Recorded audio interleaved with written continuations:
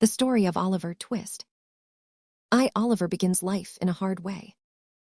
Some years ago, when the poorhouses of England were in a bad state, and the poor people housed within them were often ill-treated, a little waif began his life under the roof of one of the worst of them. His mother had wandered there, weak, wretched, and without friends, it seemed, for she gave no clue to her identity. And after her little boy was born, she had only strength enough to kiss him once before she breathed her last. As no one knew anything about her, the child became a charge upon the parish. He was sent with other orphans and homeless little ones to be cared for by an elderly woman named Mrs. Mann, who received from the parish officers but a scant allowance for the needs of the children, to whom she gave, in the shape of food and attention, a still shorter return. And so the first years of this child's life were devoted mainly to the struggle to keep body and soul together. He won the fight by the narrowest of margins, and his 9th birthday found him a pale, thin lad, somewhat short in stature and decidedly small in girth. But nature had placed a good sturdy spirit in his breast. It had plenty of room to expand, thanks to the spare diet, else he might not have had any 9th birthday at all. On this momentous day, he received a visitor, in the person of Mr. Bumble, the fat and pompous beadle of the workhouse, who came to see Mrs. Mann in all the glory of his cocked hat and brass buttons. "Good morning, ma'am," said the beadle, taking out a leathern pocketbook. "The child that was half-baptized Oliver Twist is 9-year-old today." "Bless him," interposed Mrs. Mann, inflaming her left eye with the corner of her apron. And notwithstanding a offered reward of £10, which was afterwards increased to £20, notwithstanding the most superlative, and I may say supernatural exertions on the part of this parish, said Bumble, "we have never been able to discover who is his father, or what was his mother's settlement, name, or condition." Mrs. Mann raised her hands in astonishment, but added, after a moment's reflection, "How comes he to have any name at all, then?" The beadle drew himself up with great pride and said, "I inwented it." "You, Mr. Bumble." "I, Mrs. Mann. We name our foundlings in alphabetical order. The last was a S, Swubble I named him. This was a T, Twist I named him. The next one as comes will be Unwin, and the next Vilkins. I have got names ready-made to the end of the alphabet and all the way through it again when we come to Z." "Why, you're quite a literary character, sir," said Mrs. Mann. "Well, well," said the beadle, evidently gratified with the compliment. "Perhaps I may be, but the boy Oliver being now too old to remain here, the board have determined to have him back into the house. I have come out myself to take him there, so let me see him at once."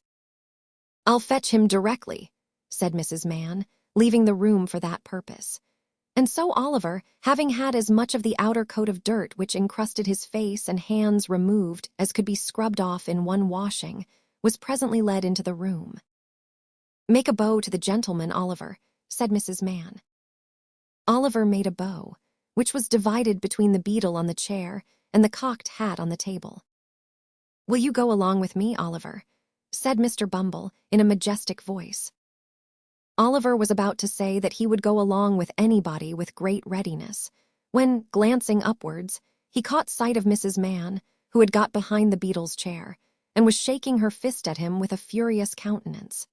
He took the hint at once, for the fist had been too often impressed upon his body not to be deeply impressed upon his memory. "Will she go with me?" he inquired. "No, she can't," replied Mr. Bumble, "but she'll come and see you sometimes." This was no very great consolation to the child. Young as he was, however, he had sense enough to pretend great regret at going away. It was no very difficult matter for the boy to call the tears into his eyes. Hunger and recent ill-usage are great assistants if you want to cry, and Oliver cried very naturally indeed. Mrs. Mann gave him 1,000 embraces, and, what Oliver wanted a great deal more, a piece of bread and butter, lest he should seem too hungry when he got to the workhouse. With the slice of bread in his hand, and the little brown-cloth parish cap on his head, the boy was then led away by Mr. Bumble from the wretched home where one kind word or look had never lighted the gloom of his infant years. Mr. Bumble walked on with long strides, and little Oliver, firmly grasping his gold-laced cuff, trotted beside him. inquiring at the end of every quarter of a mile whether they were nearly there. To these interrogations, Mr. Bumble returned very brief and snappish replies, for was he not a beetle? But at last they were there, and the boy was looking at his new home with interest not unmixed with dread. Oliver had not been within the walls of the workhouse a quarter of an hour, and had scarcely completed the slice of bread, when Mr. Bumble, who had handed him over to the care of an old woman, returned, and, telling him it was a board night, took him before that august body forthwith. "Bow to the board," said Bumble. Oliver brushed away 2 or 3 tears that were lingering in his eyes, and seeing no board but the table, fortunately bowed to that. "What's your name, boy?" said a gentleman in a high chair. Oliver was frightened at the sight of so many fat, red-faced gentlemen, and the beadle gave him another tap behind, which made him cry. These 2 causes made him answer in a very low and hesitating voice, whereupon a gentleman in a white waistcoat said he was a fool, which was a capital way of raising his spirits and putting him quite at his ease. "Boy," said the gentleman in the high chair, "listen to me. You know you're an orphan, I suppose." "What's that, sir?" inquired poor Oliver. "The boy is a fool. I thought he was," said the gentleman in the white waistcoat. "Hush," said the gentleman who had spoken first. "You know you've got no father or mother, and that you were brought up by the parish, don't you?" "Yes, sir," replied Oliver, weeping bitterly. "What are you crying for?" inquired the gentleman in the white waistcoat, and to be sure it was very extraordinary. What could the boy be crying for? "I hope you say your prayers every night," said another gentleman in a gruff voice, "and pray for the people who feed you and take care of you like a Christian." "Yes, sir," stammered the boy. The gentleman who spoke last was unconsciously right. It would have been very like a Christian, and a marvelously good Christian too, if Oliver had prayed for the people who fed and took care of him. But he hadn't, because nobody had taught him. "Well, you have come here to be educated and taught a useful trade," said the red-faced gentleman in the high chair. "So you'll begin to pick oakum tomorrow morning at 6 o'clock, added the surly one in the white waistcoat.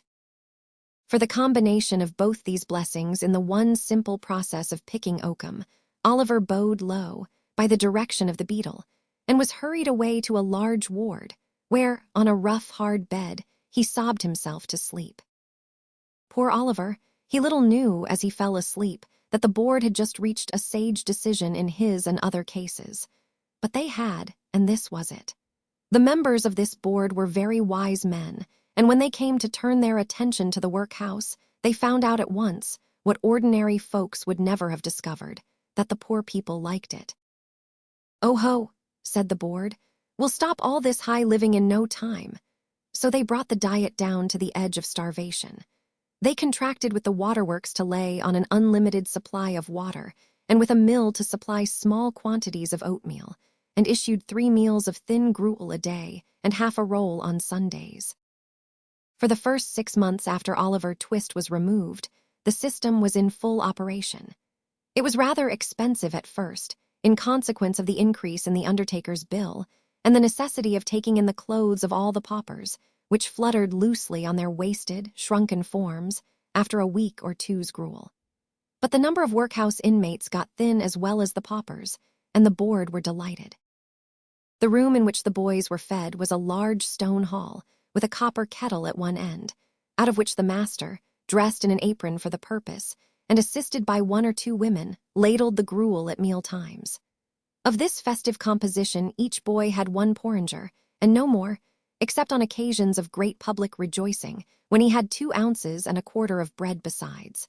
The bowls never wanted washing. The boys polished them with their spoons till they shone again, and when they had performed this operation, which never took very long, the spoons being nearly as large as the bowls, they would sit staring at the kettle with eager eyes, as if they could have devoured the very bricks of which it was composed, employing themselves, meanwhile, in sucking their fingers, with the view of catching up any stray splashes of gruel that might have been cast thereon.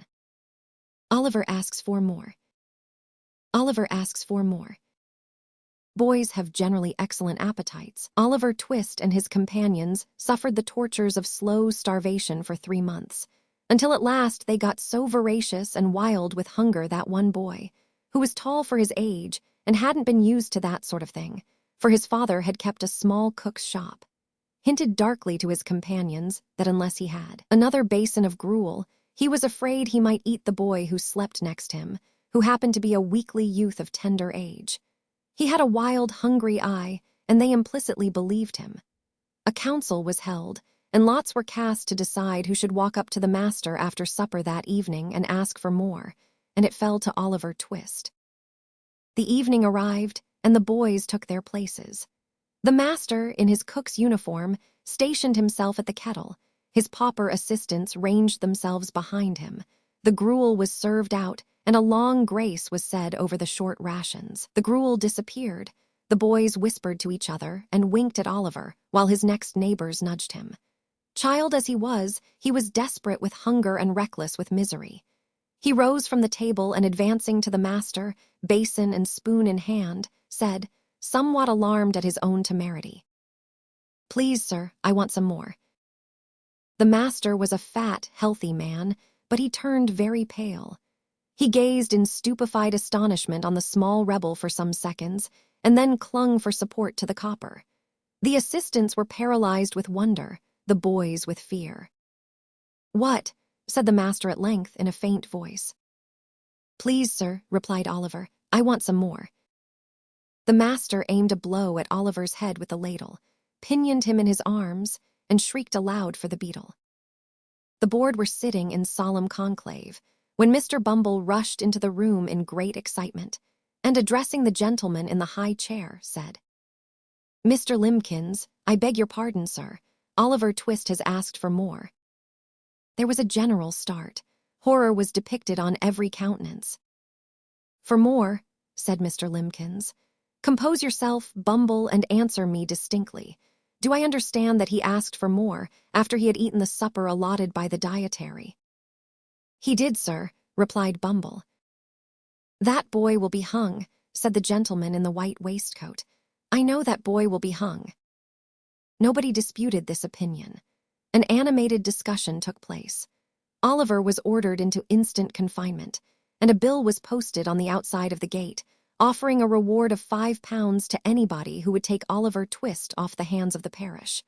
In other words, £5 and Oliver Twist were offered to any man or woman who wanted an apprentice to any trade, business, or calling.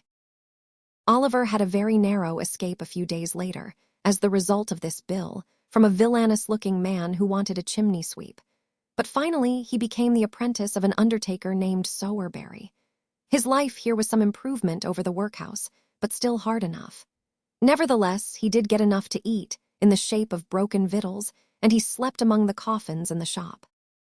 Unfortunately, there was another apprentice, a great overgrown fellow named Noah Claypole, who delighted to bully Oliver in every way possible. Oliver stood it as long as he could, but Noah mistook his attitude for cowardice and added insults to rough usage.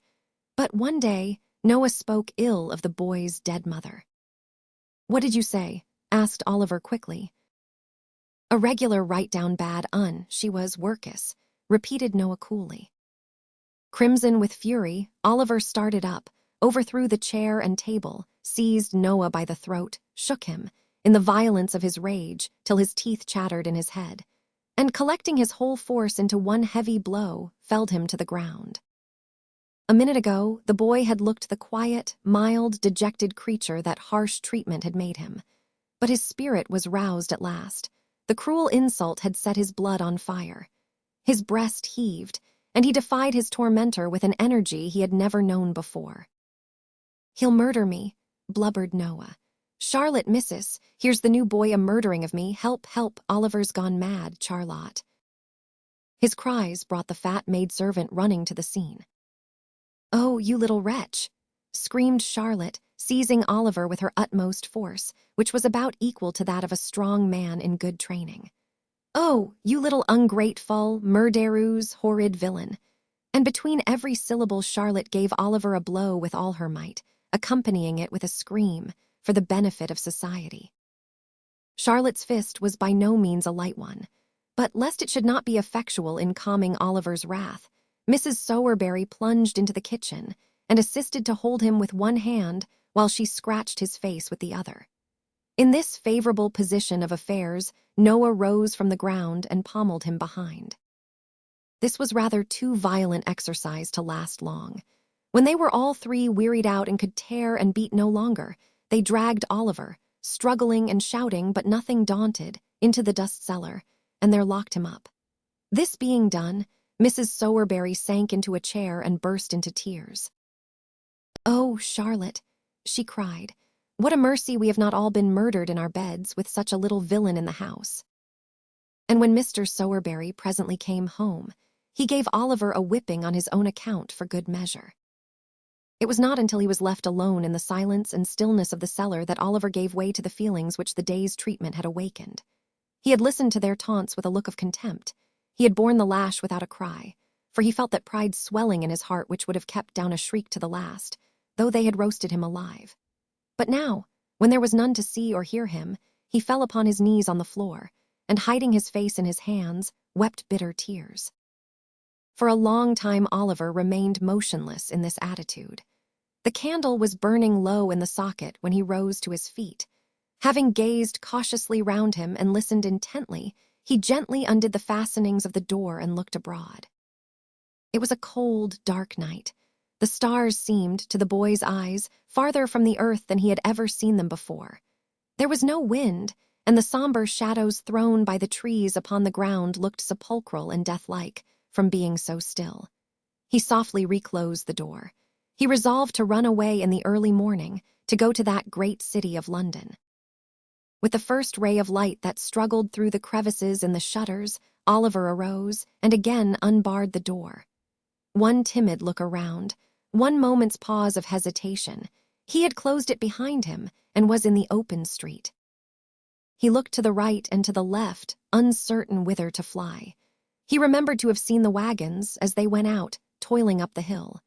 He took the same route, and arriving at a footpath across the fields, which he knew led out again into the road, struck into it and walked quickly on. He was then only 10 years old. Aye, Oliver falls from bad to worse. It was 70 miles to London, and the poor boy made his way thither only with great difficulty. Begging was not allowed in many of the villages, and nearly everybody viewed him with doubt, or else shut the door in his face. Early on the 7th morning of his flight, Oliver limped slowly into the little town of Barnet, near the outskirts of London. The window shutters were closed, the street was empty, and the boy sank down with bleeding feet and covered with dust upon a doorstep. By degrees the shutters were opened, the window blinds were drawn up, and people began passing to and fro. Some few stopped to gaze at Oliver for a moment or two, or turned round to stare at him as they hurried by, but none relieved him, or troubled themselves to inquire how he came there. He had no heart to beg, and there he sat. He had been crouching on the step for some time when he was roused by observing that a boy, who had passed him carelessly some minutes before, had returned, and was now surveying him most earnestly from the opposite side of the way. He took little heed of this at first, but the boy remained in the same attitude of close observation so long that Oliver raised his head and returned his steady look. Upon this, the boy crossed over, and walking close up to Oliver, said, "Hullo, my covey, what's the row?" The boy who addressed this inquiry was about his own age, but one of the queerest-looking fellows Oliver had ever seen. He was a snub-nosed, flat-browed, common-faced boy enough, and as dirty as one would wish to see, but he had about him all the airs and manners of a man. He was short of his age, with rather bow legs and little, sharp, ugly eyes. He wore a man's coat, which reached nearly to his heels. He had turned the cuffs back, halfway up his arm to get his hands out of the sleeves, apparently with the ultimate view of thrusting them into the pockets of his corduroy trousers, for there he kept them. He was altogether as swaggering a young gentleman as ever stood 4 feet 6, or something less, in his shoes. "Hullo, my covey, what's the row?" said this strange young gentleman to Oliver. "I am very hungry and tired," replied Oliver, the tears standing in his eyes as he spoke. "I have walked a long way. I have been walking these 7 days. The boy looked at him narrowly and asked him some questions. He took Oliver for a vagrant or worse, but led him into a small tavern, and gave him a feast of ham and bread. And Oliver, falling to at his new friend's bidding, made a long and hearty meal, during the progress of which the strange boy eyed him from time to time with great attention. "Going to London," said the strange boy, when Oliver had at length concluded. "Yes." "Got any lodgings?" "No." "Money?" "No." The strange boy whistled, and put his arms into his pockets as far as the big coat sleeves would let them go. "Do you live in London?" asked Oliver. "Yes, I do when I'm at home," replied the strange boy. "Want to go along with me? I know an old gentleman as lives there what'll give you lodgings for nothink." The unexpected offer was too tempting to be resisted, especially when Oliver was told that the old gentleman would doubtless get him a good place without loss of time. This led to a more friendly and confidential chat, in which Oliver learned that his new friend's name was Jack Dawkins, commonly called the Artful Dodger. As Dawkins objected to entering London before nightfall, it was nearly 11 o'clock before he piloted Oliver down some of the worst streets of the city's worst section. Finally, they entered a tumble-down building and groped their way up a rickety stairway. Then Dawkins threw open the door of a back room and drew Oliver in after him. The walls and ceiling of the room were perfectly black with age and dirt. There was a deal table before the fire, upon which were a candle stuck in a bottle, some pewter pots, bread and butter. Several rough beds were huddled side by side upon the floor. Seated around the table were 4 or 5 boys, none older than the Dodger, smoking long clay pipes and drinking spirits with the air of middle-aged men. But the chief figure was an old, shriveled Jew, whose villainous face was offset by a mass of matted red hair. He was dressed in a greasy flannel gown and was busily at work frying sausages over a fire. The boys crowded around Dawkins as he whispered a few words in the ear of the Jew. Then they all turned, as did the Jew, and grinned at Oliver. "This is him, Fagin," said Jack Dawkins. "My friend Oliver Twist." The Jew made a low bow to Oliver, took him by the hand, and hoped he should have the honor of his intimate acquaintance. Upon this, the young gentleman with the pipes came round him, and shook both his hands very hard, especially the one in which he held his little bundle. One young gentleman was very anxious to hang up his cap for him, and another was so obliging as to put his hands in Oliver's pockets, in order that, as he was very tired, he might not have the trouble of emptying them himself when he went to bed. "We are very glad to see you, Oliver, very," said the Jew. "Dodger, take off the sausages and draw a tub near the fire for Oliver." Oliver ate his share, and the Jew then mixed him a glass of hot gin and water, telling him he must drink it off directly, because another gentleman wanted the tumbler. Oliver did as he was desired. Immediately afterwards, he felt himself gently lifted on to one of the sacks, and then he sank into a deep sleep. The next morning, Oliver watched the Jew, Dawkins, and Charlie Bates, another of the boys, play a curious game. The old man would place a purse and other valuables in his pockets, whereupon the boys would try to slip them out without his knowledge. Oliver didn't understand in the least what it was all about, even when Fagin gave him some lessons in the same game. But he was to learn with a shock, a few days later, when Bates and Dawkins took him with them for a walk about town.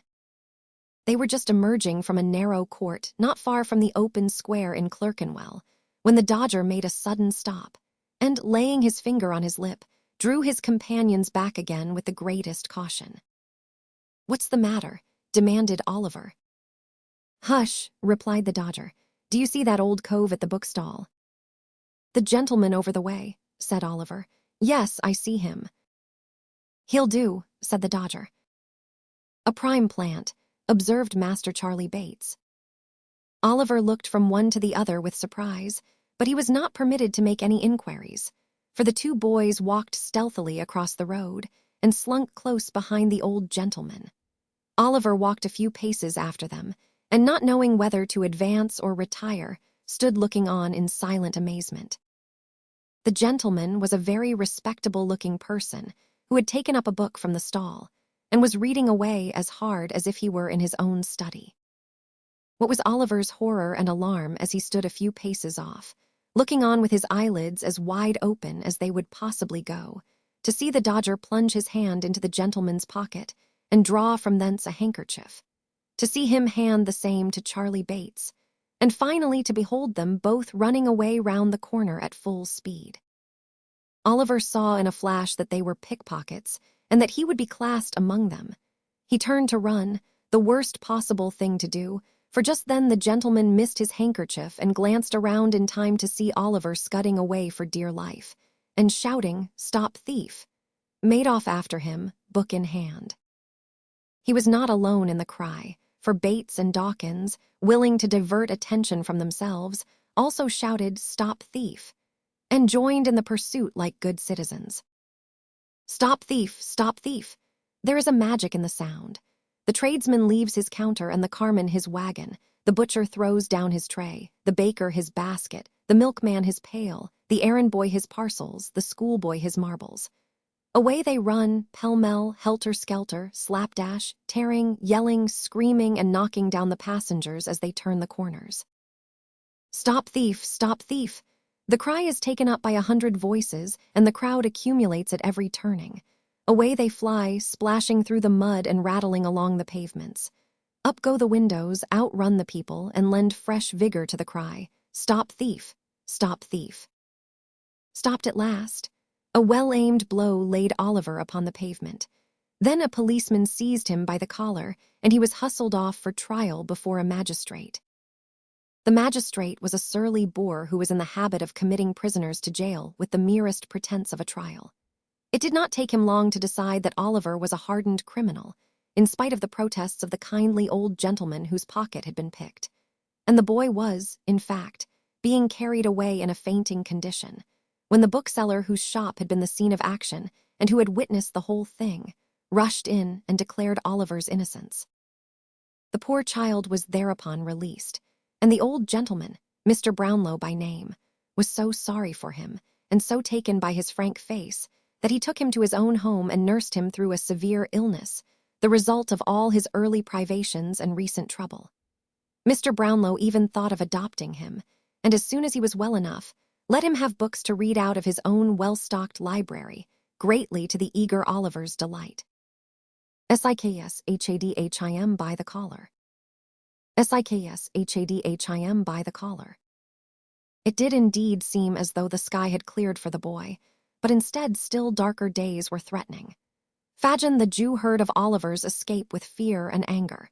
He knew that it would never do for the boy to tell what he knew about the thieves' den. Their one chance of safety lay in seizing him again and making him a thief like themselves, so that his mouth would be closed. So Fagin called to his aid a burglar, a big, brutal fellow named Bill Sykes, who always went around with a knotted stick and a surly dog.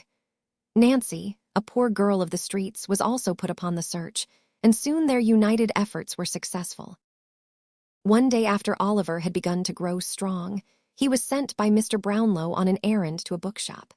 He was well dressed in a new suit, and had some books and a 5-pound note of Mr. Brownlow's. It was not far, but he accidentally turned down a by-street that was not exactly in his way. He started to turn back, when he heard a girl's voice screaming, "Oh, my dear brother!" And he had hardly looked up to see what the matter was, when he was stopped by having a pair of arms thrown tight around his neck. "Don't," cried Oliver, struggling. "Let go of me, who is it? What are you stopping me for?" The only reply to this was a great number of loud lamentations from the young woman who had embraced him, and who had a little basket and a large key in her hand. "Oh, my gracious," said the young woman, "I've found him. Oh, Oliver, Oliver, oh, you naughty boy, to make me suffer sich distress on your account. Come home, dear, come. Oh, I've found him. Thank gracious goodness heavens, I've found him." With these exclamations, the young woman burst into another fit of crying. "What's the matter, ma'am?" inquired a woman. "Oh, ma'am," replied the girl, "he ran away near a month ago from his parents, who are hard-working and respectable people, and went and joined a set of thieves and bad characters, and almost broke his mother's heart." "Young wretch," said the woman. "I'm not," replied Oliver, greatly alarmed. "I don't know her. I haven't any sister or father and mother either. I'm an orphan. I live at Pentonville." "Oh, only hear him, how he braves it out," cried the young woman. "Why, it's Nancy," exclaimed Oliver, who had known her at the Jew's and now saw her face for the first time. "You see he knows me," cried Nancy, appealing to the bystanders. "He can't help himself. Make him come home, there's good people, or he'll kill his dear mother and father and break my heart." "What the devil's this?" said a man, bursting out of a beer shop with a white dog at his heels. "Young Oliver, come home to your poor mother, you young dog. Come home directly." "I don't belong to them. I don't know them. Help, help," cried Oliver, struggling in the man's powerful grasp. "Help," repeated the man. "Yes, I'll help you, you young rascal. What books are these? You've been a-stealing 'em, have you? Give 'em here." With these words, the man tore the volumes from his grasp and struck him on the head. "That's right," cried a looker-on from a garret window. "That's the only way of bringing him to his senses." "To be sure," cried a sleepy-faced carpenter, casting an approving look at the garret window. "It'll do him good," said the woman. "And he shall have it too," rejoined the man, administering another blow and seizing Oliver by the collar. "Come on, you young villain. Here, Bullseye, mind him, boy, mind him." Weak from his recent illness, and with no one in the idle crowd to befriend him, poor Oliver could only suffer himself to be led away sobbing. Bill Sikes saw his advantage and pushed him rapidly down the street. Then, turning to Oliver, he commanded him to take hold of Nancy's hand. "Do you hear?" growled Sikes as Oliver hesitated and looked round. They were in a dark corner, quite out of the track of passengers. Oliver saw but too plainly that resistance would be of no avail. He held out his hand, which Nancy clasped tight in hers. "Give me the other," said Sikes. "Here, Bullseye." The dog looked up and growled.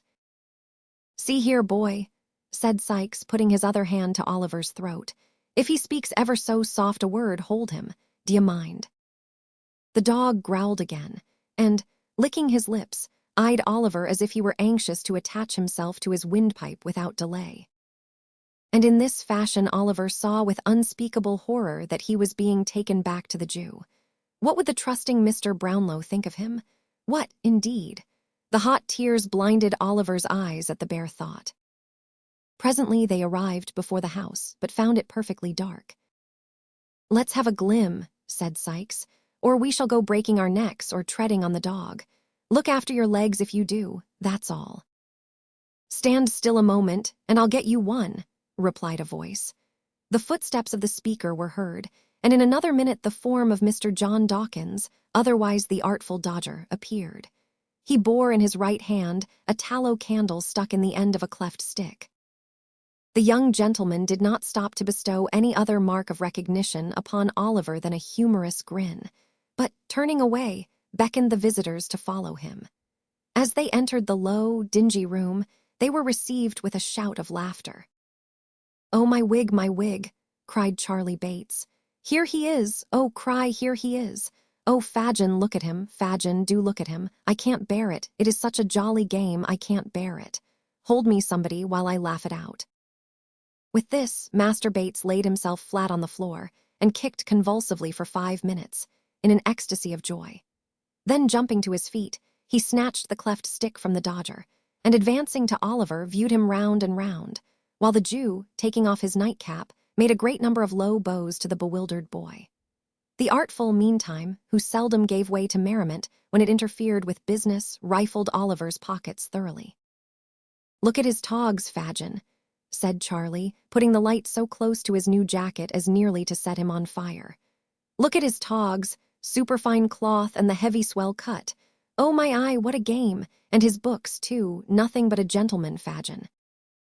"Delighted to see you looking so well, my dear," said the Jew, bowing with mock humility. "The Artful shall give you another suit, my dear, for fear you should spoil that Sunday one. Why didn't you write, my dear, and say you were coming? We'd have got something warm for supper."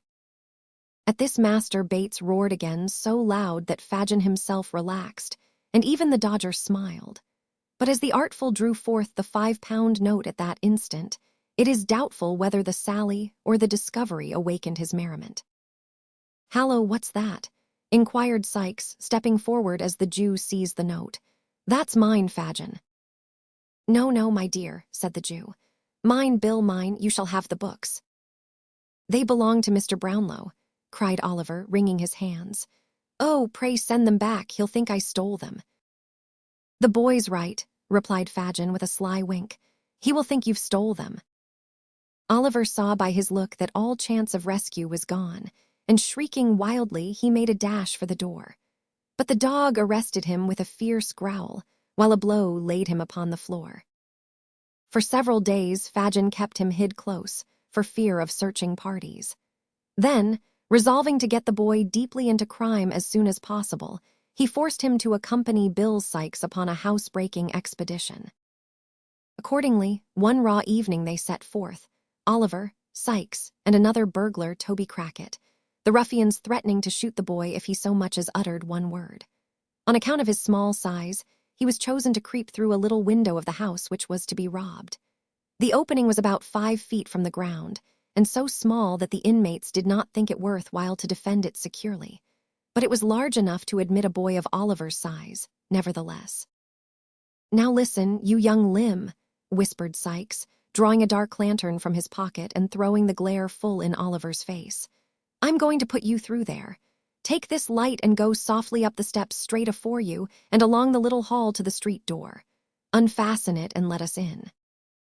So saying, the burglar boosted Oliver up on his back and put him through the window.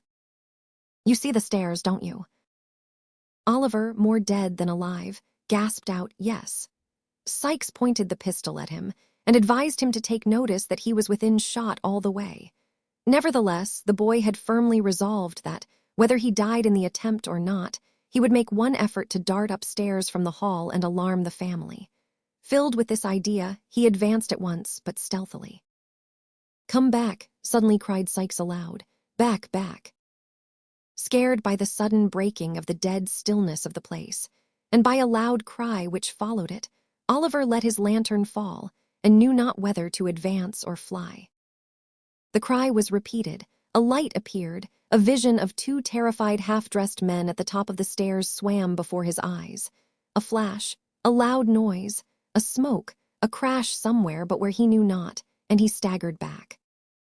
Sikes had disappeared for an instant, but he was up again and had him by the collar before the smoke had cleared away. He fired his own pistol after the men, who were already retreating, and dragged the boy up. "Clasp your arm tighter," said Sikes as he drew him through the window. "Give me a shawl here, they've hit him, quick, how the boy bleeds."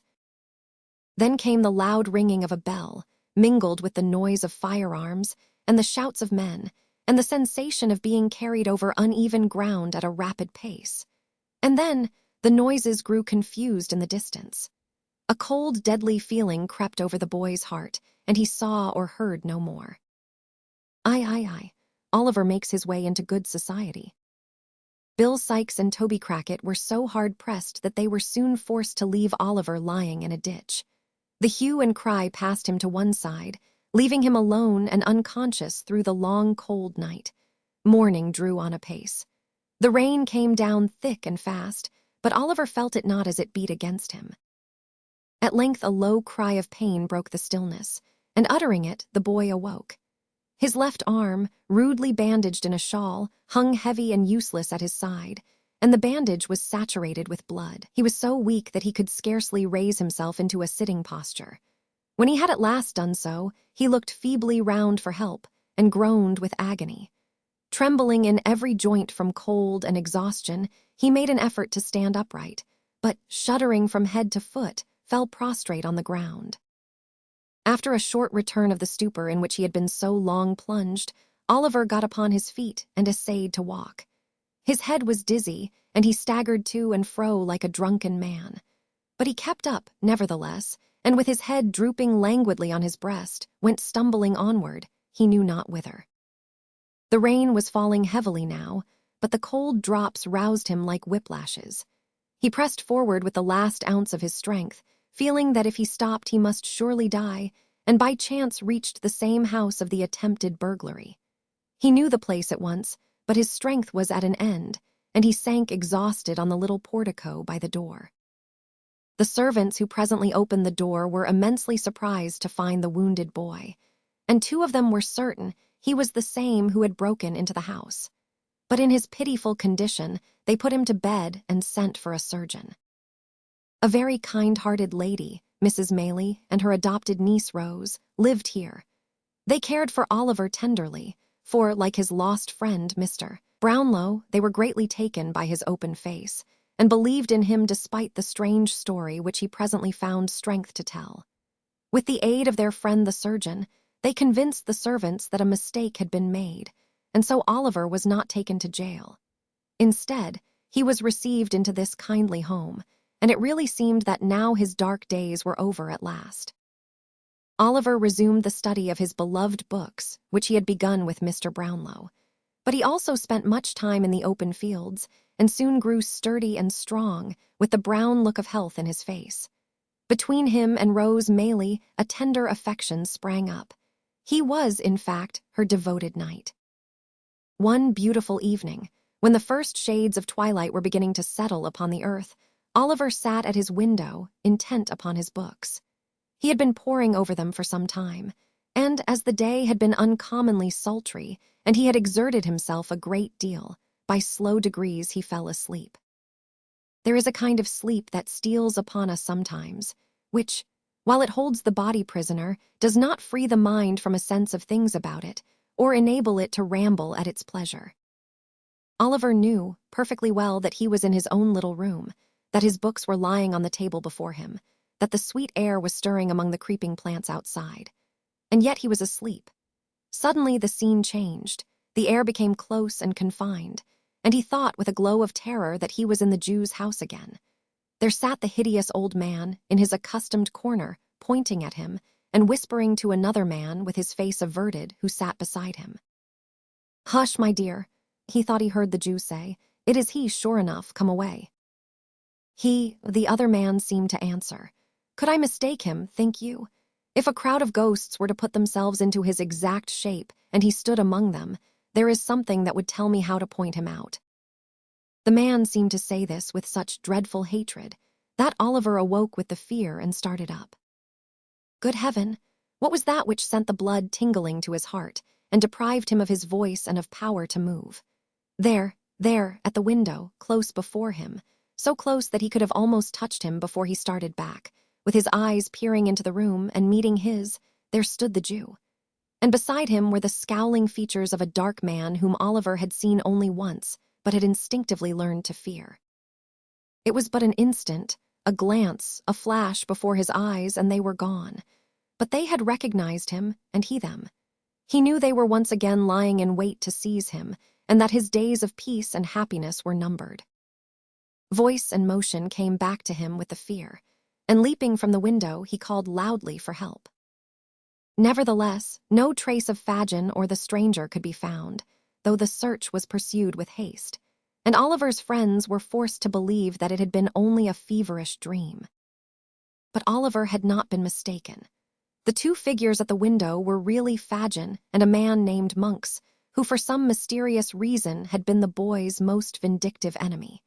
It was he who had found Oliver again and reported the fact to Fagin, and together they laid cunning plans to get him once more into their clutches. At this critical moment in Oliver's welfare, an unexpected friend to him appeared in the person of Nancy, the street girl. She had bitterly repented her share in kidnapping him from Mr. Brownlow, and now longed for a chance to do him some service. The chance offered, when she happened to overhear the interview between Monks and the Jew. She could not understand all she heard, but she realized that the boy was in great danger unless she acted at once. Hastening to the home of Rose Maylie, Nancy contrived to see her alone and repeated word for word the conversation she had overheard. From the dark threats of this man Monks, it seemed that Oliver's very life was in danger, because of some secret connected with his birth. Nancy knew that it meant her own death also if her visit to Miss Maylie became known, but she could not remain silent.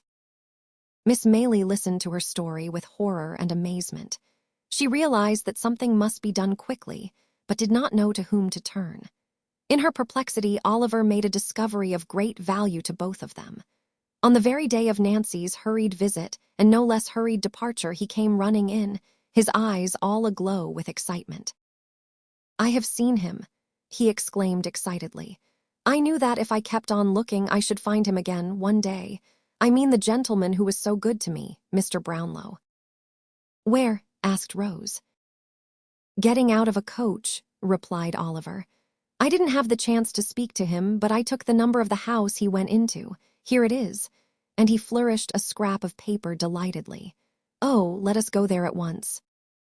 Rose read the address eagerly and decided to put the discovery to account. Not alone would Oliver be gratified, but Mr. Brownlow might be the very friend they needed at this momentous time. "Quick," she said, "tell them to fetch a hackney coach and be ready to go with me. I will take you there directly without a minute's loss of time. I will only tell my aunt that we are going out for an hour and be ready as soon as you are." Oliver needed no prompting to hasten, and in little more than 5 minutes they were on their way. When they arrived at the address noted, Rose left Oliver in the coach, under pretense of preparing his friend to receive him, and sending up her card by the servant, requested to see Mr. Brownlow on very pressing business. The servant soon returned to beg that she would walk upstairs, and following him into an upper room, Miss Maylie was presented to an elderly gentleman of benevolent appearance in a bottle-green coat. "Dear me," said the gentleman, hastily rising with great politeness, "I beg your pardon, young lady. I imagined it was some importunate person who, I beg you will excuse me. Be seated, pray." "Mr. Brownlow, I believe, sir," said Rose. "That is my name." "I shall surprise you very much, I have no doubt," said Rose, naturally embarrassed.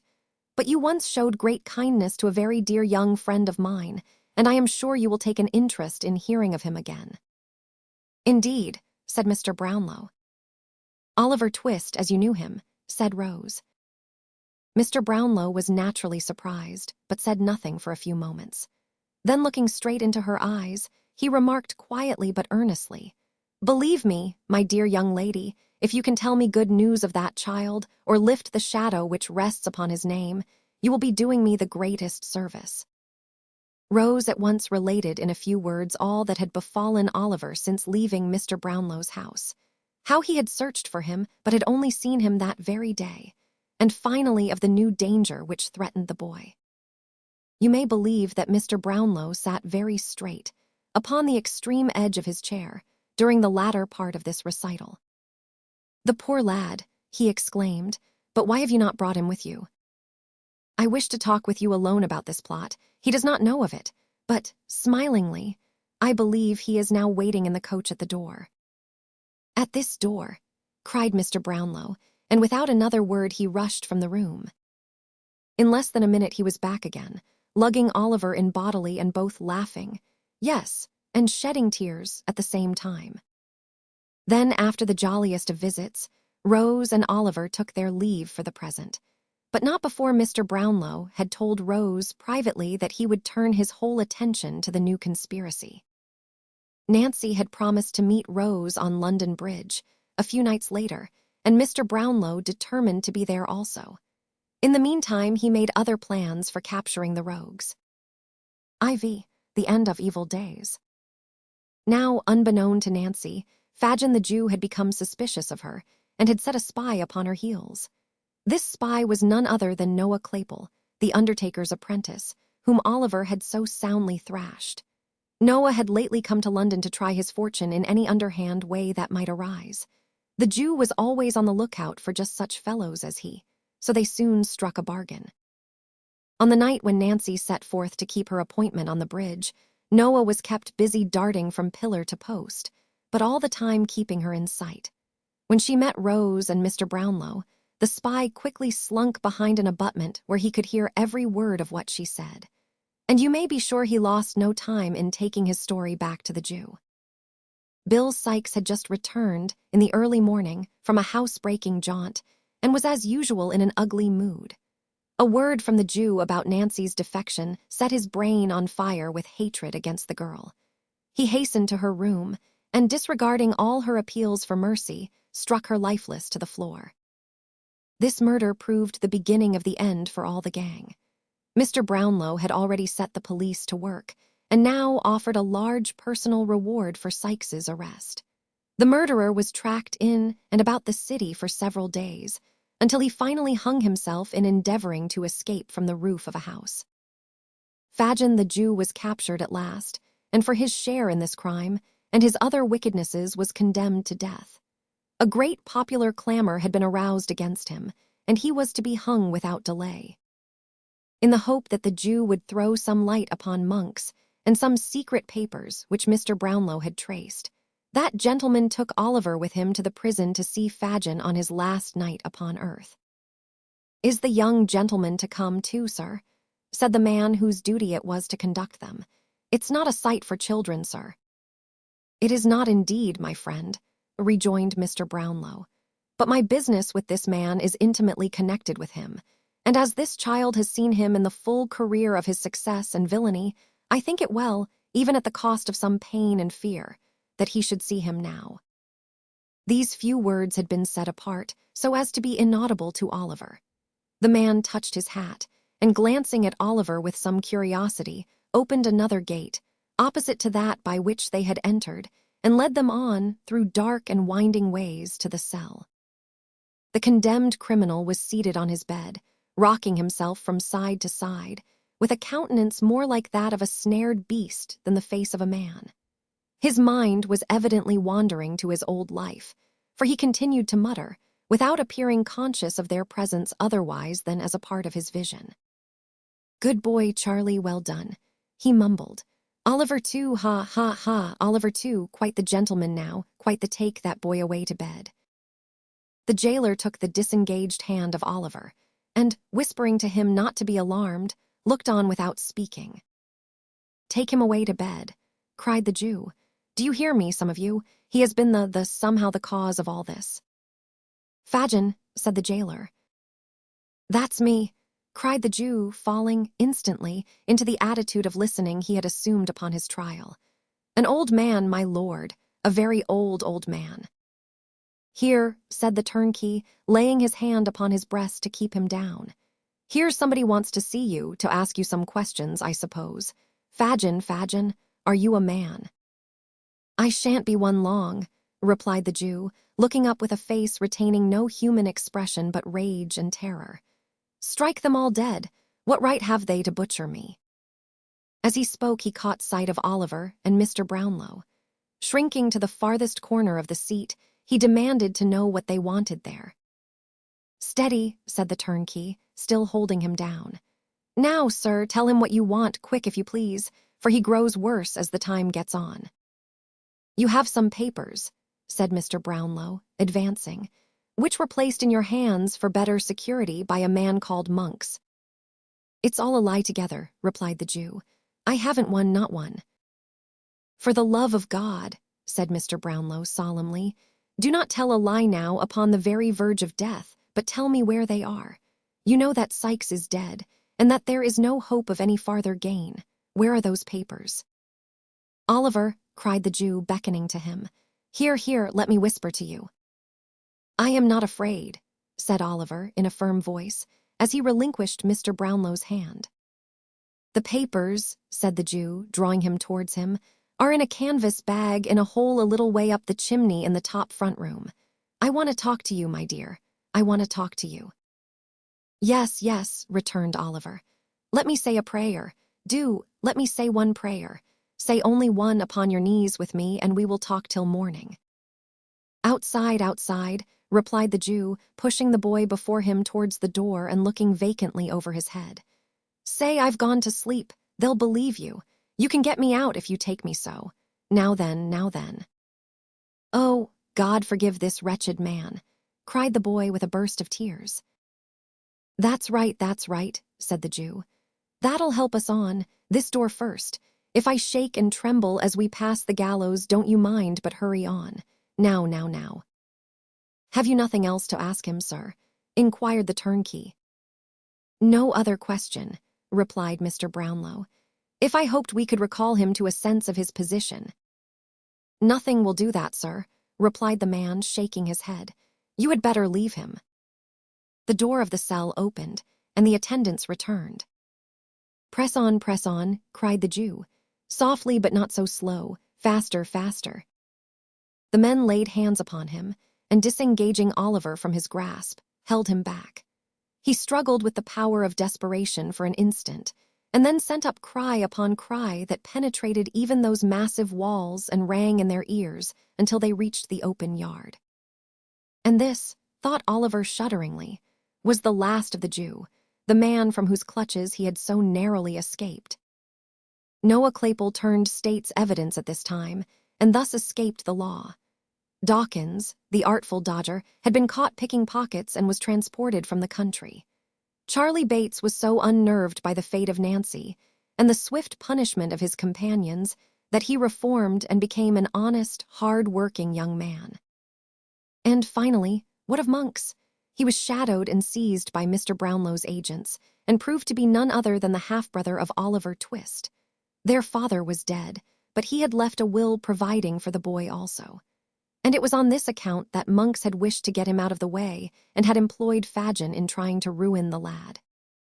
The papers were found, as the Jew had indicated, and they not only cleared up Oliver's past history, but proved his right to a share in a considerable family estate. Mr. Brownlow had known Monks's father in their early days, and now used this knowledge to wring a full confession from the villain. Another strange secret came to light also, at this time. Rose Maylie was found to be a younger sister of Oliver's dead mother, and therefore the boy's own aunt. "Not aunt," cried Oliver, when he heard this amazing but delightful news. "I'll never call her aunt. Sister, my own dear sister, that something taught my heart to love so dearly from the first. Rose, dear darling Rose." And the two orphans, no longer alone but united and surrounded by loving friends, were clasped in each other's arms. The story of Smike and his teacher. I how Nicholas and Ickby came to Dotboys Hall. Education at Mr. Wackford Squeers's Academy, Dotheboys Hall, at the delightful village of Dotheboys, near Greta Bridge in Yorkshire. Youth are boarded, clothed, booked, furnished with pocket money, provided with all necessaries, instructed in all languages living and dead, mathematics, orthography, geometry, astronomy, trigonometry, the use of the globes, algebra, single stick. If required, writing, arithmetic, fortification, and every other branch of classical literature. Terms 20 guineas per annum. No extras, no vacations, and diet unparalleled. Mr. Squeers is in town and attends daily from 1 till 4 at the Saracen's Head, Snow Hill. N.B. an able assistant wanted. Annual salary 5. A Master of Arts would be preferred. To Nicholas Nickleby, a young man of 19, who had come to London seeking his fortune, this advertisement in a daily paper seemed a godsend. That is, provided he could secure the position referred to in the last 2 lines. It is true the salary was not large, but he reflected that his board and living would be included, and that a young man of his education and ability would be bound to rise. He even fancied himself, in a rosy-colored future, at the head of this model school, Dotheboys Hall, in the delightful village of Dotheboys, near Greta Bridge, in Yorkshire. But it would not do to sit dreaming. Someone else might snap up this golden opportunity. Nicholas brushed his clothes carefully and lost no time in calling upon Mr. Squeers at the tavern called the Saracen's Head. Mr. Squeers's appearance was not prepossessing.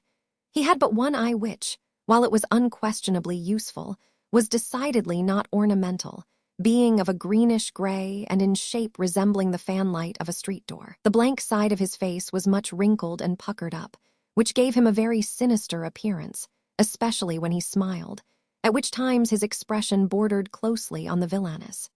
He was about 2 or 3 and 50 and a trifle below the middle size, and he wore a white neckerchief with long ends and a suit of scholastic black. Mr. Squeers was standing in a box by one of the coffee-room fireplaces, fitted with one such table as is usually seen in coffee-rooms. In a corner of the seat was a very small deal trunk, tied round with a scanty piece of cord, and on the trunk was perched, his lace-up half-boots and corduroy trousers dangling in the air, a diminutive boy with his shoulders drawn up to his ears and his hands planted on his knees, who glanced timidly at the schoolmaster from time to time with evident dread. Presently the boy chanced to give a violent sneeze. "Hallo, sir," growled the schoolmaster, turning round. "What's that, sir?" "Nothing, please, sir," replied the little boy. "Nothing, sir," exclaimed Mr. Squeers. "Please, sir, I sneezed," rejoined the boy, trembling till the little trunk shook under him. "Oh, sneezed, did you?" retorted Mr. Squeers. "Then what did you say nothing for, sir?" In default of a better answer to this question, the little boy screwed a couple of knuckles into each of his eyes and began to cry, wherefore Mr. Squeers knocked him off the trunk with a blow on one side of his face and knocked him on again with a blow on the other. "Wait till I get you down to Yorkshire, my young gentleman," said Mr. Squeers, "and then I'll give you the rest. Will you hold that noise, sir?"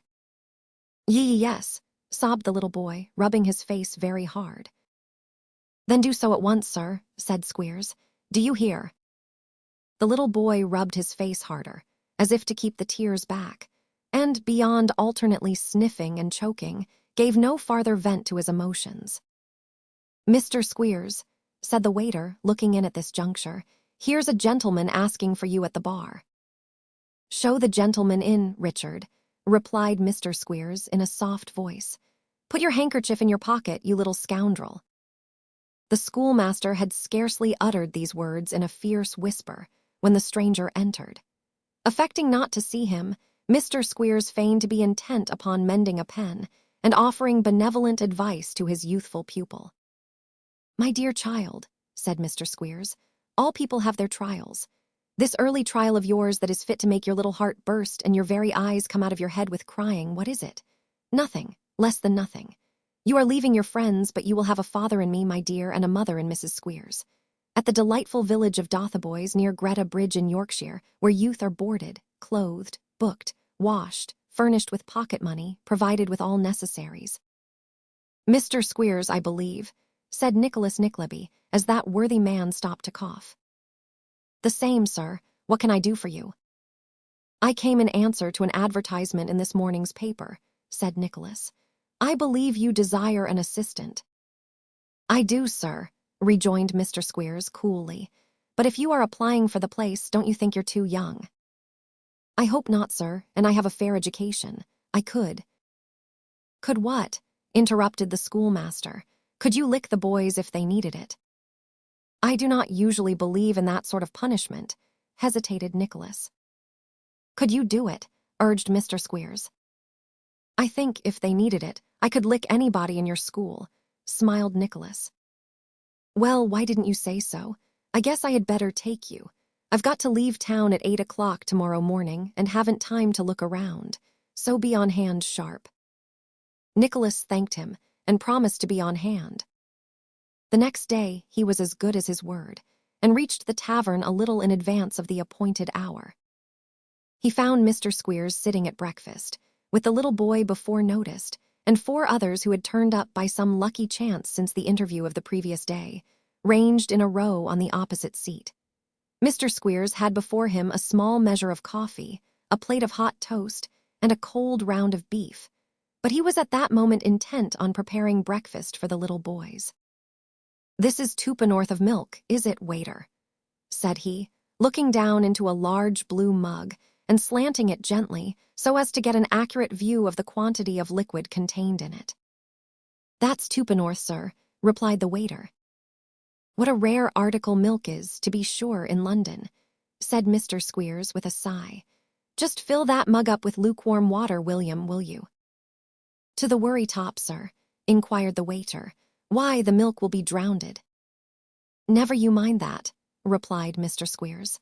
"Serve it right for being so dear. You ordered that thick bread and butter for 3, did you?" "Coming directly, sir." "You needn't hurry yourself," said Squeers. "There's plenty of time. Conquer your passions, boys, and don't be eager after victuals." As he uttered this moral precept, Mr. Squeers took a large bite out of the cold beef and recognized Nicholas. "Sit down, Mr. Nickleby," said Squeers. "Here we are a-breakfasting, you see." Nicholas did not see that anybody was breakfasting except Mr. Squeers, but he bowed with all becoming reverence and looked as cheerful as he could. "Oh, that's the milk and water, is it, William?" said Squeers. "Very good, don't forget the bread and butter presently." At this fresh mention of the bread and butter, the 5 little boys looked very eager, and followed the waiter out with their eyes. Meanwhile, Mr. Squeers tasted the milk and water. "Ah," said that gentleman, smacking his lips, "here's richness. Think of the many beggars and orphans in the streets that would be glad of this, little boys. A shocking thing hunger is, isn't it, Mr. Nickleby?" "Very shocking, sir," said Nicholas. "When I say number one," pursued Mr. Squeers, putting the mug before the children, "the boy on the left hand nearest the window may take a drink, and when I say number two, the boy next him will go in, and so till we come to number five, which is the last boy. Are you ready?" "Yes, sir," cried all the little boys with great eagerness. "That's right," said Squeers, calmly getting on with his breakfast. "Keep ready till I tell you to begin. Subdue your appetites, my dears, and you've conquered human nature. This is the way we inculcate strength of mind, Mr. Nickleby," said the schoolmaster, turning to Nicholas and speaking with his mouth very full of beef and toast. Nicholas murmured something, he knew not what, in reply, and the little boys, dividing their gaze between the mug, the bread and butter, which had by this time arrived, and every morsel which Mr. Squeers took into his mouth, remained with strained eyes in torments of expectation. "Thank God for a good breakfast," said Squeers when he had finished. "Number one may take a drink." Number one seized the mug ravenously, and had just drunk enough to make him wish for more, when Mr. Squeers gave the signal for number two, who gave up at the same interesting moment to number three, and the process was repeated until the milk and water terminated with number five. "And now," said the schoolmaster, dividing the bread and butter for three into as many portions as there were children, "you had better look sharp with your breakfast, for the horn will blow in a minute or two, and then every boy leaves off." Permission being thus given to fall to, the boys began to eat voraciously and in desperate haste, while the schoolmaster, who was in high good humor after his meal, picked his teeth with a fork and looked smilingly on. In a very short time the horn was heard. "I thought it wouldn't be long," said Squeers, jumping up and producing a little basket from under the seat. "Put what you haven't had time to eat in here, boys. You'll want it on the road." Nicholas was considerably startled by these very economical arrangements, but he had no time to reflect upon them, for the little boys had to be got up to the top of the coach, and this task was in his department. But soon they were all stowed away, and the coach started off with a flourish. The journey proved long and hard, however. They were detained several times by the bad roads and inclement weather, so that it was not until nightfall of the second day that they reached their destination. "Jump out," said Squeers. "Hallo there, come and put this horse up, be quick, will you?" While the schoolmaster was uttering these and other impatient cries, Nicholas had time to observe that the school was a long, cold-looking house, 1 story high, with a few straggling outbuildings behind, and a barn and stable adjoining. After the lapse of a minute or two, the noise of somebody unlocking the yard gate was heard, and presently a tall, lean boy, with a lantern in his hand, issued forth. "Is that you, Smike?" cried Squeers. "Yes, sir," replied the boy. "Then, why the devil didn't you come before?" "Please, sir, I fell asleep over the fire," answered Smike with humility. "Fire? What fire? Where's there a fire?" demanded the schoolmaster sharply. "Only in the kitchen, sir," replied the boy. "Missus said, as I was sitting up, I might go in there for a warm." "Your missus is a fool," retorted Squeers. "You'd have been a deuced deal more wakeful in the cold, I'll engage." By this time Mr. Squeers had dismounted, and after ordering the boy to see to the pony, and to take care that he hadn't any more corn that night, he told Nicholas to wait at the front door a minute while he went round and let him in. A host of unpleasant misgivings, which had been crowding upon Nicholas during the whole journey, thronged into his mind with redoubled force when he was left alone. And as he looked up at the dreary house and dark windows, and upon the wild country round, covered with snow, he felt a depression of heart and spirit which he had never experienced before. Presently he was ushered into a cheerless-looking parlor, where stood a large, angular woman, about half a head taller than Mr. Squeers. "This is the new young man, my dear," said that gentleman. "Oh," replied Mrs. Squeers, nodding her head at Nicholas, and eyeing him coldly from top to toe. "He'll take a meal with us tonight," said Squeers, and go among the boys tomorrow morning. You can give him a shakedown here tonight, can't you?" "We must manage it somehow," replied the lady. "You don't much mind how you sleep, I suppose, sir?" "No, indeed," replied Nicholas. "I am not particular." "That's lucky," said Mrs. Squeers. And as the lady's humor was considered to lie chiefly in retort, Mr. Squeers laughed heartily and seemed to expect that Nicholas should do the same. After some conversation between the master and mistress relative to the success of Mr. Squeers's trip, and the people who had paid, and the people who had made default in payment, a young servant girl brought in a Yorkshire pie and some cold beef, which being set upon the table, the boy Smike appeared with a jug of ale. Mr. Squeers was emptying his greatcoat pockets of letters to different boys, and other small documents, which he had brought down in them. The boy glanced, with an anxious and timid expression, at the papers, as if with a sickly hope that one among them might relate to him. The look was a very painful one, and went to Nicholas's heart at once, for it told a long and very sad history. It induced him to consider the boy more attentively, and he was surprised to observe the extraordinary mixture of garments which formed his dress. Although he could not have been less than 18 or 19 years old, and was tall for that age, he wore a skeleton suit, such as is usually put upon very little boys, and which, though most absurdly short in the arms and legs, was quite wide enough for his thin body. In order that the lower part of his legs might be in perfect keeping with this singular dress, he had a very large pair of boots, originally made for tops, which might have been once worn by some stout farmer, but were now too patched and tattered for a beggar. He was lame, and as he feigned to be busy in arranging the table, he glanced at the letters with a look so keen, and yet so dispirited and hopeless, that Nicholas could hardly bear to watch him. "What are you bothering about there, Smike?" cried Mrs. Squeers. "Let the things alone, can't you?" "Eh," said Squeers, looking up. "Oh, it's you, is it?" "Yes, sir," replied the youth, pressing his hands together as though to control, by force, the nervous wandering of his fingers. "Is there?" "Well," said Squeers. Did anybody, has nothing been heard about me?" "Devil a bit," replied Squeers testily. The lad withdrew his eyes, and putting his hand to his face, moved towards the door. "Not a word," resumed Squeers, "and never will be. Now, this is a pretty sort of thing, isn't it, that you should have been left here all these years, and no money paid after the first 6, nor no notice taken, nor no clue to be got who you belong to? It's a pretty sort of thing that I should have to feed a great fellow like you, and never hope to get 1 penny for it, isn't it?" The boy put his hand to his head, as if he were making an effort to recollect something, and then, looking vacantly at his questioner, gradually broke into a smile and limped away. "I'll tell you what, Squeers," remarked his wife as the door closed. "I think that young chap's turning silly."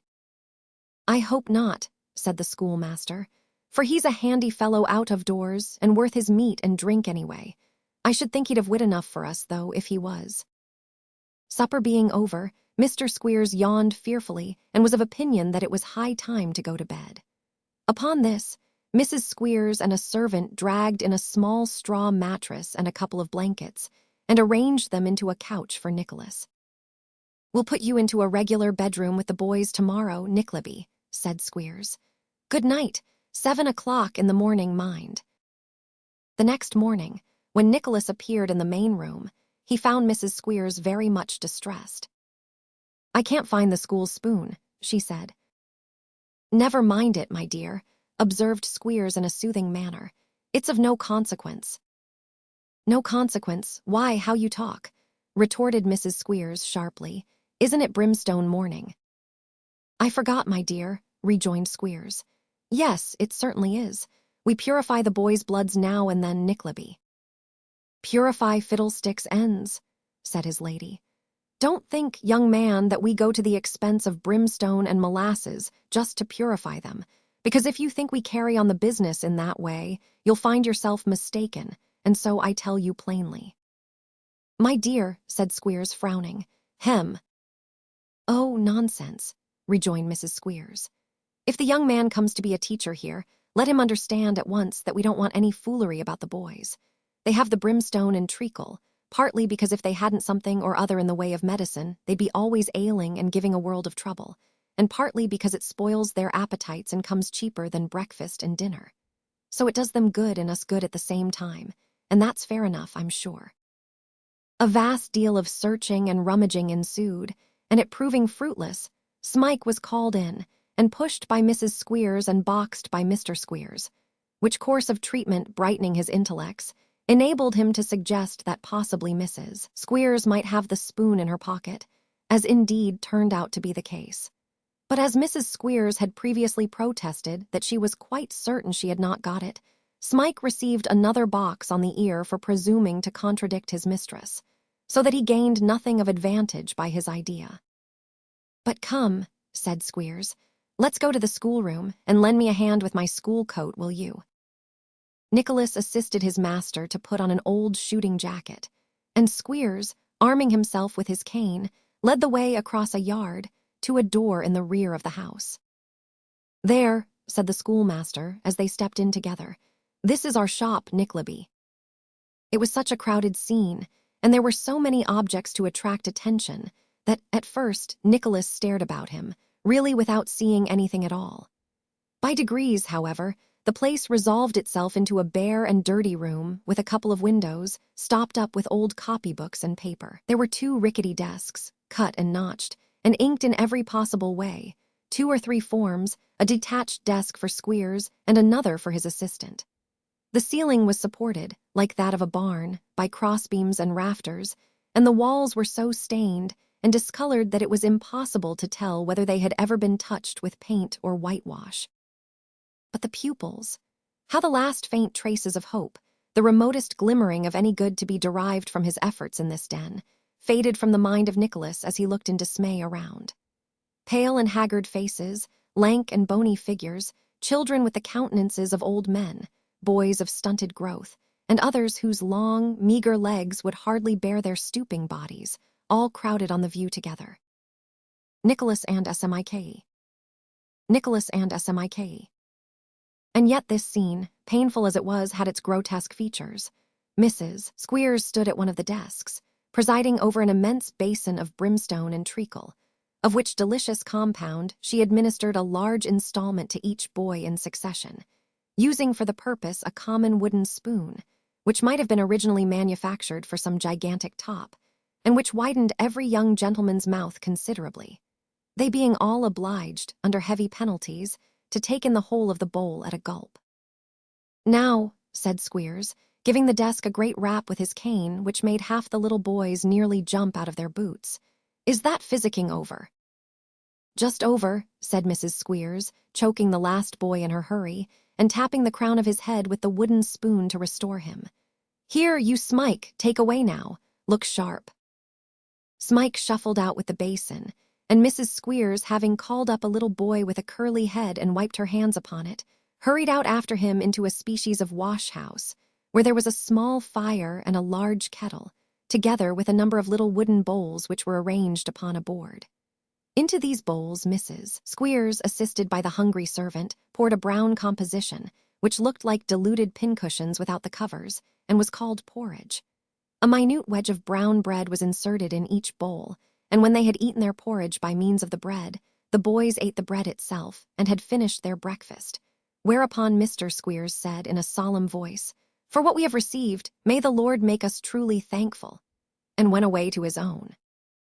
Nicholas filled his stomach with a bowl of porridge, for much the same reason which induces some savages to swallow earth, lest they should be hungry when there is nothing to eat. Having disposed of a slice of bread and butter, allotted to him in virtue of his office, he sat himself down to wait for school time. He could not but observe how silent and sad the boys all seemed to be. There was none of the noise and clamor of a schoolroom, none of its boisterous play or hearty mirth. The children sat crouching and shivering together, and seemed to lack the spirit to move about. The only pupil who seemed at all playful was Master Squeers, son of the master, and as his chief amusement was to tread upon the other boys' toes in his new boots, his flow of spirits was rather disagreeable than otherwise. After some half-hour's delay, Mr. Squeers reappeared, and the boys took their places and their books, of which latter there might be about 1 to 8 learners. A few minutes having elapsed, during which Mr. Squeers looked very profound, as if he had a perfect apprehension of what was inside all the books, and could say every word of their contents by heart if he only chose to take the trouble, that gentleman called up the first class. Obedient to this summons, there ranged themselves in front of the schoolmaster's desk half a dozen scarecrows, out at knees and elbows, one of whom placed a torn and filthy book beneath his learned eye. "This is the first class in English spelling and philosophy, Nickleby," said Squeers, beckoning Nicholas to stand beside him. "We'll get up a Latin one and hand that over to you. Now then, where's the first boy?" "Please, sir, he's cleaning the back parlor window," said the temporary head of the class. "So he is, to be sure," rejoined Squeers. "We go upon the practical mode of teaching, Nickleby, the regular education system. CLEN, clean, verb active, to make bright, to scour. When the boy knows this out of book, he goes and does it. Second boy, what's a horse?" "A beast, sir," replied the boy. "So it is," said Squeers. "And as you're perfect in that, go and look after my horse and rub him down well, or I'll rub you down. The rest of the class go and draw water till somebody tells you to leave off, for it's washing day tomorrow, and they want the coppers filled." So saying, he dismissed the first class to their experiments in practical philosophy, and eyed Nicholas with a look, half cunning and half doubtful, as if he were not altogether certain what he might think of him by this time. "That's the way we do it, Nickleby," he said, after a pause. Nicholas shrugged his shoulders in a manner that was scarcely perceptible, and said he saw it was. "And a very good way it is, too," said Squeers. "Now just take them 14 little boys and hear them some reading, because, you know, you must begin to be useful. Idling about here won't do." Mr. Squeers said this, as if it had suddenly occurred to him, either that he must not say too much to his assistant, or that his assistant did not say enough to him in praise of the establishment. The children were arranged in a semicircle round the new master, and he was soon listening to their dull, drawling recital of those stories of interest which are to be found in the spelling books.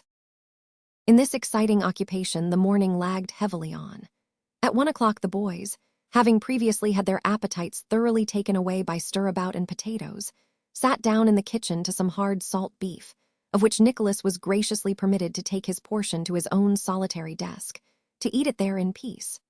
After this, there was another hour of crouching in the schoolroom and shivering with cold, and this was a fair sample of the school day at Dotheboys Hall. There was a small stove in the corner of the room, and by it Nicholas sat down, when the school was dismissed, so heavy-hearted that it seemed to him as though every bit of joy had gone out of the world. The cruelty and coarseness of Squeers were revolting, and yet Nicholas did not know how to resent it or which way to turn. He had cast his lot here, and here he must abide. As he was absorbed in these meditations, he all at once encountered the upturned face of Smike, who was on his knees before the stove, picking a few stray cinders from the hearth and planting them on the fire. He had paused to steal a look at Nicholas, and when he saw that he was observed, shrank back, as if expecting a blow. "You need not fear me," said Nicholas kindly. "Are you cold?" "Ineno." "You are shivering." "I am not cold," replied Smike quickly. "I am used to it." There was such an obvious fear of giving offense in his manner, and he was such a timid, broken-spirited creature, that Nicholas could not help exclaiming, "Poor fellow!" If he had struck the drudge, he would have slunk away without a word, but now he burst into tears. "Oh dear," he cried, covering his face with his cracked and horny hands. "My heart will break, it will, it will." "Hush," said Nicholas, laying his hand upon his shoulder. "Be a man, you are nearly one by years, God help you." "By years," cried Smike. "Oh dear, how many of them? How many of them since I was a little child, younger than any that are here now? Where are they all?" "Whom do you speak of?" inquired Nicholas, wishing to rouse the poor, half-witted creature to reason. "Tell me." "My friends," he replied, "myself, what sufferings mine have been." "There is always hope," said Nicholas. He knew not what to say. "No," rejoined the other. "No, none for me. Do you remember the boy that died here?" "I was not here, you know," said Nicholas gently. "But what of him?" "Why," replied the youth, drawing closer to his questioner's side, "I was with him at night, and when it was all silent he cried no more for friends he wished to come and sit with him, but began to see faces round his bed that came from home. He said they smiled and talked to him, and he died at last lifting his head to kiss them. Do you hear?" "Yes, yes," rejoined Nicholas. "What faces will smile on me when I die?" cried his companion, shivering. "Who will talk to me in those long nights? They cannot come from home. They would frighten me if they did, for I don't know what it is and shouldn't know them. Pain and fear for me, alive or dead. No hope, no hope." The bell rang to bed, and the boy, subsiding at the sound into his usual listless state, crept away as if anxious to avoid notice. It was with a heavy heart that Nicholas soon afterwards, no, not retired, there was no retirement there, followed to his dirty and crowded dormitory. How Smike went away from Dotbois Hall. Nicholas was of a naturally optimistic temper, however, and he lost as little time as possible brooding over his difficulties.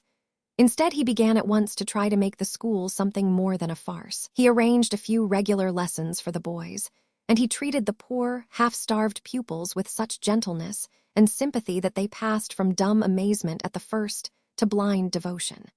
Indeed, there was not one of them who would not have lain down cheerfully and let him walk over his body, and the most devoted of them all was Smike. Nicholas was the one ray of sunlight that had ever come into this wretched creature's life, and in return, Smike now followed him to and fro, with an ever-restless desire to serve or help him, anticipating such little wants as his humble ability could supply, and content only to be near him. He would sit beside him for hours, looking patiently into his face, and a word would brighten up his careworn visage and call into it a passing gleam even of happiness. He was an altered being. He had an object now, and that object was to show his attachment to the only person, that person a stranger, who had treated him, not to say with kindness, but like a human creature. Needless to say, Squeers speedily took a dislike to Nicholas. He knew of the scarcely concealed disdain with which his assistant regarded his methods. Squeers was jealous, also, of the influence which Nicholas had so soon acquired with the boys. Smike's slavish affection was speedily discovered, and the crafty master was mean enough to strike at Nicholas through him. Upon this poor being all the spleen and ill humor that could not be vented on Nicholas were unceasingly bestowed. Drudgery would have been nothing. Smike was well used to that. Buffetings inflicted without cause would have been equally a matter of course, for to them also he had served a long and weary apprenticeship. But it was no sooner observed that he had become attached to Nicholas than stripes and blows, morning, noon, and night were his only portion. Nicholas saw it and ground his teeth at every repetition of the savage and cowardly attack. But at present he saw no way to aid the boy, for a protest would mean his own dismissal, and the lot of Smike and the others would become that much harder. One day, after especially harsh treatment, the boy sat huddled in a dark corner by himself, sobbing as though his heart would break. The room was dark and deserted when Nicholas entered, but he heard the sound of weeping and went over and laid his hand on the drudge's head. "Do not, for God's sake," said Nicholas in an agitated voice. "I cannot bear to see you." "They are more hard with me than ever," sobbed the boy. "I know it," rejoined Nicholas. "They are. But for you," said the outcast, "I should die. They would kill me, they would, I know they would." "You will do better, poor fellow," replied Nicholas, shaking his head mournfully, "when I am gone." "Gone," cried the other, looking intently in his face. "Softly," rejoined Nicholas. "Yes." "Are you going?" demanded the boy in an earnest whisper. "I cannot say," replied Nicholas. "I was speaking more to my own thoughts than to you." "Tell me," said the boy imploringly. "Oh, do tell me, will you go, will you?" "I shall be driven to that at last," said Nicholas. "The world is before me after all." "Tell me," urged Smike, "is the world as bad and dismal as this place?" "Heaven forbid," replied Nicholas, pursuing the train of his own thoughts. "Its hardest, coarsest toil were happiness to this." "Should I ever meet you there?" demanded the boy, speaking with unusual wildness. "Yes," replied Nicholas, willing to soothe him. No, no, said the other, clasping him by the hand. Should I tell me that again, say I should be sure to find you. You would, replied Nicholas, with the same humane intention, and I would help and aid you, and not bring fresh sorrow on you as I have done here. The boy caught both the young man's hands passionately in his, and hugging them to his breast, uttered a few broken sounds which were unintelligible. Squeers entered at the moment, and he shrank back into his old corner. The next morning, a cold, gray day in January, Nicholas was awakened by hearing the voice of Squeers roughly demanding, "Where's that Smike?"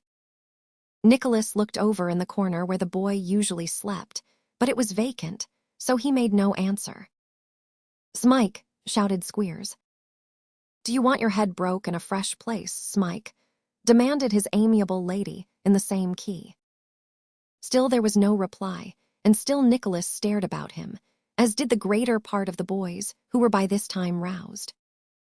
"Confound his impudence," muttered Squeers, rapping the stair rail impatiently with his cane. "Nickleby." "Well, sir." "Send that obstinate scoundrel down. Don't you hear me calling?" "He is not here, sir," replied Nicholas. "Don't tell me a lie," retorted the schoolmaster. "He is." "He is not," retorted Nicholas angrily. "Don't tell me one."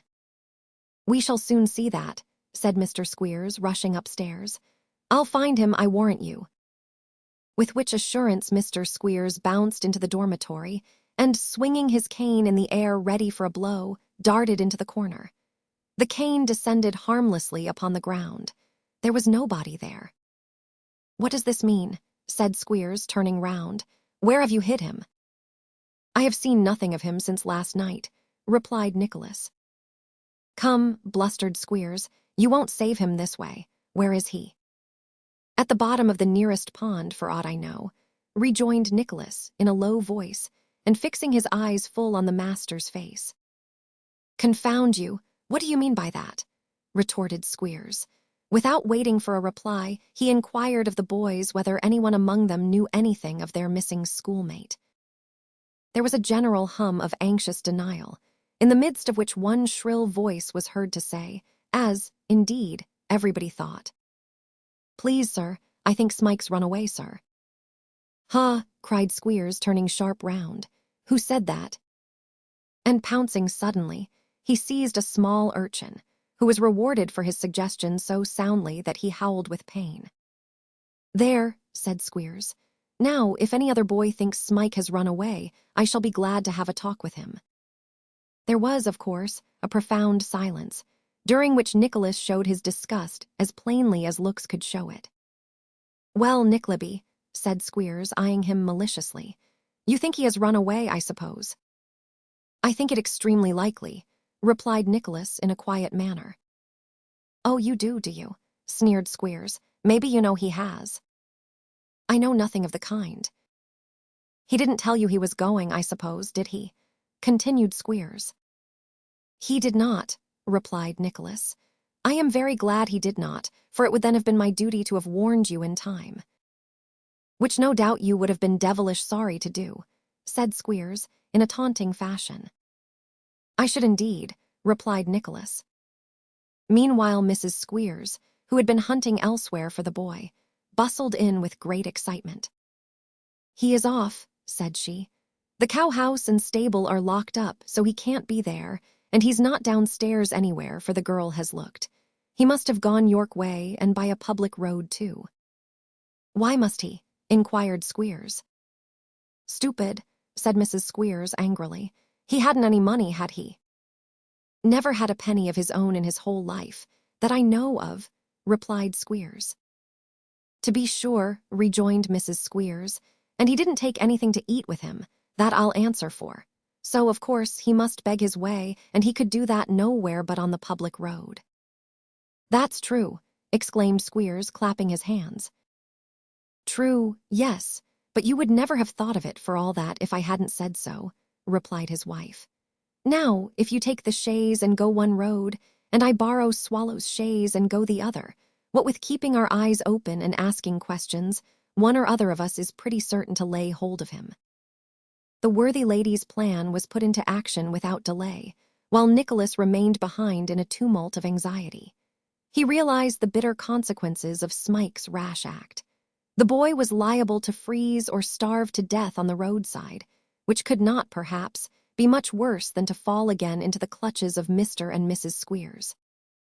All that day there was no tidings of the runaway.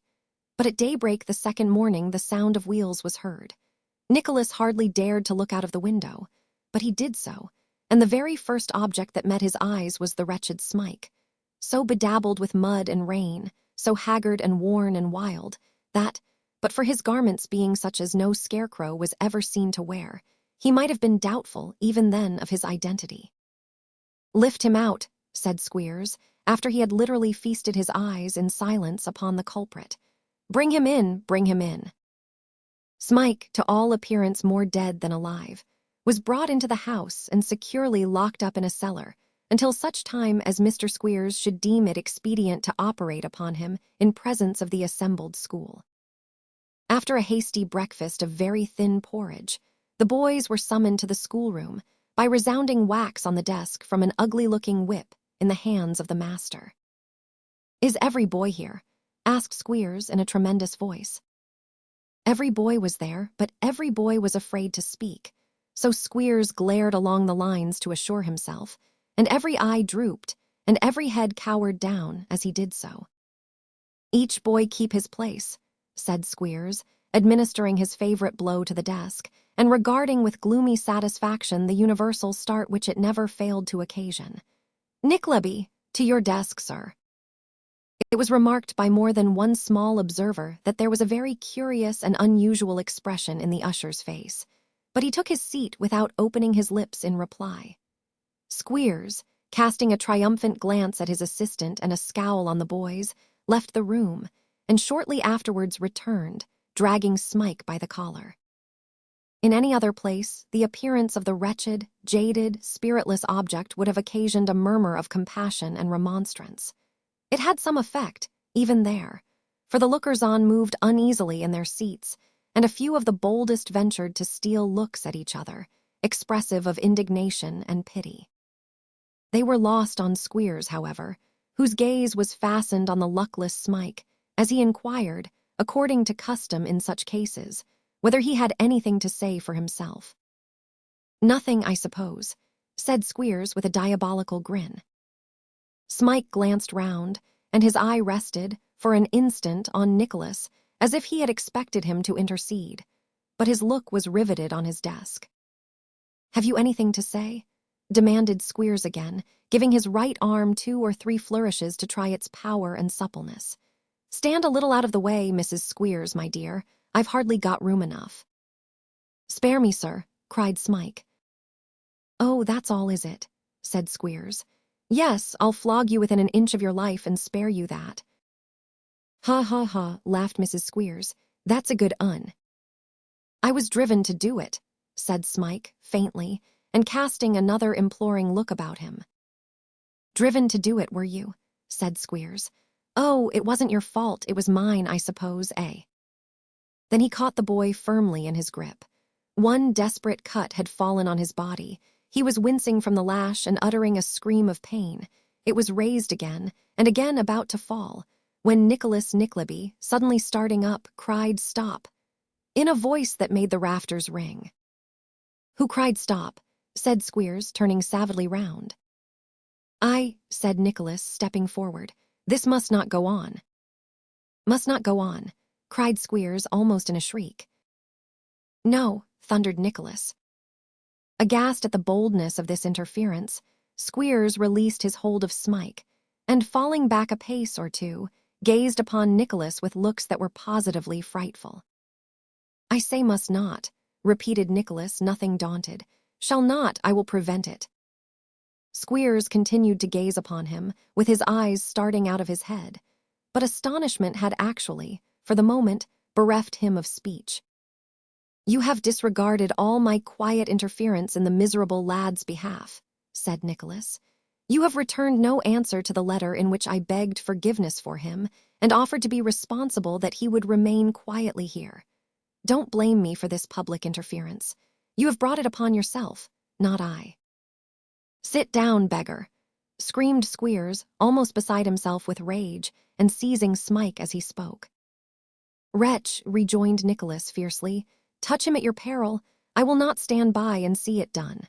My blood is up, and I have the strength of 10 such men as you. Look to yourself, for by heaven I will not spare you if you drive me on." "Stand back," cried Squeers, brandishing his weapon. "I have a long series of insults to avenge," said Nicholas, flushed with passion, "and my indignation is aggravated by the cruelties of this foul den. Have a care, for if you rouse me farther, the consequences shall fall heavily upon your own head." He had scarcely spoken, when Squeers, in a violent outbreak of wrath, struck him a blow across the face which raised up a bar of livid flesh as it was inflicted. Smarting with the agony of the blow, and concentrating into that one moment all its feelings of rage and scorn, Nicholas sprang upon him, wrested the weapon from his hand, and pinning him by the throat, beat the ruffian till he roared for mercy. Then Nicholas left the astounded boys and the crestfallen master and stalked out of the room. He looked anxiously around for Smike as he closed the door, but he was nowhere to be seen. There was nothing left for him to do. He must face the world again, but anything, he told himself, would be better than this. So he packed up a few clothes and a small valise, and finding that nobody offered to oppose him, he marched boldly out by the front door and struck into the road which led to Greta Bridge. He did not travel far that day, as there had been a heavy fall of snow which made the way toilsome and hard to find. He lay, that night, at a cottage, where beds were let at a cheap rate to the more humble class of travelers, and, rising betimes next morning, made his way before night to Boroughbridge.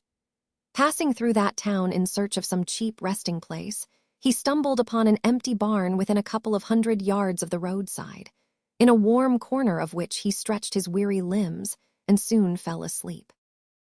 When he awoke next morning and tried to recollect his dreams, which had been all connected with his recent sojourn at Dotheboys Hall, he sat up, rubbed his eyes, and stared, not with the most composed countenance possible, at some motionless object which seemed to be stationed within a few yards in front of him. "Strange," cried Nicholas. "Can this be some lingering creation of the visions that have scarcely left me? It cannot be real, and yet I am awake. Smike." The form moved, rose, advanced, and dropped upon its knees at his feet. It was Smike indeed. "Why do you kneel to me?" said Nicholas, hastily raising him. "To go with you anywhere, everywhere, to the world's end," replied Smike, clinging to his hand. "Let me, oh, do let me, you are my home. Kind friend, take me with you, pray." "I am a friend who can do little for you," said Nicholas kindly. "How came you here?" He had followed him, it seemed, had never lost sight of him all the way, had watched while he slept, and when he halted for refreshment, and had feared to appear before, lest he should be sent back. He had not intended to appear now, but Nicholas had awakened more suddenly than he looked for, and he had had no time to conceal himself. "Poor fellow," said Nicholas, "your hard fate denies you any friend but one, and he is nearly as poor and helpless as yourself." May I go with you?" asked Smike timidly.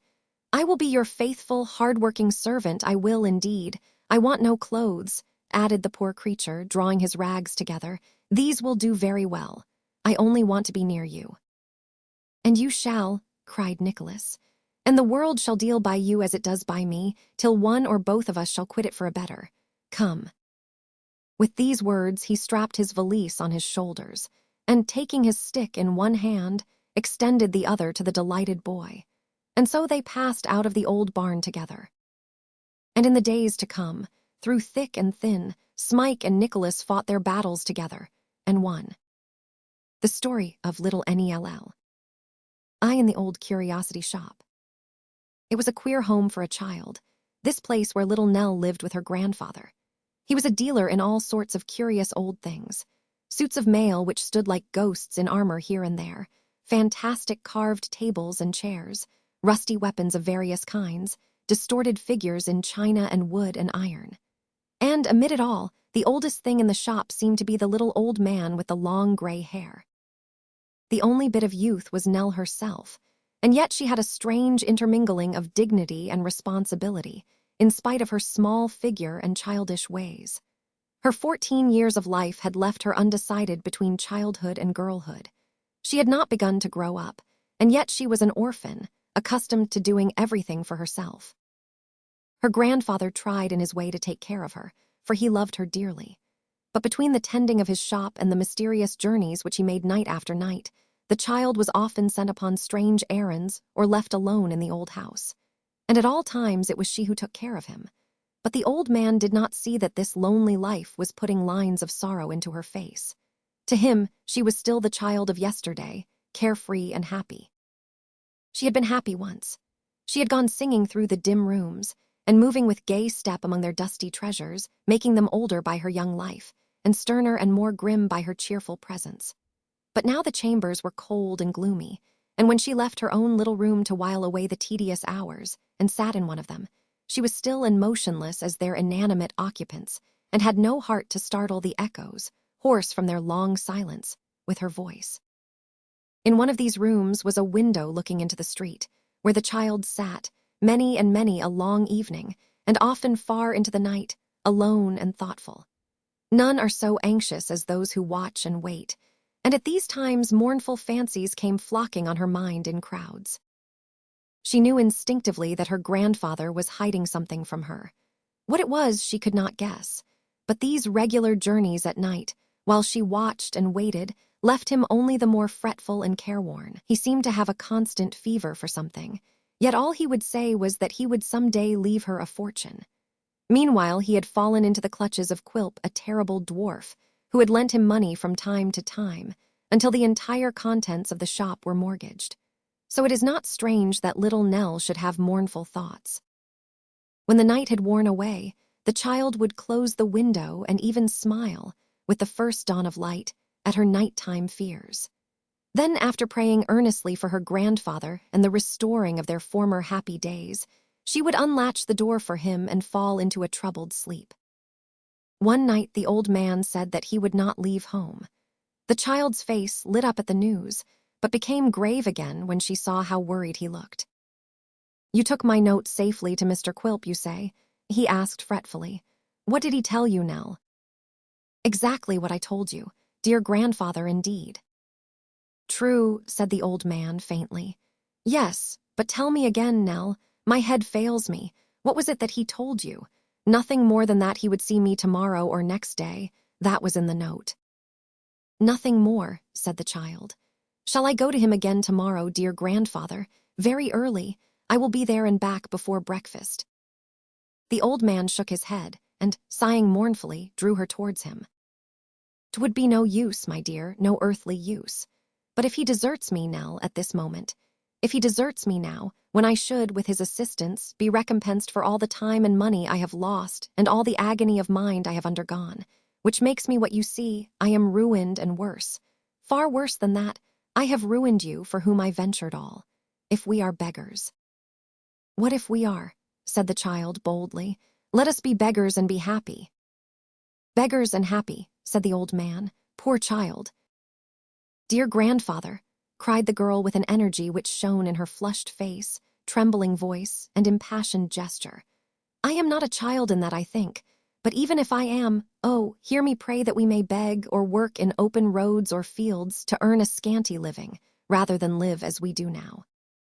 "Nellie," said the old man. "Yes, yes, rather than live as we do now," the child repeated more earnestly than before. "If you are sorrowful, let me know why and be sorrowful too. If you waste away and are paler and weaker every day, let me be your nurse and try to comfort you. If you are poor, let us be poor together. But let me be with you, do let me be with you. Do not let me see such change and not know why, or I shall break my heart." The child's voice was lost in sobs as she clasped her arms about the old man's neck, nor did she weep alone. These were not words for other ears, nor was it a scene for other eyes.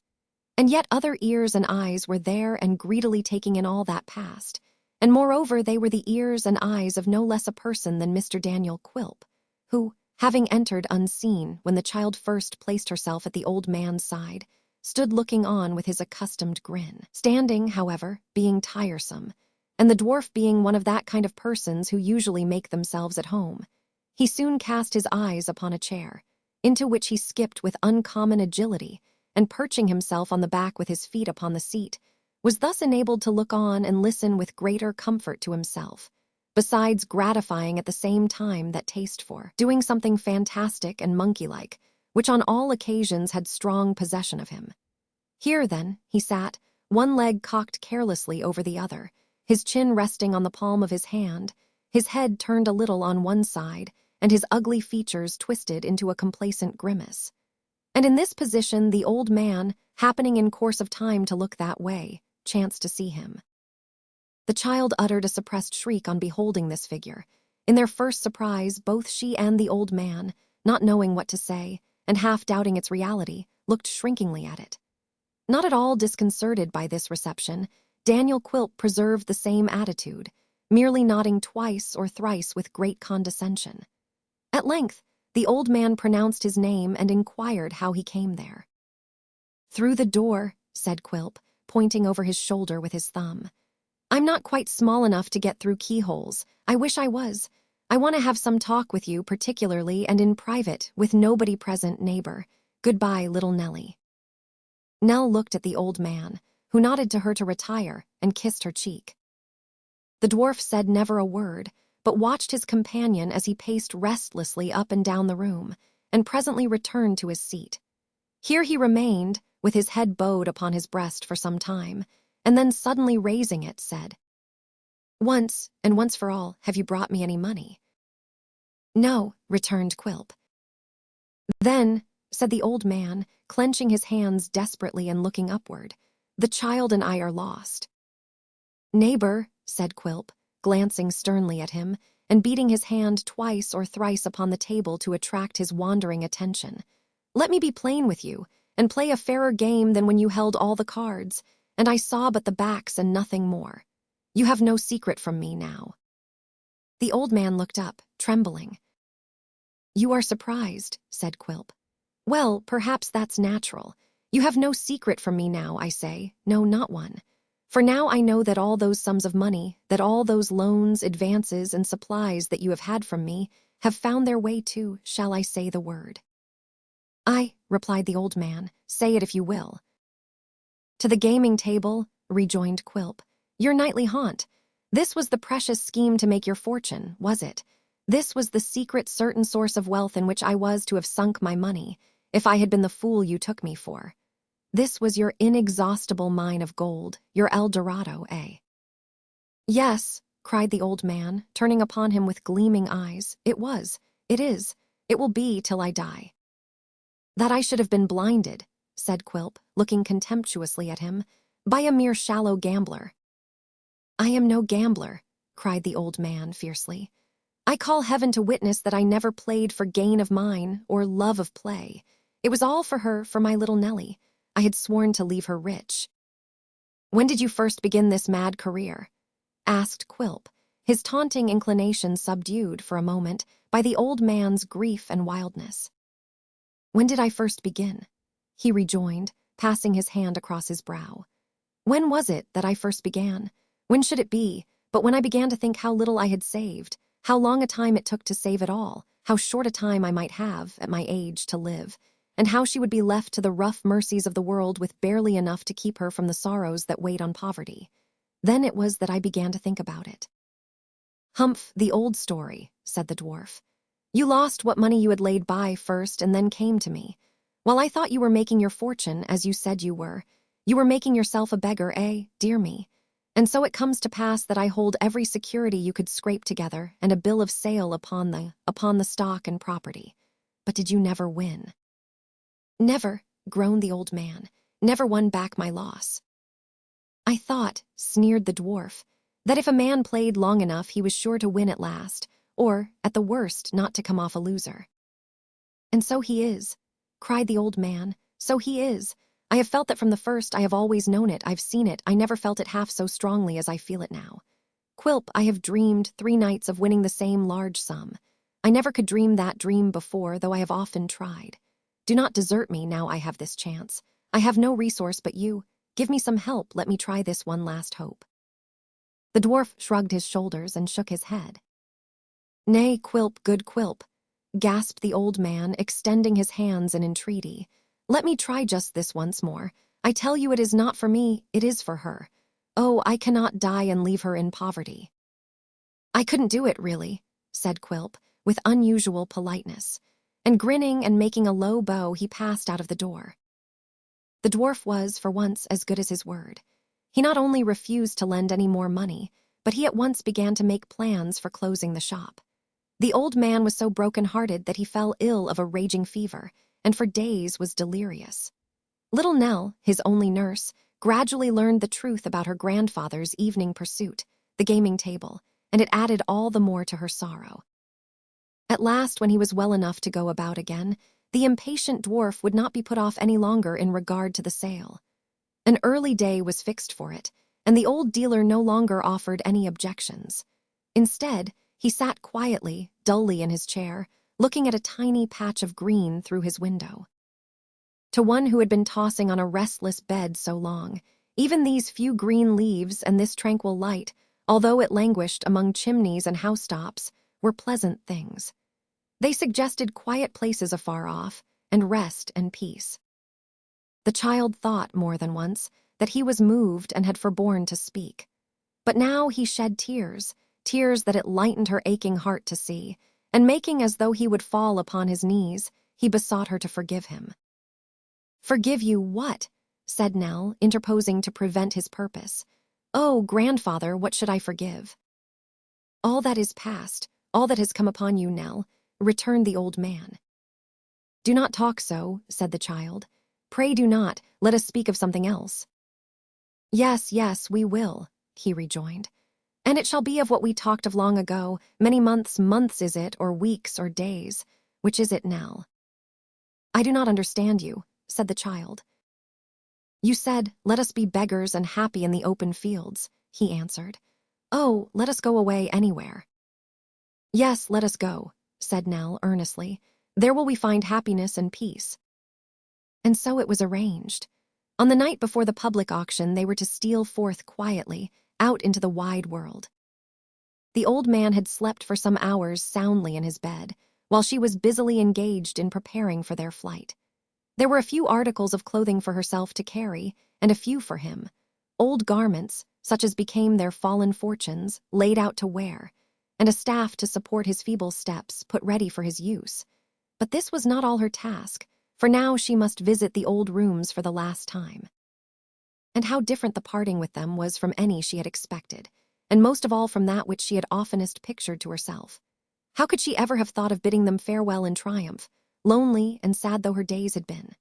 She sat down at the window where she had spent so many evenings, darker far than this, and every thought of hope or cheerfulness that had occurred to her in that place came vividly upon her mind, and blotted out all its dull and mournful associations in an instant. Her own little room, too, where she had so often knelt down and prayed at night, prayed for the time which she hoped was dawning now, the little room where she had slept so peacefully and dreamed such pleasant dreams.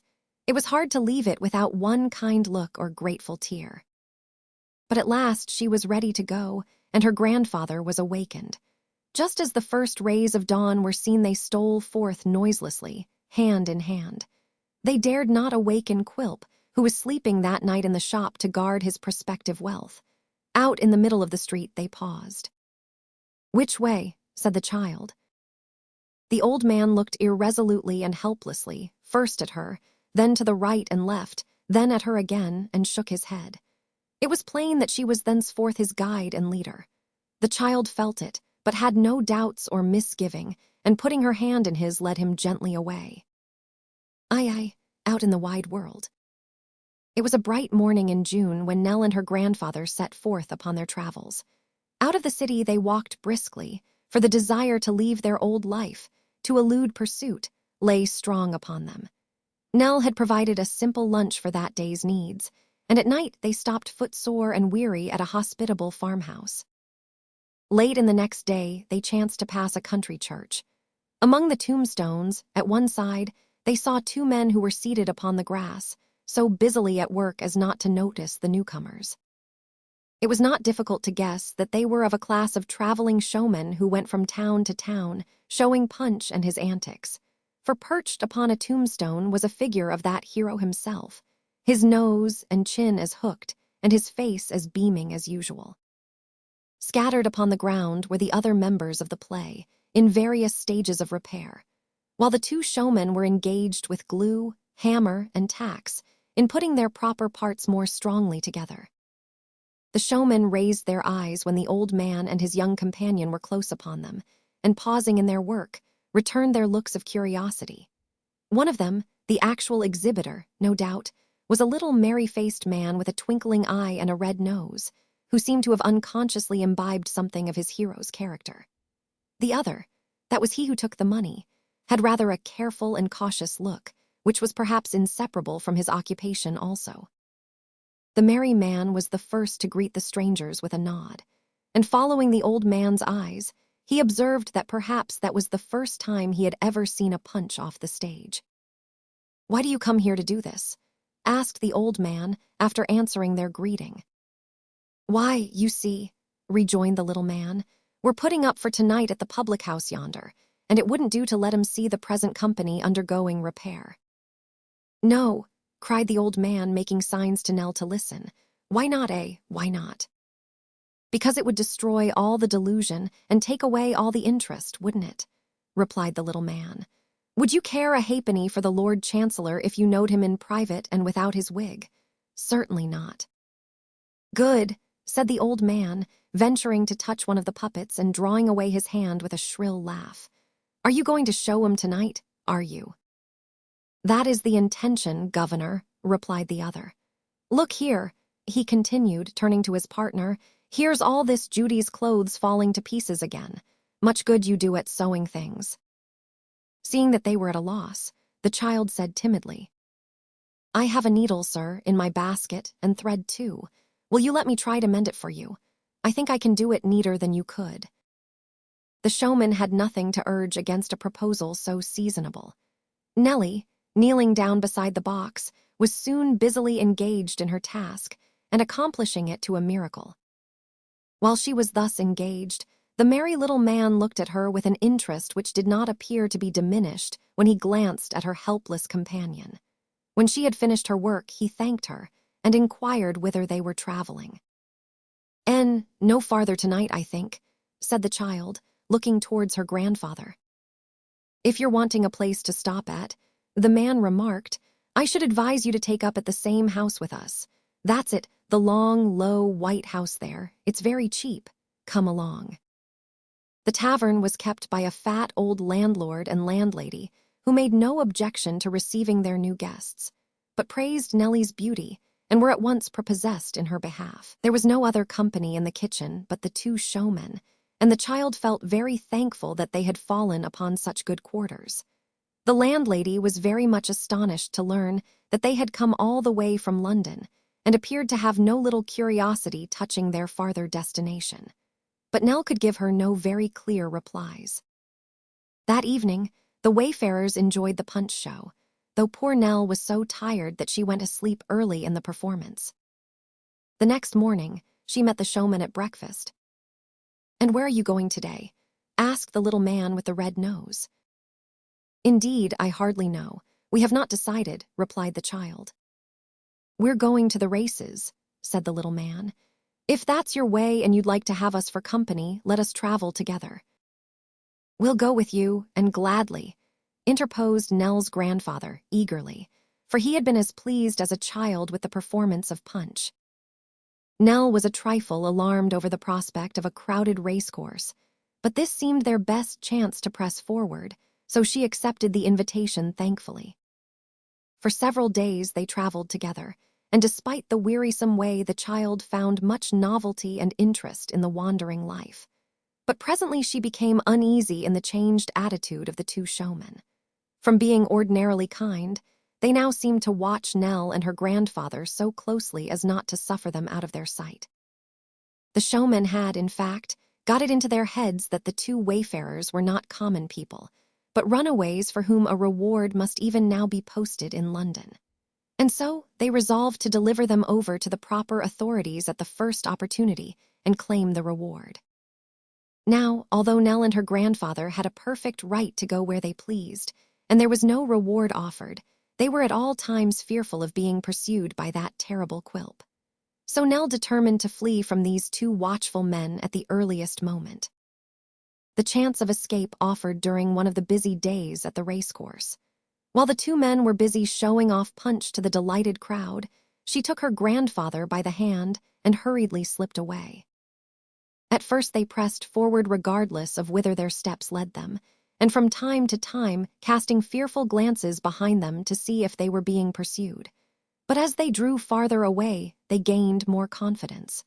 Weariness also forced them to slacken their pace. When they had come into the middle of a little woodland, they rested a short time, then encountered a path which led to the opposite side. Taking their way along it for a short distance, they came to a lane, so shaded by the trees on either hand that they met together overhead and arched the narrow way. A broken finger-post announced that this led to a village 3 miles off, and thither they resolved to bend their steps. The miles appeared so long that they sometimes thought they must have missed their road. But at last, to their great joy, it led downward in a steep descent, with overhanging banks over which the footpaths led, and the clustered houses of the village peeped from the woody hollow below. It was a very small place. The men and boys were playing at cricket on the green, and as the other folks were looking on, they wandered up and down, uncertain where to seek a humble lodging. There was but one man in the little garden before his cottage, and him they were timid of approaching, for he was the schoolmaster, and had school written up over his window in black letters on a white board. He was a pale, simple-looking man, and sat among his flowers and beehives, smoking his pipe in the little porch before his door. "Speak to him, dear," the old man whispered. "I am almost afraid to disturb him," said the child timidly. "He does not seem to see us. Perhaps if we wait a little he may look this way." But as nobody else appeared, and it would soon be dark, Nell at length ventured to draw near, leading her grandfather by the hand. The slight noise they made in raising the latch of the wicket gate caught his attention. He looked at them kindly, but seemed disappointed too, and slightly shook his head. Nell dropped a courtesy, and told him they were poor travelers who sought a shelter for the night which they would gladly pay for, so far as their means allowed. The schoolmaster looked earnestly at her as she spoke, laid aside his pipe, and rose up directly. "If you could direct us anywhere, sir," said the child, "we should take it very kindly." "You have been walking a long way," said the schoolmaster. "A long way, sir," the child replied. "You're a young traveler, my child," he said, laying his hand gently on her head. "Your grandchild friend." "Aye, sir," cried the old man, "and the stay and comfort of my life." "Come in," said the schoolmaster. Nell and her grandfather. Nell and her grandfather. Without farther preface, he conducted them into his little schoolroom, which was parlor and kitchen likewise, and told them they were welcome to remain under his roof till morning. Before they had done thanking him, he spread a coarse white cloth upon the table, with knives and platters, and bringing out some bread and cold meat, besought them to eat. They did so gladly, and the schoolmaster showed them, soon after, to some plain but neat sleeping chambers up close under the thatched roof. Here they slept the sound sleep of the very weary, and awoke refreshed and light-hearted the following day. But the schoolmaster, while kind and courteous, was sad and quiet. He gave his small school a half-holiday that day, and Nell learned that it was because of the illness of a favorite pupil, a boy about her own age. "If your journey is not a long one," he added to the travelers, "you're very welcome to pass another night here. I should really be glad if you would do so, as I am very lonely today." They accepted and thanked him with grateful hearts. Nell busied herself tidying up the rooms and trying in many little ways to add to the master's comfort. And that evening, when his pupil died, Nell's grief was almost as deep in its sympathy as the master's own. She bade him a reluctant farewell the next morning. School had already begun, but he rose from his desk and walked with them to the gate. It was with a trembling and reluctant hand that the child held out to him the money which a lady had given her at the races for some flowers, faltering in her thanks as she thought how small the sum was, and blushing as she offered it. But he bade her put it up, and stooping to kiss her cheek, turned back into his house. They had not gone half a dozen paces when he was at the door again. The old man retraced his steps to shake hands, and the child did the same. "Good fortune and happiness go with you," said the poor schoolmaster. "I am quite a solitary man now. If you ever pass this way again, you'll not forget the little village school." "We shall never forget it, sir," rejoined Nell, "nor ever forget to be grateful to you for your kindness to us." "I have heard such words from the lips of children very often," said the schoolmaster, shaking his head and smiling thoughtfully, "but they were soon forgotten. I had attached one young friend to me, the better friend for being young, but that's over, God bless you." They bade him farewell very many times and turned away, walking slowly and often looking back, until they could see him no more. At length they had left the village far behind, and even lost sight of the smoke among the trees. They trudged onward now at a quicker pace, resolving to keep the main road and go wherever it might lead them. But main roads stretch a long, long way, with the exception of 2 or 3 inconsiderable clusters of cottages which they passed without stopping, and one lonely roadside public house where they had some bread and cheese. This highway had led them to nothing, late in the afternoon, and still lengthened out, far in the distance, the same dull, tedious, winding course that they had been pursuing all day. As they had no resource, however, but to go forward, they still kept on, though at a much slower pace, being very weary and fatigued. Finally, just at dusk, they came upon a curious little house upon wheels, a traveling show somewhat more pretentious than the Punch performance they had run away from. This little house was mounted upon a cart, with white dimity curtains at the windows and shutters of green set in panels of bright red. Altogether, it was a smart little contrivance. Grazing in front of it were 2 comfortable-looking horses, while at its open door sat a stout lady, evidently the proprietor, sipping tea. This lady, Mrs. Jarley by name, had seen Nell and her grandfather at the races, so hailed them and asked about the success of the Punch show. She was greatly astonished to learn that they had nothing to do with it, and were wandering about without any object in view. Her own performance was more classic, as she expressed it. It was a waxwork exhibition, and as she looked at Nell's attractive face, she was seized with an idea. This bright little girl was just the sort of assistant she had been needing, so she invited them to stop and have some tea with her. They did so, and when Mrs. Jarley presently unfolded her plan, which was to engage Nell to exhibit the wax figures and describe them in a set speech, Nell was delighted to accept the offer, especially since it involved no separation from her grandfather, who could dust the figures and do other light tasks.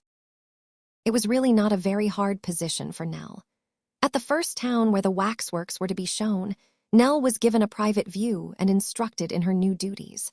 The figures were displayed on a raised platform some 2 feet from the floor, running round the room and parted from the rude public by a crimson rope breast high. They represented celebrated characters, singly and in groups, clad in glittering dresses of various climes and times, and standing more or less unsteadily upon their legs, with their eyes very wide open, and their nostrils very much inflated, and the muscles of their legs and arms very strongly developed, and all their countenances expressing great surprise. All the gentlemen were very pigeon-breasted and very blue about the beards, and all the ladies were miraculous figures, and all the ladies and all the gentlemen were looking with extraordinary earnestness at nothing at all. Nell was taught a little speech about each one of them, and so apt was she that one rehearsal rendered her able to take the willow wand, which Mrs. Jarley had formerly wielded, and tell the interesting history of this very select waxwork show to the audiences which presently began to come. Mrs. Jarley herself was delighted with her venture. She saw at once that Nell would be a strong drawing card, and in order that the child might remain contented, she made her and her grandfather as comfortable as possible, besides paying them a fair salary. So the wanderers now rode in the van from town to town and lived almost happily. Nell carefully saved all their money and watched over her feeble grandfather with the tenderness of a little mother. She had one scare in almost meeting face to face with Quilp, the dwarf, but he had not recognized her. Quilp, indeed, was a perpetual nightmare to the child, who was constantly haunted by a vision of his ugly face and stunted figure. She slept, for their better security, in the room where the waxwork figures were, and she never retired to this place at night, but she tortured herself. She could not help it, with imagining a resemblance, in some one or other of their death-like faces, to the dwarf, and this fancy would sometimes so gain upon her that she would almost believe he had removed the figure and stood within the clothes. But presently, a deeper and more real concern came to her. Her grandfather had never alluded to their former life, nor to his passion for gambling. He did not see the card tables out in the country, and that was the reason why she had been so eager to wander, even without a roof over their heads. But now, as the waxworks exhibited only in the towns, temptation came again to the poor, weak old man. He saw some men playing cards in a tavern, and instantly his slumbering passion was aroused. He would play again and win a great fortune, for Nell. He began to play, and of course with the old result. He was but a tool in the hands of the sharpers, and presently he had exhausted all the slender hoard which Nell had so carefully made. She watched his actions with a bursting heart, but was powerless to stop him or keep the money out of his grasp. At last the villains who had led him on, not satisfied with their small winnings from him, urged him to get the money belonging to the waxwork show, saying that when he won he could pay it all back. Nell had followed her grandfather upon this visit to the gamblers and overheard their plot. She knew there was but one thing to do to save her grandfather. They must flee out into the world again at once. That night she roused him from his sleep and told him they must go away. "What does this mean?" he cried. "I have had dreadful dreams," said the child. "If we stay here another night something awful will happen. Come." The old man looked at her as if she were a spirit, and trembled in every joint. "Must we go tonight?" he asked. "Yes, tonight," she replied. "Tomorrow night will be too late, the dream will have come again. Nothing but flight can save us. Up." The old man rose obediently and made ready to follow. She had already packed their scanty belongings. She gave him his wallet and staff, and secretly in the night they fled away. The wanderings of the next few days seemed like a nightmare to them. Nell had brought only a few pennies in her pockets, and these went for a scant supply of bread and cheese. 2 days and a night they rowed on an open canal boat in company with some rough but not unkind men. It was easier than walking, but the rain descended in torrents and drenched them to the skin. Finally the boat drew up to a wharf in an ugly manufacturing town, and the travelers were cast adrift as lonely and helpless as though they had just awakened from a sleep of 1,000 years. They had not one friend, nor the least idea where to turn for shelter. But a rough stoker at one of the furnaces told them that they might pass the night in front of his fire. It was nothing but a bed of ashes, yet they were warm, and the heat dried out the poor travelers' drenched garments. The child felt stiff and weak in every joint the next morning, but the furnace tender told them that it was 2 days' journey to the open country and sweet, pure fields, and she felt that they must press forward at any cost. So they started forth, slowly and wearily, for their journey and privations had almost exhausted them, but still with brave hearts. Through long rows of red brick houses that looked exactly alike they wended their way, asking for bread to eat only when obliged to, and meeting little else but scowls from the dirty factory workers.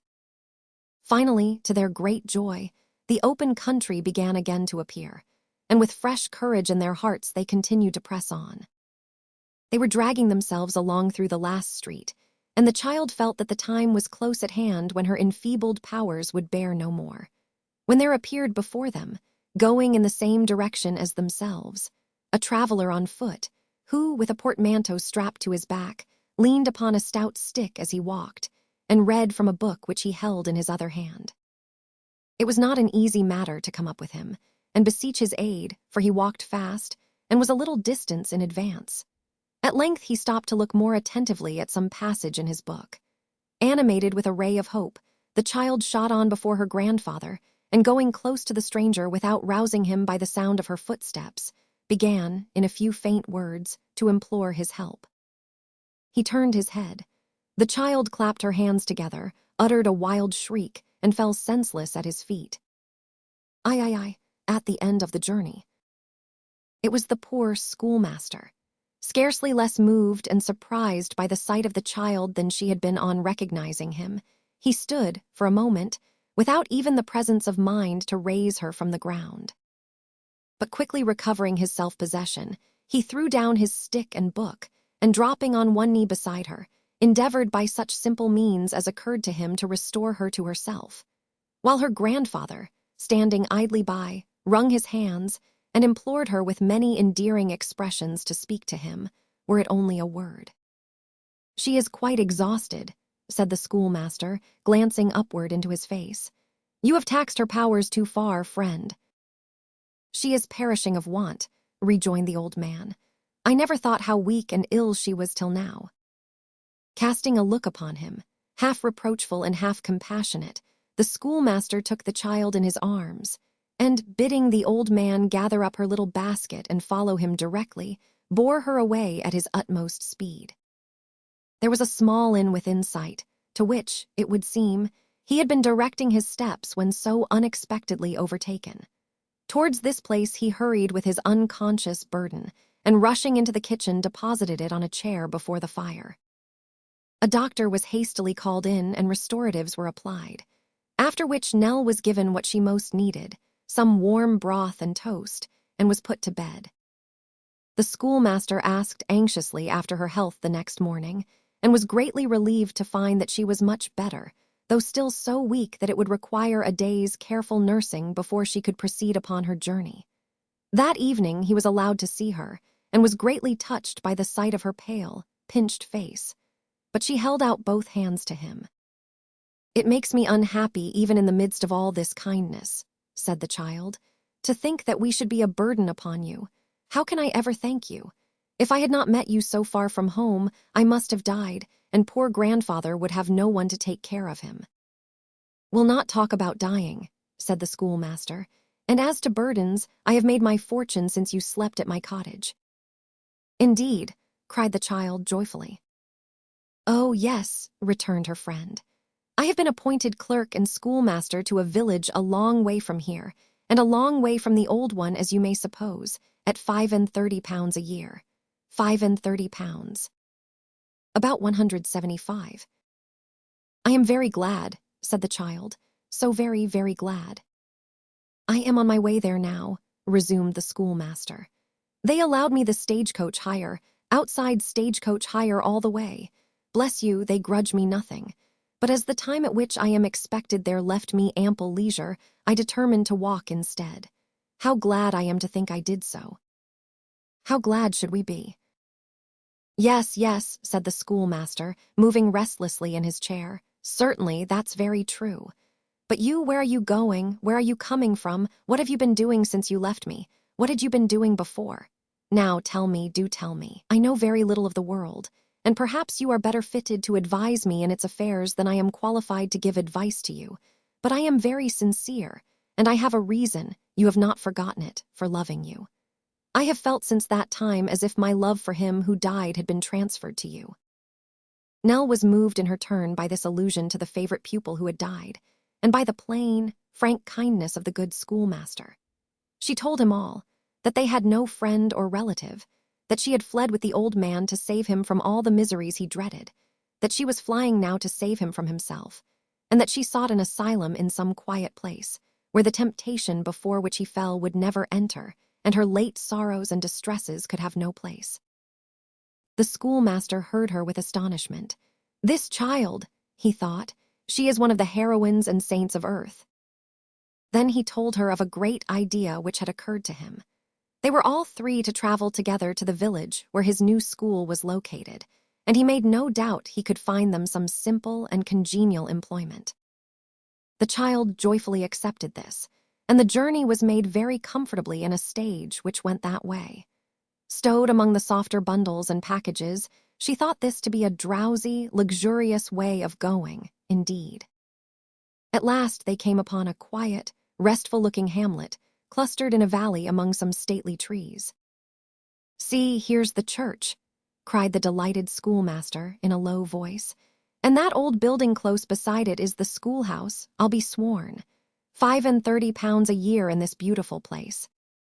They admired everything. The old grey porch, the green churchyard, the ancient tower, the very weathercock, the brown thatched roofs of cottage, barn, and homestead, peeping from among the trees, the stream that rippled by the distant watermill, the blue Welsh mountains far away.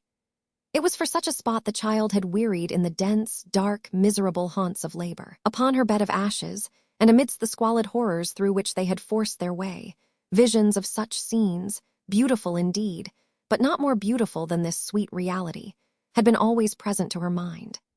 They had seemed to melt into a dim and airy distance, as the prospect of ever beholding them again grew fainter.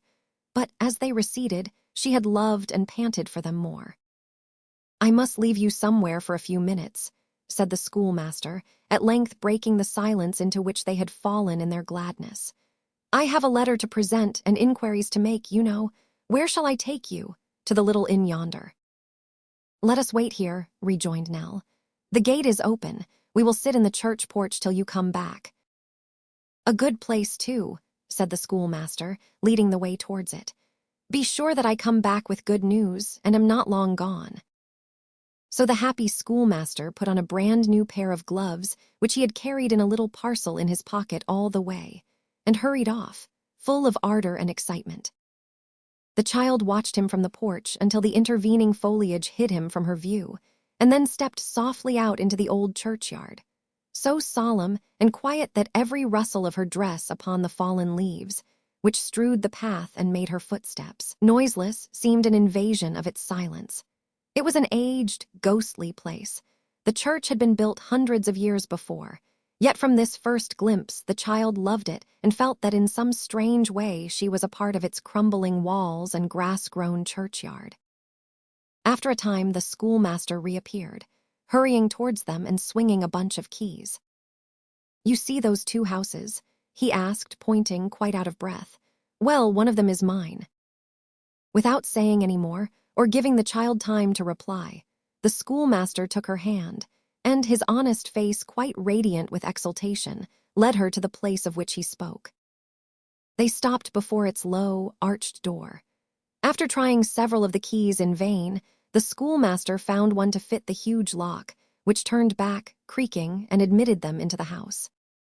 It was a very old house, and, like the church, falling into decay, yet still handsome with high vaulted ceilings and queer carvings. It was not quite destitute of furniture. A few strange chairs, whose arms and legs looked as though they had dwindled away with age. A table, the very spectre of its race. A great old chest that had once held records in the church, with other quaintly fashioned domestic necessaries, and store of firewood for the winter, were scattered around, and gave evident tokens of its occupation as a dwelling place, at no very distant time. The child looked around her, with that solemn feeling with which we contemplate the work of ages that have become but drops of water in the great ocean of eternity. The old man had followed them, but they were all three hushed for a space, and drew their breath softly, as if they feared to break the silence, even by so slight a sound. "It is a very beautiful place," said the child in a low voice. "I almost feared you thought otherwise," returned the schoolmaster. "You shivered when we first came in, as if you felt it cold or gloomy." "It was not that," said Nell, glancing round with a slight shudder. "Indeed, I cannot tell you what it was, but when I saw the outside from the church porch, the same feeling came over me. It is its being so old and gray, perhaps." "A peaceful place to live in, don't you think so?" said her friend. "Oh, yes," rejoined the child, clasping her hands earnestly. "A quiet, happy place, a place to live and learn to die in." "A place to live and learn to live and gather health of mind and body in," said the schoolmaster, "for this old house is yours." "Ours," cried the child. "Aye," returned the schoolmaster gaily, "for many a merry year to come, I hope. I shall be a close neighbor, only next door, but this house is yours." Having now disburdened himself of his great surprise, the schoolmaster sat down, and drawing Nell to his side, told her how he had learned that the ancient tenement had been occupied for a very long time by an old person, who kept the keys of the church, opened and closed it for the services and showed it to strangers. How she had died not many weeks ago, and nobody had yet been found to fill the office. How, learning all this in an interview with the sexton, he had hurried to the clergyman and obtained the vacant post for Nell and her grandfather. "There's a small allowance of money," said the schoolmaster. "It is not much, but still enough to live upon in this retired spot. By clubbing our funds together, we shall do bravely, no fear of that." "Heaven bless and prosper you," sobbed the child.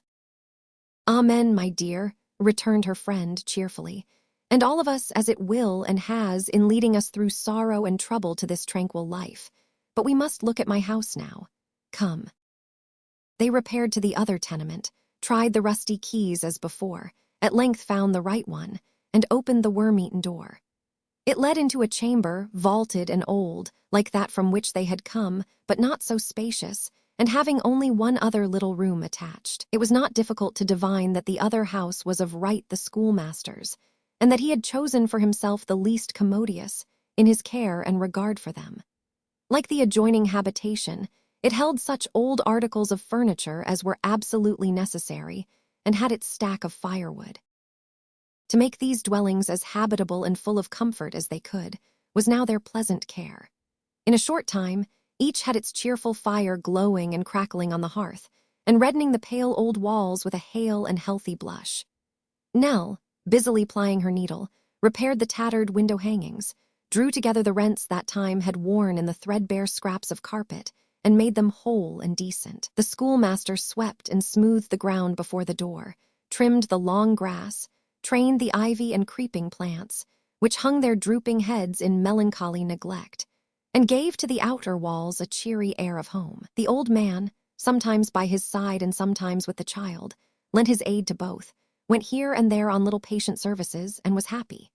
Neighbors, too, as they came from work, proffered their help, or sent their children with such small presents or loans as the strangers needed most. So it was not many days before they were quite cozy, and Nell felt again, in that strange way which had come over her at the church, that she had always been a part of the place. And how she loved her work from the very first. Hour after hour she would spend in the old church, dusting off its pews or casements with reverent fingers, or more often, sitting quietly before some tablet or inscription looking at it or beyond it, with a dreamy light in her eyes. Her grandfather noted her attitude anxiously. He saw that she grew more listless and frail day by day, and he sought constantly, poor old man, to lighten her few tasks, but it was not these which wearied her. It was merely the burden of all things earthly. Every person in the village soon grew to love this frail, spiritual-looking child, but from the first she seemed a being apart from them. They were constantly showing her kindness, or pausing at the church gate to speak with her, but as they went their way, a sad smile or shake of the head told only too plainly of their fears. She was like some rare, delicate flower which, they knew, could not endure the frost of winter. The good schoolmaster gently chided her for spending so much of her time in the church and among the graves, instead of out in the light and sunshine. But she only smiled, and said she loved to tend the graves and keep them neat, for she could not bear to think that any lying there should be forgotten, or that she herself might be forgotten some day. "There is nothing good that is forgotten," he replied kindly. "There is not an angel added to the host of heaven, but does its blessed work on earth in those that loved it here." As the cold days of autumn and winter drew on, the child spent more and more time within doors, on a couch before the fire. The slightest task wearied her now, and her grandfather kept watch night and day to save her needless steps. He could scarcely bear her out of his sight, and often would creep to the side of her couch during the night, listening to her breathing or stroking her slender fingers softly. And if by chance she awoke and smiled on him, he would creep back to his own bed comforted. But one chill morning in midwinter, when the snow lay thickly on the ground, it seemed to him that she slept more quietly than usual. The schoolmaster, coming in, found him crouched over a fire, muttering softly to himself and wondering why she slumbered so long. The two went softly into her chamber, and then the schoolmaster knew why she was so quiet. For she was dead. Dear, gentle, patient, noble Nell was dead. No sleep so beautiful and calm, so free from trace of pain, so fair to look upon. She seemed a creature fresh from the hand of God and waiting the breath of life, not one who had lived and suffered death. The old man held one languid arm in his and had the small hand tight folded to his breast, for warmth. It was the hand she had stretched out to him with her last smile, the hand that had led him on, through all their wanderings. Ever and anon he pressed it to his lips, then hugged it to his breast again, murmuring that it was warmer now. And as he said it, he looked in agony to the schoolmaster, as if imploring him to help her. She was dead and past all help or need of it. The ancient rooms she had seemed to fill with life, even while her own was waning fast, the garden she had tended, the eyes she had gladdened, the noiseless haunts of many a thoughtful hour, the paths she had trodden as it were but yesterday, could know her nevermore. "It is not," said the schoolmaster, as he bent down to kiss her on the cheek and gave his tears free vent. "It is not on earth that heaven's justice ends. Think what earth is, compared with the world to which her young spirit has winged its early flight, and say, if one deliberate wish expressed in solemn terms above this bed could call her back to life, which of us would utter it?" The whole village, young and old, came to the churchyard when they laid her to rest, save only the old man. He could not realize that she was dead, and he had gone to pick winter berries to decorate her couch.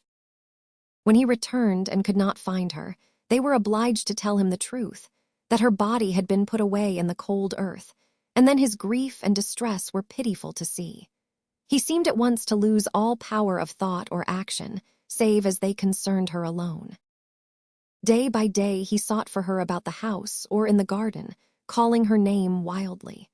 At other times he sat before the fire staring dully, and did not seem to hear when they spoke to him. At length they found one day that he had risen early, and with his knapsack on his back, his staff in hand, her own straw hat, and little basket full of such things as she had been used to carry, was gone. As they were making ready to pursue him far and wide, a frightened schoolboy came who had seen him, but a moment before, sitting in the church, upon her grave, he said. They hastened there, and going softly to the door, espied him in the attitude of one who waited patiently. They did not disturb him then, but kept a watch upon him all that day. When it grew quite dark, he rose and returned home, and went to bed, murmuring to himself, "She will come tomorrow." Upon the morrow he was there again from sunrise until night, and still at night he laid him down to rest, and murmured, "She will come tomorrow." And thenceforth, every day and all day long, he waited at her grave for her. How many pictures of new journeys over pleasant country, of resting places under the free broad sky, of rambles in the fields and woods, and paths not often trodden. How many tones of that one well-remembered voice. How many glimpses of the form, the fluttering dress, the hair that waved so gaily in the wind. How many visions of what had been, and what he hoped was yet to be, rose up before him in the old, dull, silent church. He never told them what he thought or where he went. He would sit with them at night, pondering with a secret satisfaction they could see upon the flight that he and she would take before night came again, and still they would hear him whisper in his prayers, "Lord, let her come tomorrow." The last time was on a genial day in spring. He did not return at the usual hour, and they went to seek him. He was lying dead upon the stone. They laid him by the side of her, whom he had loved so well. And in the church where they had often prayed and mused and lingered hand in hand, the child and the old man slept together. The story of Paul and Florence Domby. I, the house of Domby and son. Paul Domy was a boy born to achieve great things. His birth was the one historic event of the Domy household, at least, so his father said. 'Tis true that Paul's sister Florence was 6 years older than he, but then Florence was only a girl. What Mr. Domy had long wanted was a son who could grow up to carry on the business of the great export house, and who from his birth would make possible the imposing title of Domy and son. So Florence, who had remained quietly neglected in her nursery, now came into notice only as the sister of Paul, or as a faithful little nurse who could help amuse him. As for Mr. Domy himself, he was a cold, haughty man, very proud of what he had done, and at all times exacting obedience from everyone else. Paul's mother had died soon after he was born, and Mr. Domy, having engaged the best nurses he could find, expected them forthwith to bring the child through all the round of infant ailments, of which the frail little fellow had more than his full share. Indeed, Mr. Domy loved his son with all the love he had. If there were a warm place in his frosty heart, his son occupied it, though not so much as an infant or a boy as a prospective man, the son of the firm.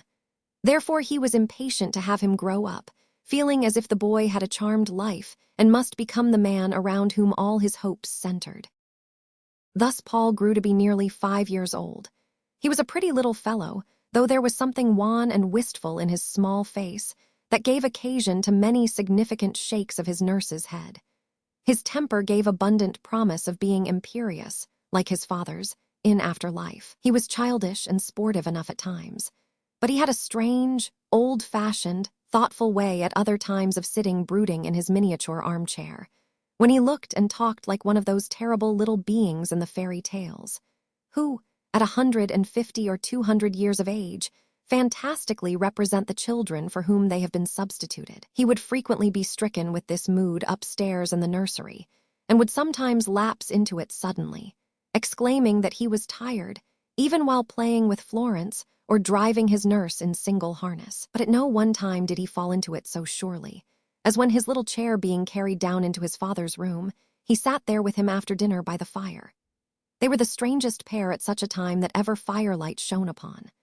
Mr. Domy, so erect and solemn, gazing at the blaze, his little image with an old, old face, peering into the red perspective with the fixed and rapt attention of a sage, the two so very much alike, and yet so monstrously contrasted. On one of these occasions, when they had both been perfectly quiet for a long time, little Paul broke the silence thus. "Papa, what's money?" The abrupt question had such immediate reference to the subject of Mr. Domy's thoughts that Mr. Domy was quite disconcerted. "What is money, Paul?" he answered. "Money." "Yes," said the child, laying his hands upon the elbows of his little chair and turning the old face up towards Mr. Domy's.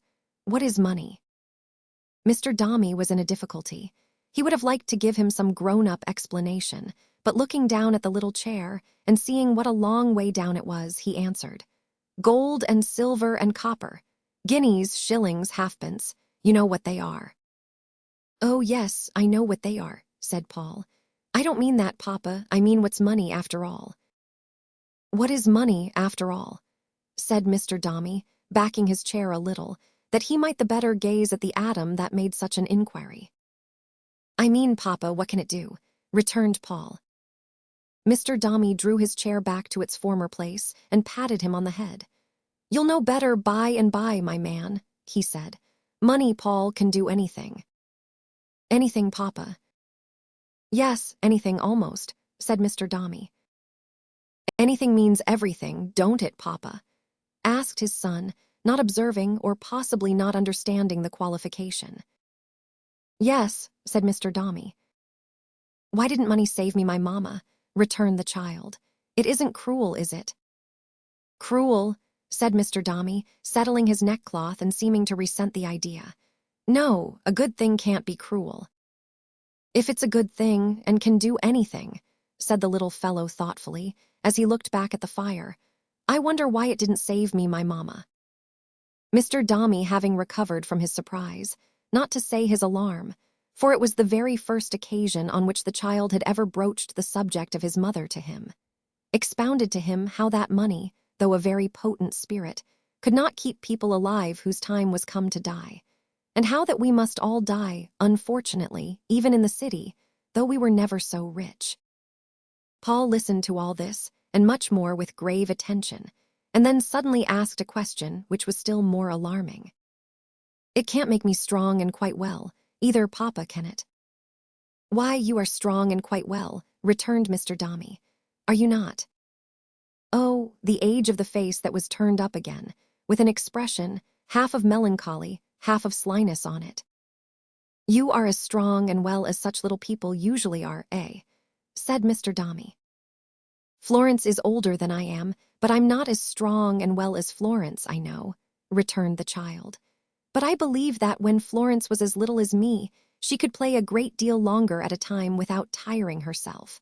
I am so tired sometimes that I don't know what to do." "But that's at night," said Mr. Domy, drawing his own chair closer to his son's and laying his hand gently on his back. "Little people should be tired at night, for then they sleep well." "Oh, it's not at night, Papa," returned the child. "It's in the day, and I lie down in Florence's lap and she sings to me. At night I dream about such curious things."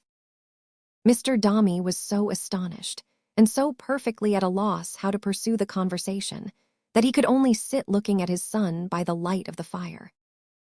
Here they sat until Florence came timidly into the room to take Paul upstairs to bed.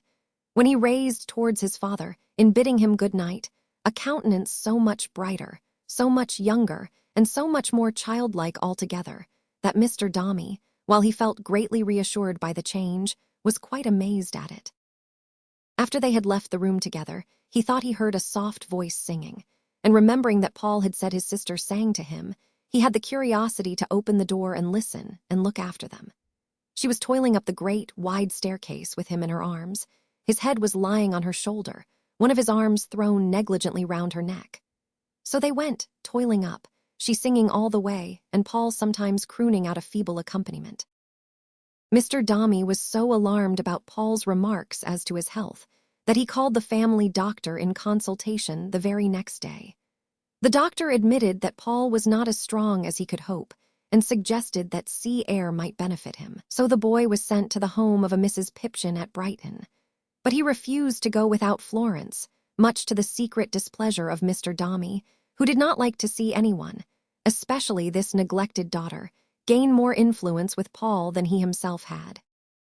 Mrs. Pipchin was a cross-grained old lady who gained a livelihood by taking care of delicate children.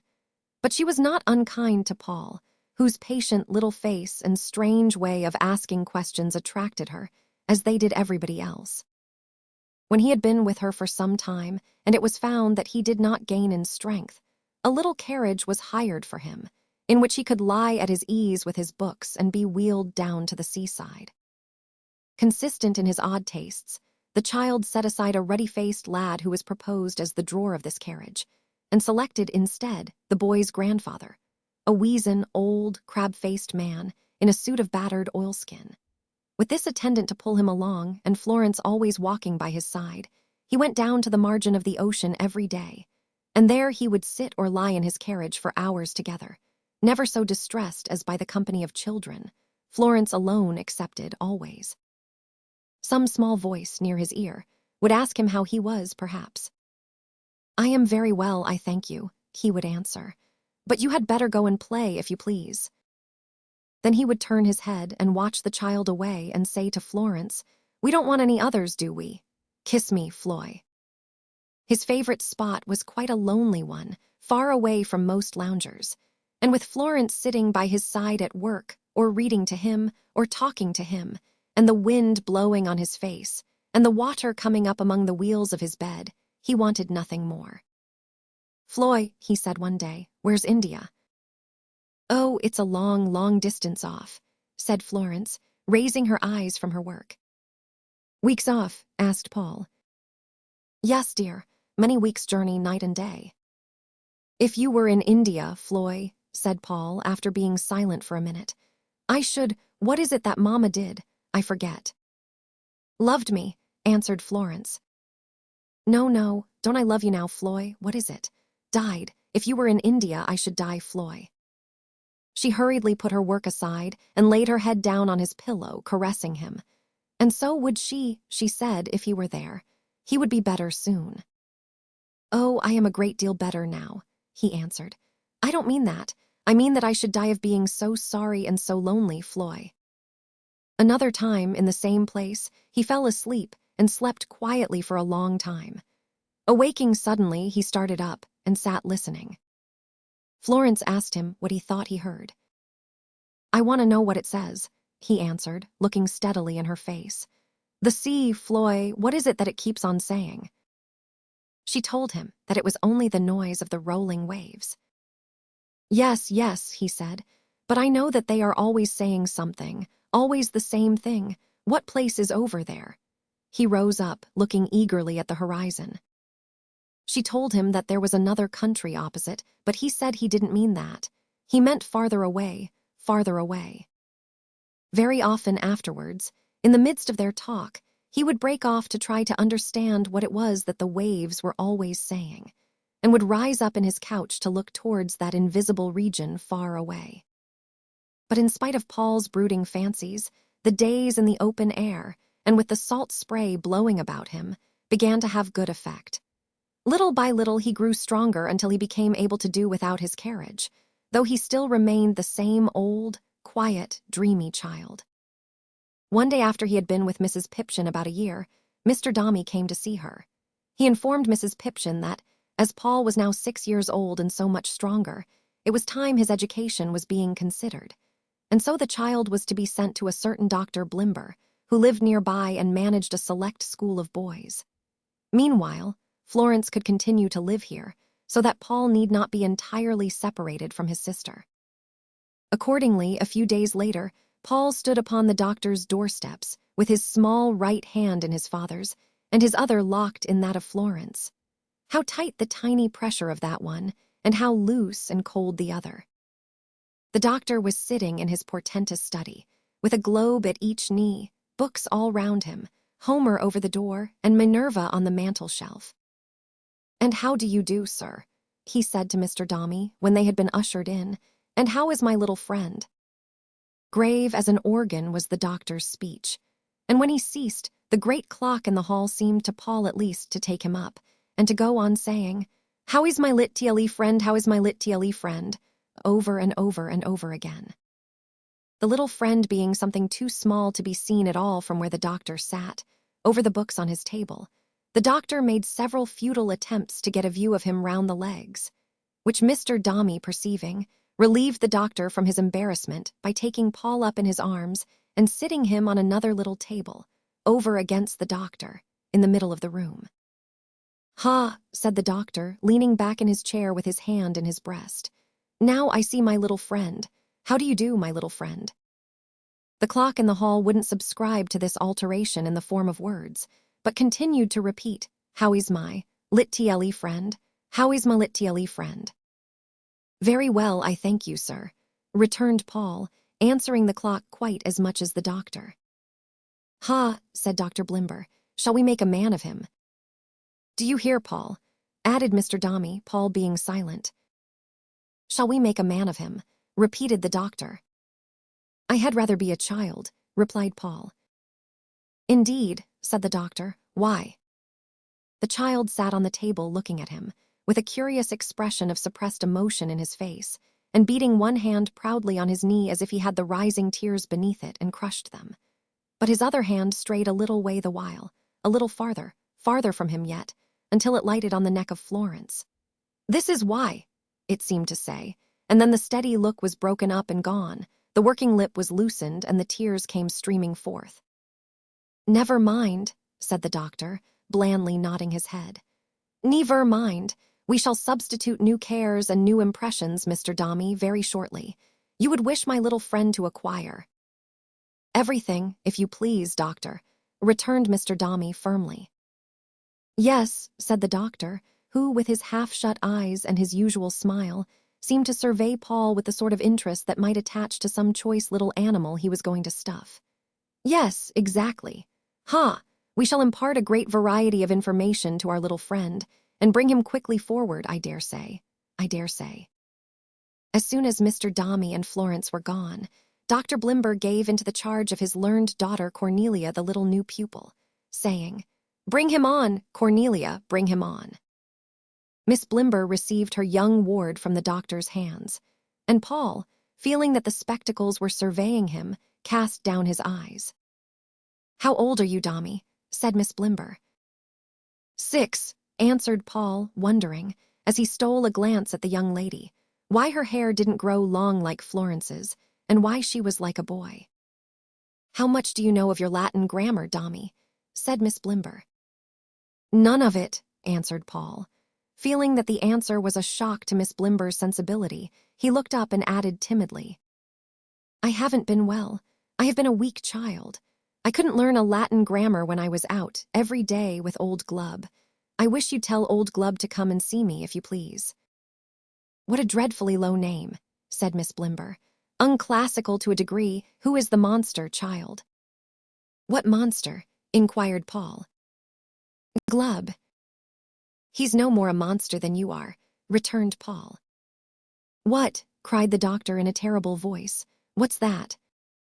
Paul was dreadfully frightened, but still he made a stand for the absent Glubb, though he did it trembling. "He's a very nice old man, ma'am," he said. "He used to pull my carriage for me down along the beach. I wish you'd let him come to see me. He knows lots of things." "Huh," said the doctor, shaking his head. "This is bad, but study will do much." Mrs. Blimber opined, with something like a shiver, that he was an unaccountable child, and, allowing for the difference of visage, looked at him pretty much as Mrs. Pipchin had been used to do. As for Miss Blimber, she told him to come down to her room that evening at tea-time. When he did so, he noticed a little pile of new books, which she was glancing over. "These are yours, Dommy," she said. "All of 'em, ma'am," said Paul. "Yes," returned Miss Blimber, "and Mr. Feeder will look you out some more very soon, if you are as studious as I expect you will be, Dommy." "Thank you, ma'am," said Paul. "I am going out for a constitutional," resumed Miss Blimber. "And while I am gone, that is to say, in the interval between this and breakfast, Dommy, I wish you to read over what I have marked in these books, and to tell me if you quite understand what you have got to learn. Don't lose time, Dommy, for you have none to spare, but take them downstairs and begin directly." "Yes, ma'am," answered Paul. There were so many of them that although Paul put one hand under the bottom book and his other hand and his chin on the top book, and hugged them all closely, the middle book slipped out before he reached the door, and then they all tumbled down on the floor.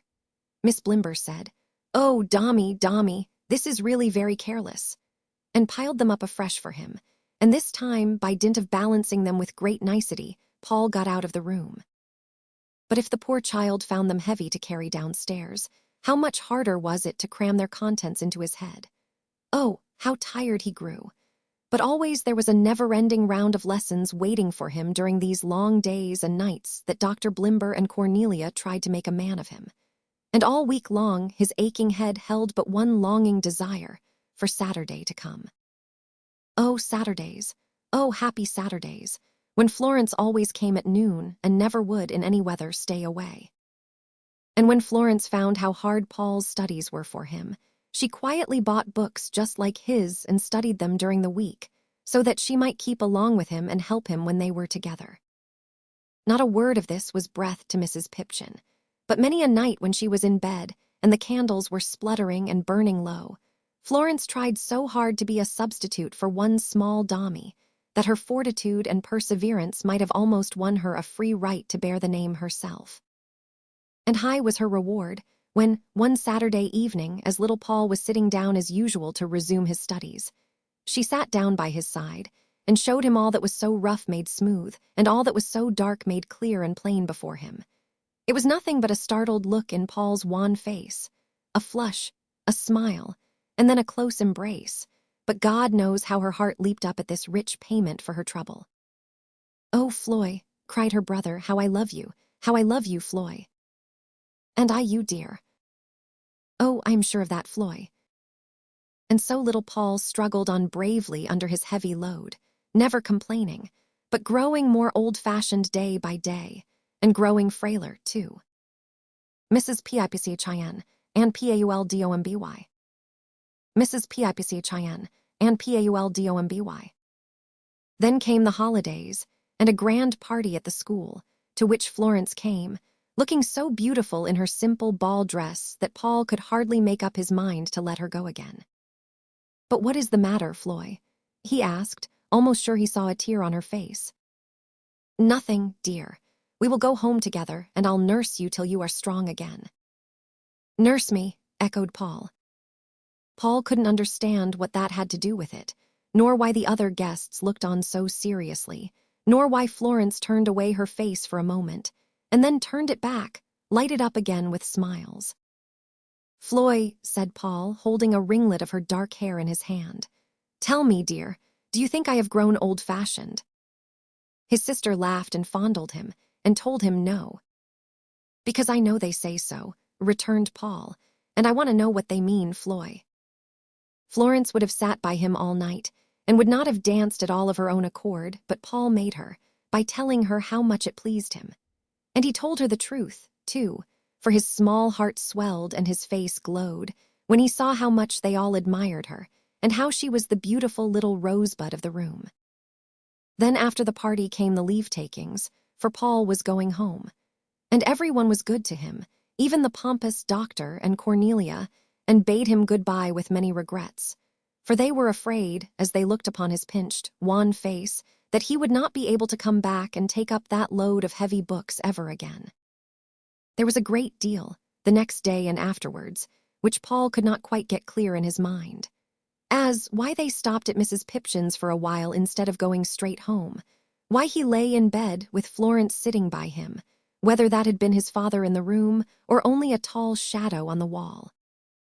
He could not even remember whether he had often said to Florence, "Oh, Floy, take me home and never leave me."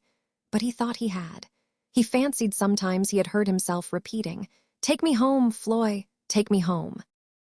But he could remember, when he got home and was carried up the well-remembered stairs, that there had been the rumbling of a coach for many hours together, while he lay upon the seat with Florence still beside him and Mrs. Pipchin sitting opposite.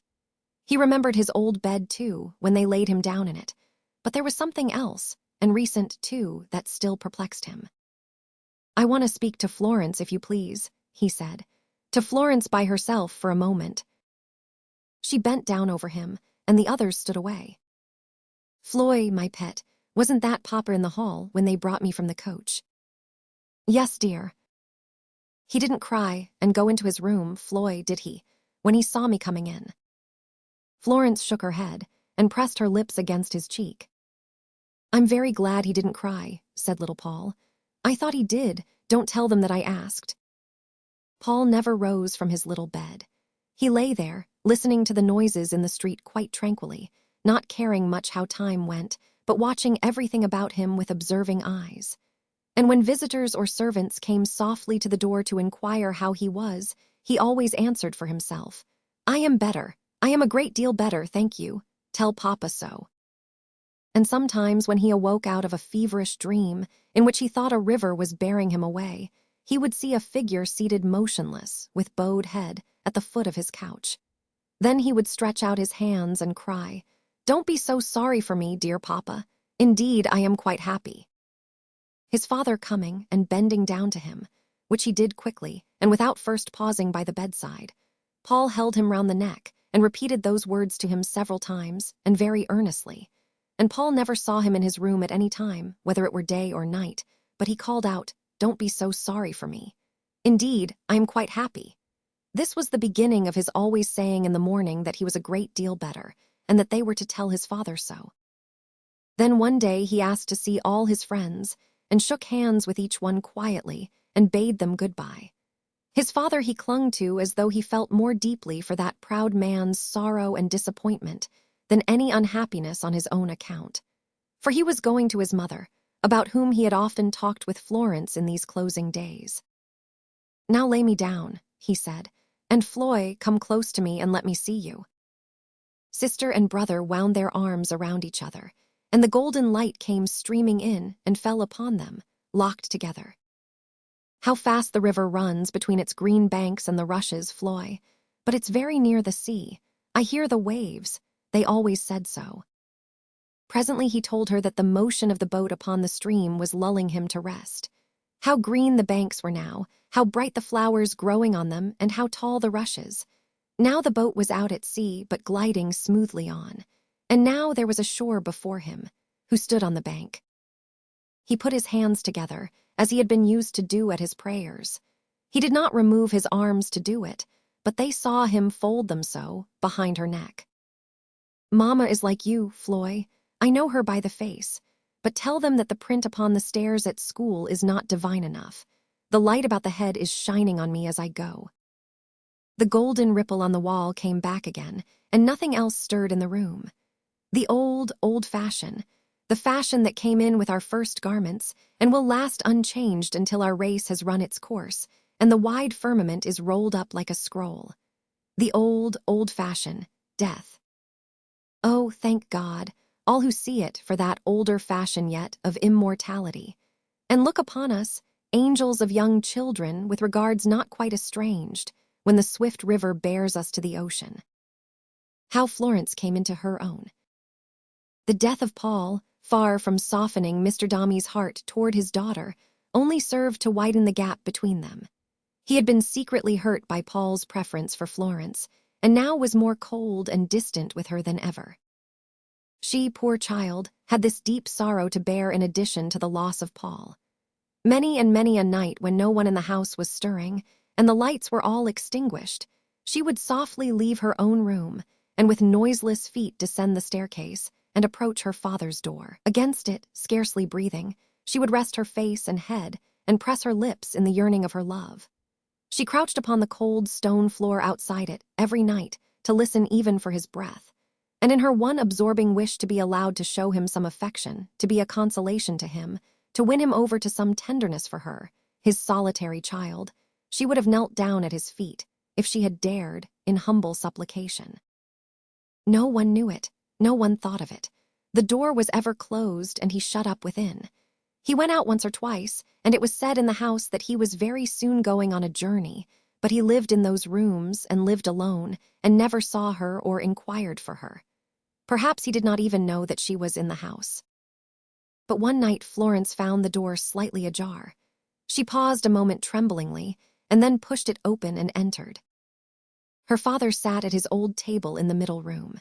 He had been arranging some papers and destroying others, and the latter lay in fragile ruins before him. The rain dripped heavily upon the glass panes in the outer room, where he had so often watched poor Paul, a baby, and the low complainings of the wind were heard without. He sat with his eyes fixed on the table, so immersed in thought that a far heavier tread than the light foot of his child could make might have failed to rouse him. His face was turned towards her. By the waning lamp, and at that haggard hour, it looked worn and dejected, and in the utter loneliness surrounding him there was an appeal to Florence that struck home. "Papa, Papa, speak to me, dear Papa." He started at her voice. "What is the matter?" he said sternly. "Why do you come here? What has frightened you?" If anything had frightened her, it was the face he turned upon her.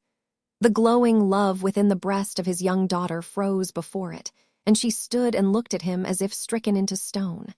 There was not one touch of tenderness or pity in it. Did he see before him the successful rival of his son, in health and life? Did he look upon his own successful rival in that son's affection?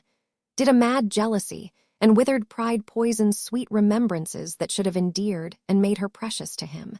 Could it be possible that it was gall to him to look upon her in her beauty and her promise, thinking of his infant boy? Florence had no such thoughts, but love is quick to know when it is spurned and hopeless, and hope died out of hers as she stood looking in her father's face. "I ask you, Florence, are you frightened? Is there anything the matter that you come here?" "I came, Papa." "Against my wishes. Why?" She saw he knew why. It was written broadly on his face, and dropped her head upon her hands with one prolonged low cry.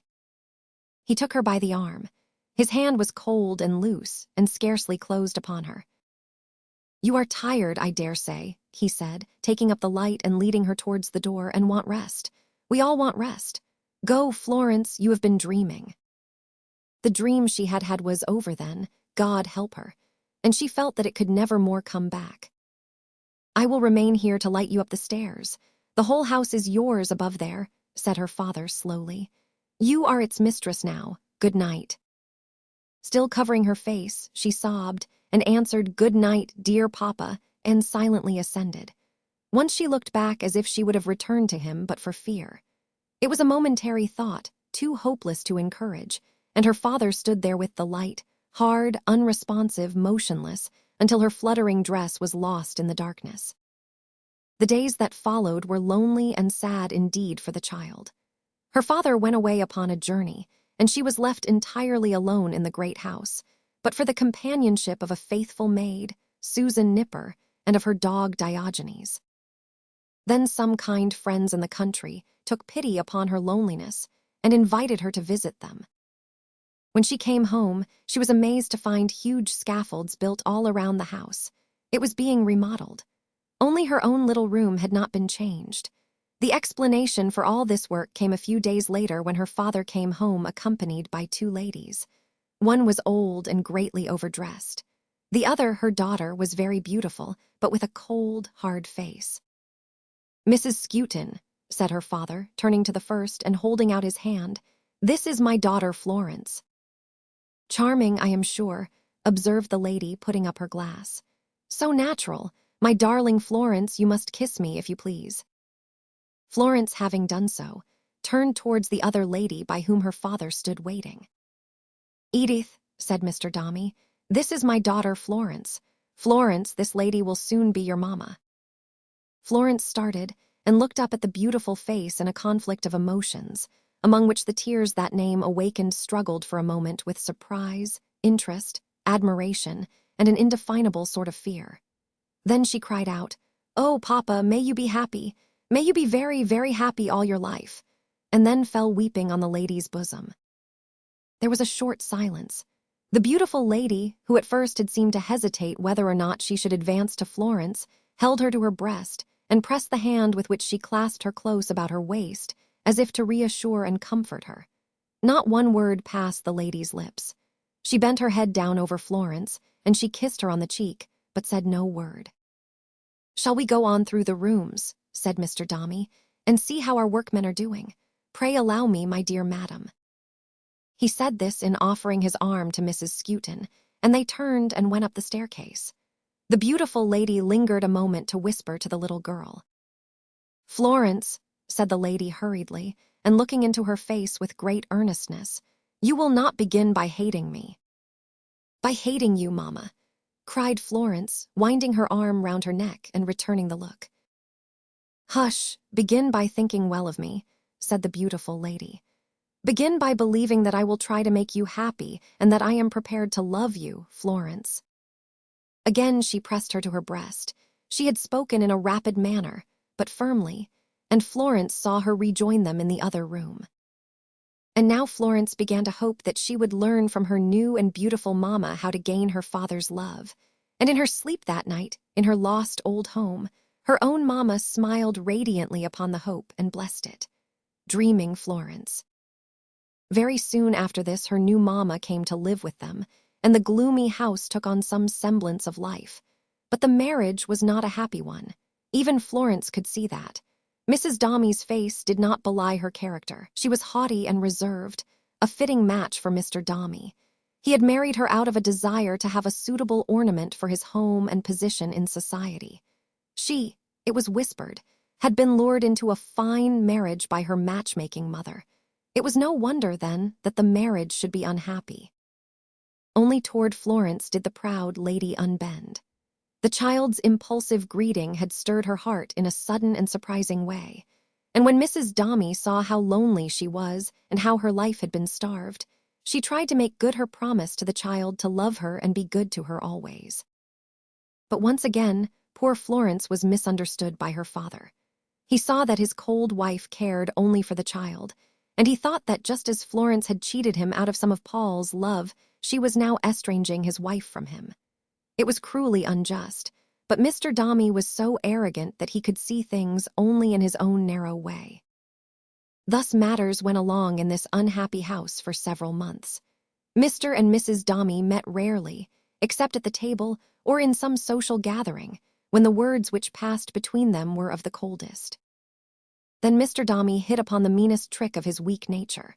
When he found that he could not humble his wife by ordinary means, he called in his business manager, Carker, a smooth, deceitful man, whose hair was plastered down close to his white forehead and whose teeth shone in a continual sly smile.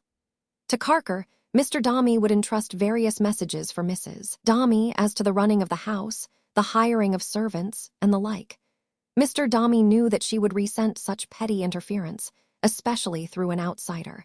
But he did not know that she submitted quietly to these indignities simply for the sake of Florence, whom she wished to protect. and even her love for the girl was given in secret for the same reason. Florence, long since awakened from her dream, mournfully observed the estrangement between her father and new mother, and saw it widen more and more, and knew that there was greater bitterness between them every day.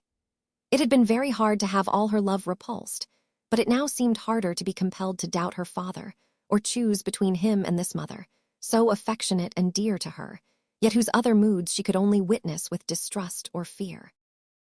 One great sorrow, however, was spared her. She never had the least suspicion that Mrs. Domy, by her tenderness for her, widened the separation from her father or gave him new cause of dislike.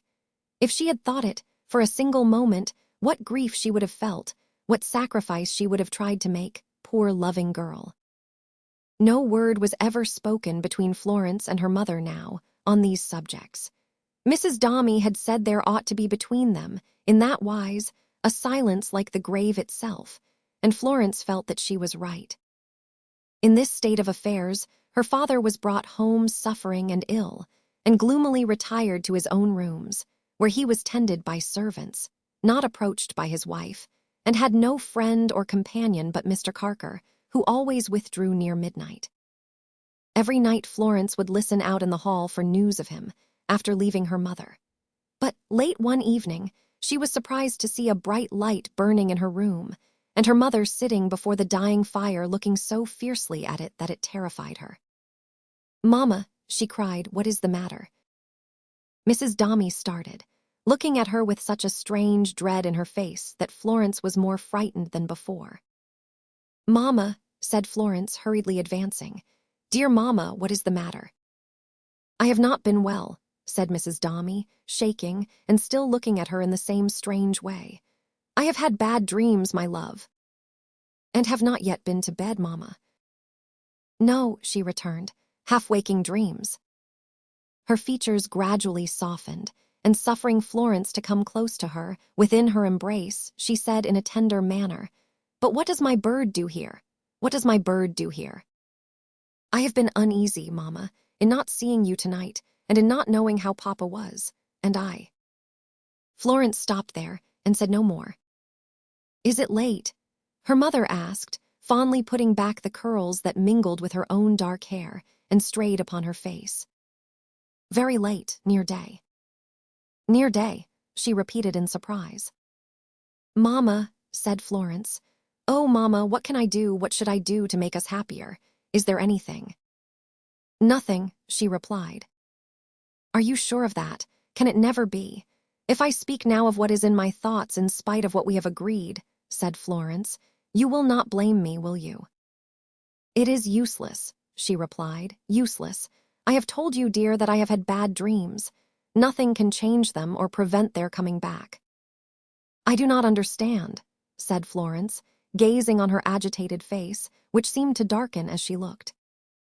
Her mother's clenched hand tightened on the trembling arm she had in hers, and as she looked down on the alarmed and wondering face, her own feelings subsided.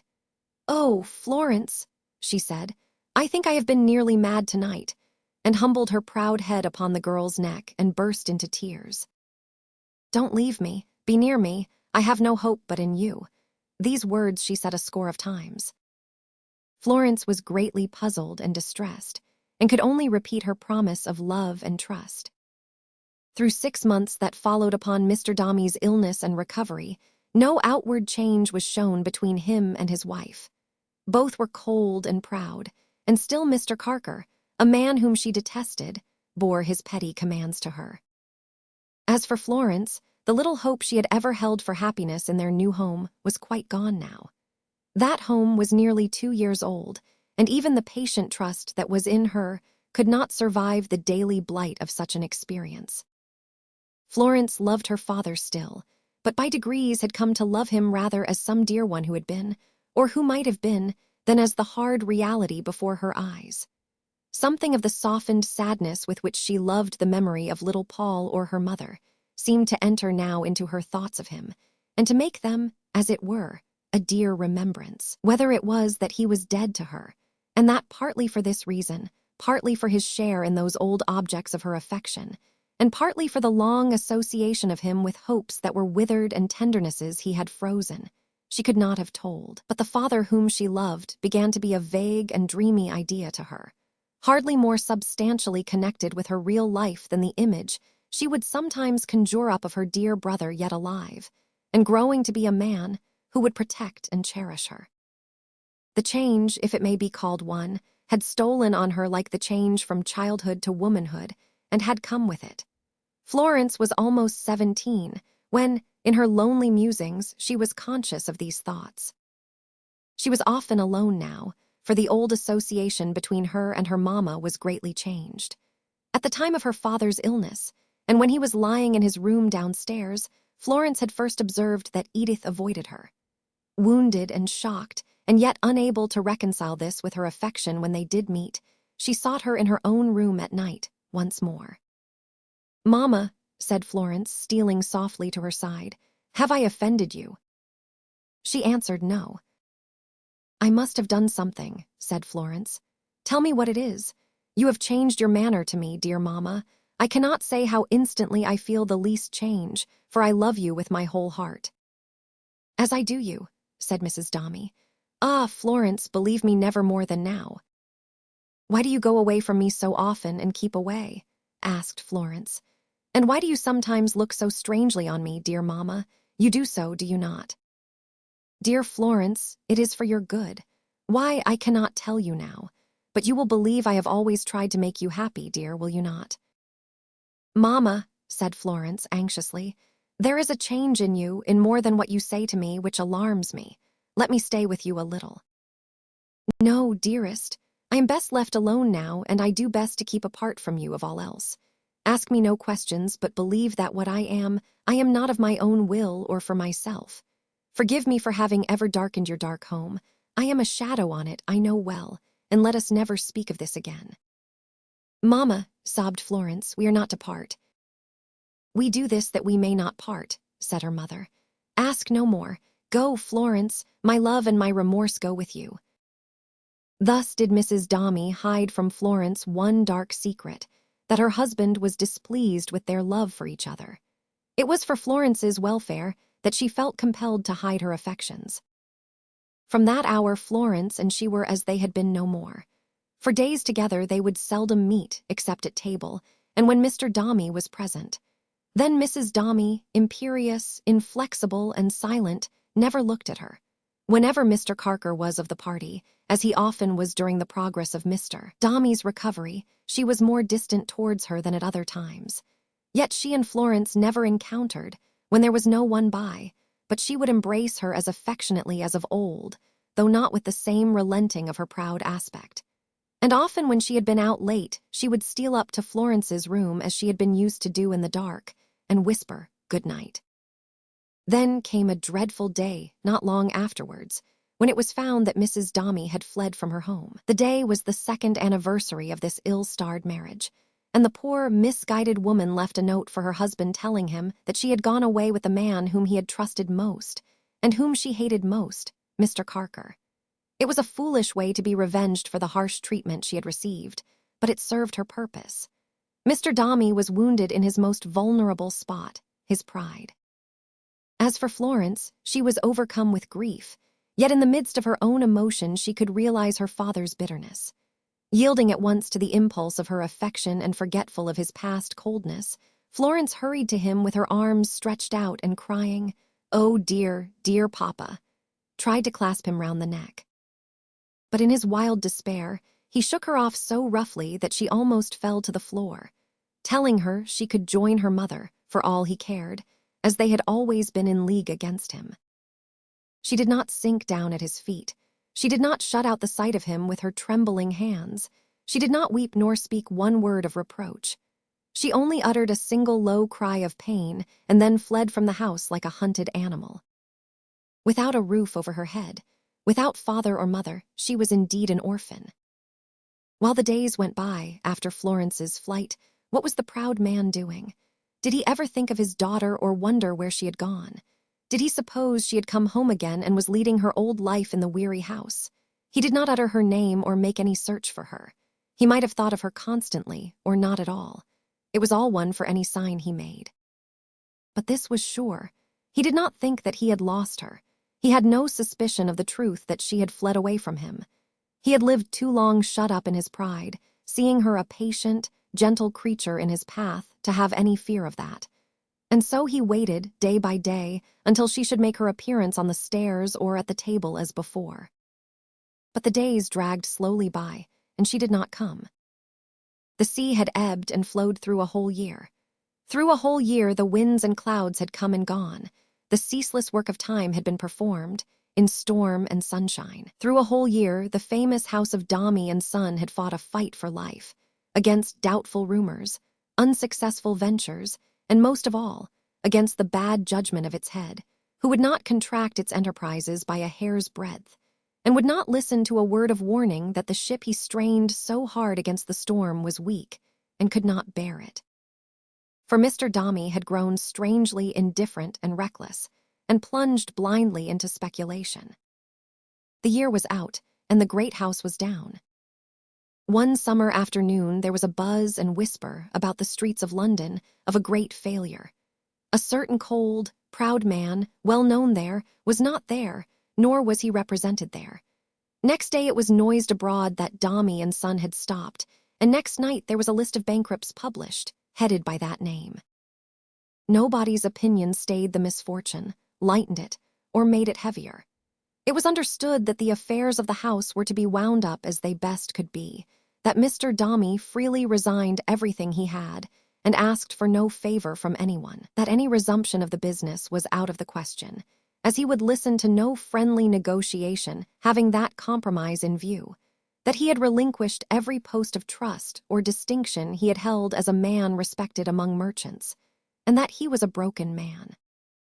The old home where Paul had died, and whence Florence had fled away, was now empty and deserted, a wreck of what it had been.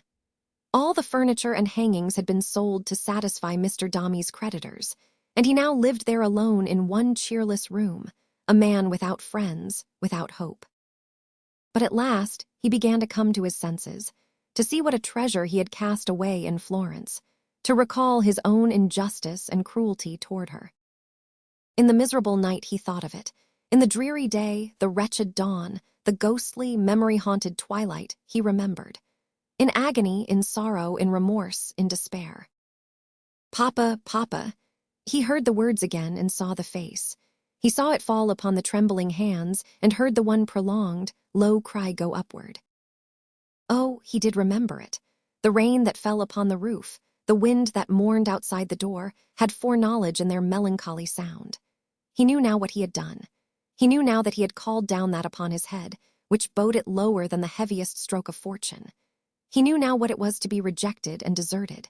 Now, when every loving blossom he had withered in his innocent daughter's heart was snowing down in ashes on him. He thought of her as she had been that night when he and his bride came home. He thought of her as she had been in all the home events of the abandoned house. He thought now that of all around him, she alone had never changed. His boy had faded into dust. His proud wife had deserted him. His flatterer and friend had been transformed into the worst of villains. His riches had melted away. The very walls that sheltered him looked on him as a stranger. She alone had turned the same mild, gentle look upon him always. Yes, to the latest and the last. She had never changed to him, nor had he ever changed to her, and she was lost. As one by one they fell away before his mind, his baby hope, his wife, his friend, his fortune, oh, how the mist through which he had seen her cleared and showed him her true self. How much better than this that he had loved her as he had his boy, and lost her as he had his boy, and laid them in their early grave together. As the days dragged by, it seemed to him that he should go mad with remorse and longing. He haunted Paul's room and Florence's room, so empty now, as though they were his only dwelling place. He had meant to go away, but clung to this tie in the house as the last and only thing left to him. He would go tomorrow. Tomorrow came.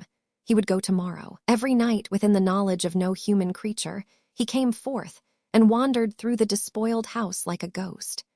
Many a morning when the day broke, with altered face drooping behind the closed blind in his window, he pondered on the loss of his 2 children. It was one child no more. He reunited them in his thoughts, and they were never asunder. Then, one day, when strange fancies oppressed him more than usual, He paused at Florence's door and gazed wildly down as though suddenly awakened from a dream. He heard a cry, a loving, pleading voice, and there at his knees knelt Florence herself. "Papa, dearest Papa, I have come back to ask forgiveness.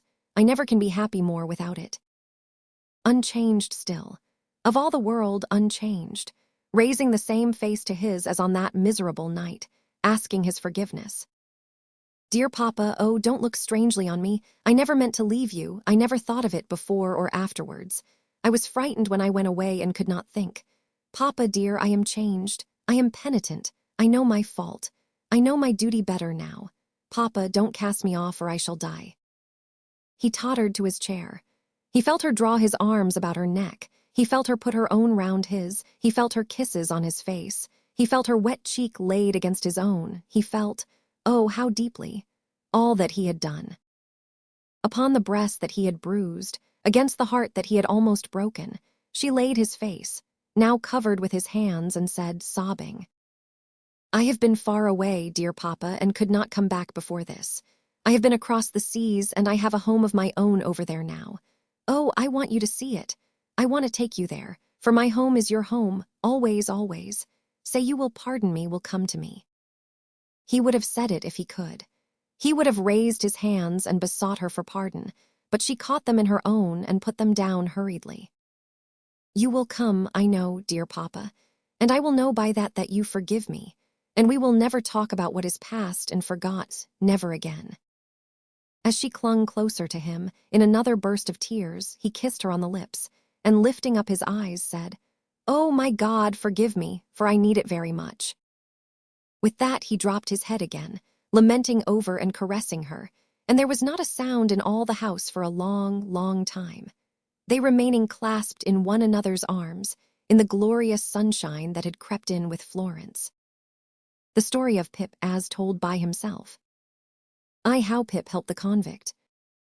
My father's family name being Purup, and my Christian name Philip, my infant tongue could make of both names nothing longer than Pip. So I called myself Pip, and came to be called Pip. I give Purup as my father's family name, on the authority of his tombstone and my sister, Mrs. Joe Gargery, who married the blacksmith. As I never saw my father or my mother, my first fancies regarding what they were like were unreasonably derived from their tombstones. Ours was the marsh country down by the river, within 20 miles of the sea. My most vivid memory of these early days was of a raw evening about dusk. At such a time, I found out for certain that this bleak spot where I chanced to be wandering all alone was the churchyard, that the low, leaden line beyond was the river, and that the small bundle of shivers growing afraid of it all and beginning to cry was myself, Pip. "Hold your noise," cried a terrible voice, as a man started up from among the graves at the side of the church porch. He was a fearful-looking man, clad in coarse gray, covered with mud and brambles, and with a great clanking chain upon his leg. "Tell us your name," said the man. "Quick." "Pip, sir." "Show us where you live," said the man. "P'int out the place." I pointed to where our village lay, on the flat inshore among the trees, a mile or more from the church. The man, after looking at me for a moment, turned me upside down and emptied my pockets. There was nothing in them but a piece of bread. When the church came to itself, for he was so sudden and strong that he made it go head over heels before me, and I saw the steeple under my feet. When the church came to itself, I say, I was seated on a high tombstone, trembling, while he ate the bread ravenously. "You young dog," said the man, licking his lips, "what fat cheeks you ha got." I believe they were fat, though I was at that time undersized for my years, and not strong. "Darn me if I couldn't eat 'em," said the man, with a threatening shake of his head, "and if I ha'n't half a mind taught." I earnestly expressed my hope that he wouldn't, and held tighter to the tombstone on which he had put me, partly to keep myself upon it, partly to keep myself from crying. "Now looky here," said the man, "where's your mother?" "There, sir," said I. He started, made a short run, and stopped and looked over his shoulder. "There, sir," I timidly explained, pointing to an inscription on a stone. "That's my mother." "Oh," said he, coming back, "and is that your father alonger your mother?" Yes, sir, said I, him too, late of this parish. Ha, he muttered then, considering. Who ye live with, supposin' you're kindly let to live, which I han't made up my mind about. My sister, sir, Mrs. Joe Gargery, wife of Joe Gargery, the blacksmith, sir. Blacksmith, eh? Said he, and looked down at his leg. After darkly looking at his leg, and at me several times, he came closer to my tombstone, took me by both arms, and tilted me back as far as he could hold me, so that his eyes looked most powerfully down into mine, and mine looked most helplessly up into his. Now looky here, he said, the question being whether you're to be let to live. You know what a file is. Yes, sir. And you know what whittles is. Yes, sir. After each question, he tilted me over a little more, so as to give me a greater sense of helplessness and danger. You get me a file, he tilted me again, and you get me some whittles if you don't. He tilted me again, and shook me till my teeth chattered. Indeed, I will, sir, said I, if you will only let me go. I'll run all the way home. Well, see that you come back, but tomorrow morning will do, early before day. I'll wait for you here. As he released me, I needed no second bidding, but scurried away as fast as I could, and soon reached the blacksmith shop. My sister, Mrs. Joe Gargery, was more than 20 years older than I, and had established a great reputation with herself and the neighbors, because she had brought me up by hand. Having at that time to find out for myself what the expression meant, and knowing her to have a hard and heavy hand, and to be much in the habit of laying it upon her husband as well as upon me, I supposed that Joe Gargery and I were both brought up by hand. She was not a good-looking woman, my sister, and I had a general impression that she must have made Joe Gargery marry her by hand. Joe was a fair man, with curls of flaxen hair on each side of his smooth face, and with eyes of such a very undecided blue that they seemed to have somehow got mixed with their own whites. He was a mild, good-natured, sweet-tempered, easy-going, foolish, dear fellow, a sort of Hercules in strength, and also in weakness. My sister, Mrs. Joe, with black hair and eyes, had such a prevailing redness of skin that I sometimes used to wonder whether it was possible she washed herself with a nutmeg grater instead of soap. She was tall and bony, and almost always wore a coarse apron, fastened behind with 2 loops, and having a bib in front that was stuck full of pins and needles. Joe's forge adjoined our house, which was a wooden house, as many of the dwellings in our country were, most of them at that time. When I ran home from the churchyard, the forge was shut up, and Joe was sitting alone in the kitchen. Joe and I being fellow sufferers, and having confidences as such, Joe imparted a confidence to me the moment I raised the latch of the door and peeped in at him opposite to it, sitting in the chimney corner. Mrs. Joe has been out a dozen times looking for you, Pip, and she's out now, making it a baker's dozen. Is she? Yes, Pip, said Joe, and what's worse, she's got Tickler with her. At this dismal intelligence, I twisted the only button on my waistcoat round and looked in great depression at the fire. Tickler was a wax-ended piece of cane, worn smooth by collision with my tickled frame. She sot down, said Joe, and she got up, and she made a grab at Tickler, and she rampaged out. That's what she did, said Joe, slowly clearing the fire between the lower bars with the poker and looking at it. She rampaged out, Pip. Has she been gone long, Joe? I always treated him as no more than my equal. Well, said Joe, glancing up at the Dutch clock, she's been on the rampage this last spell about 5 minutes, Pip. She's a-coming. Get behind the door, old chap, and have the jack-towel betwixt you. I took the advice. My sister, Mrs. Joe, throwing the door wide open, and finding an obstruction behind it, immediately divined the cause, and applied Tickler to its farther investigation. Where have you been? She demanded between tickles. I have only been to the churchyard, said I, crying and rubbing myself. Churchyard, repeated my sister. If it weren't for me, you'd been to the churchyard long ago and stayed there. Who brought you up by hand? My thoughts strayed from that question as I looked disconsolately at the fire. For the fugitive out on the marshes with the ironed leg, the file, the food, and the dreadful pledge I was under to steal, from under my sister's very roof, rose before me in the avenging coals. "Ha," said Mrs. Joe, restoring Tickler to his station. "Churchyard, indeed. You may well say churchyard, you two." One of us, by the by, had not said it at all. "You'll drive me to the churchyard betwixt you, one of these days, and oh, a PR-raricious pair you'd be without me."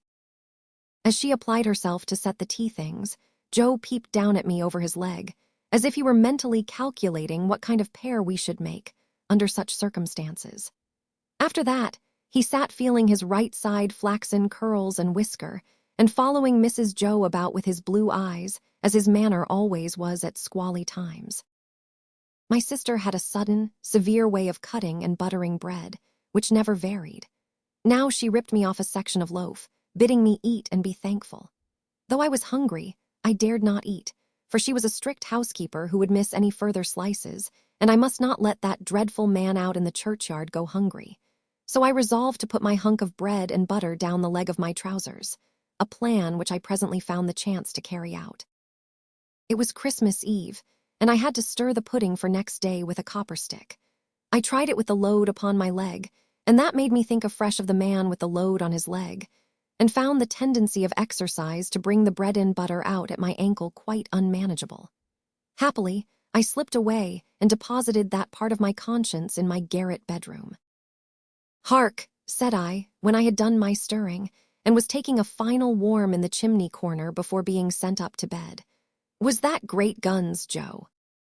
"Ah," said Joe, "there's another conwict off." "What does that mean, Joe?" said I.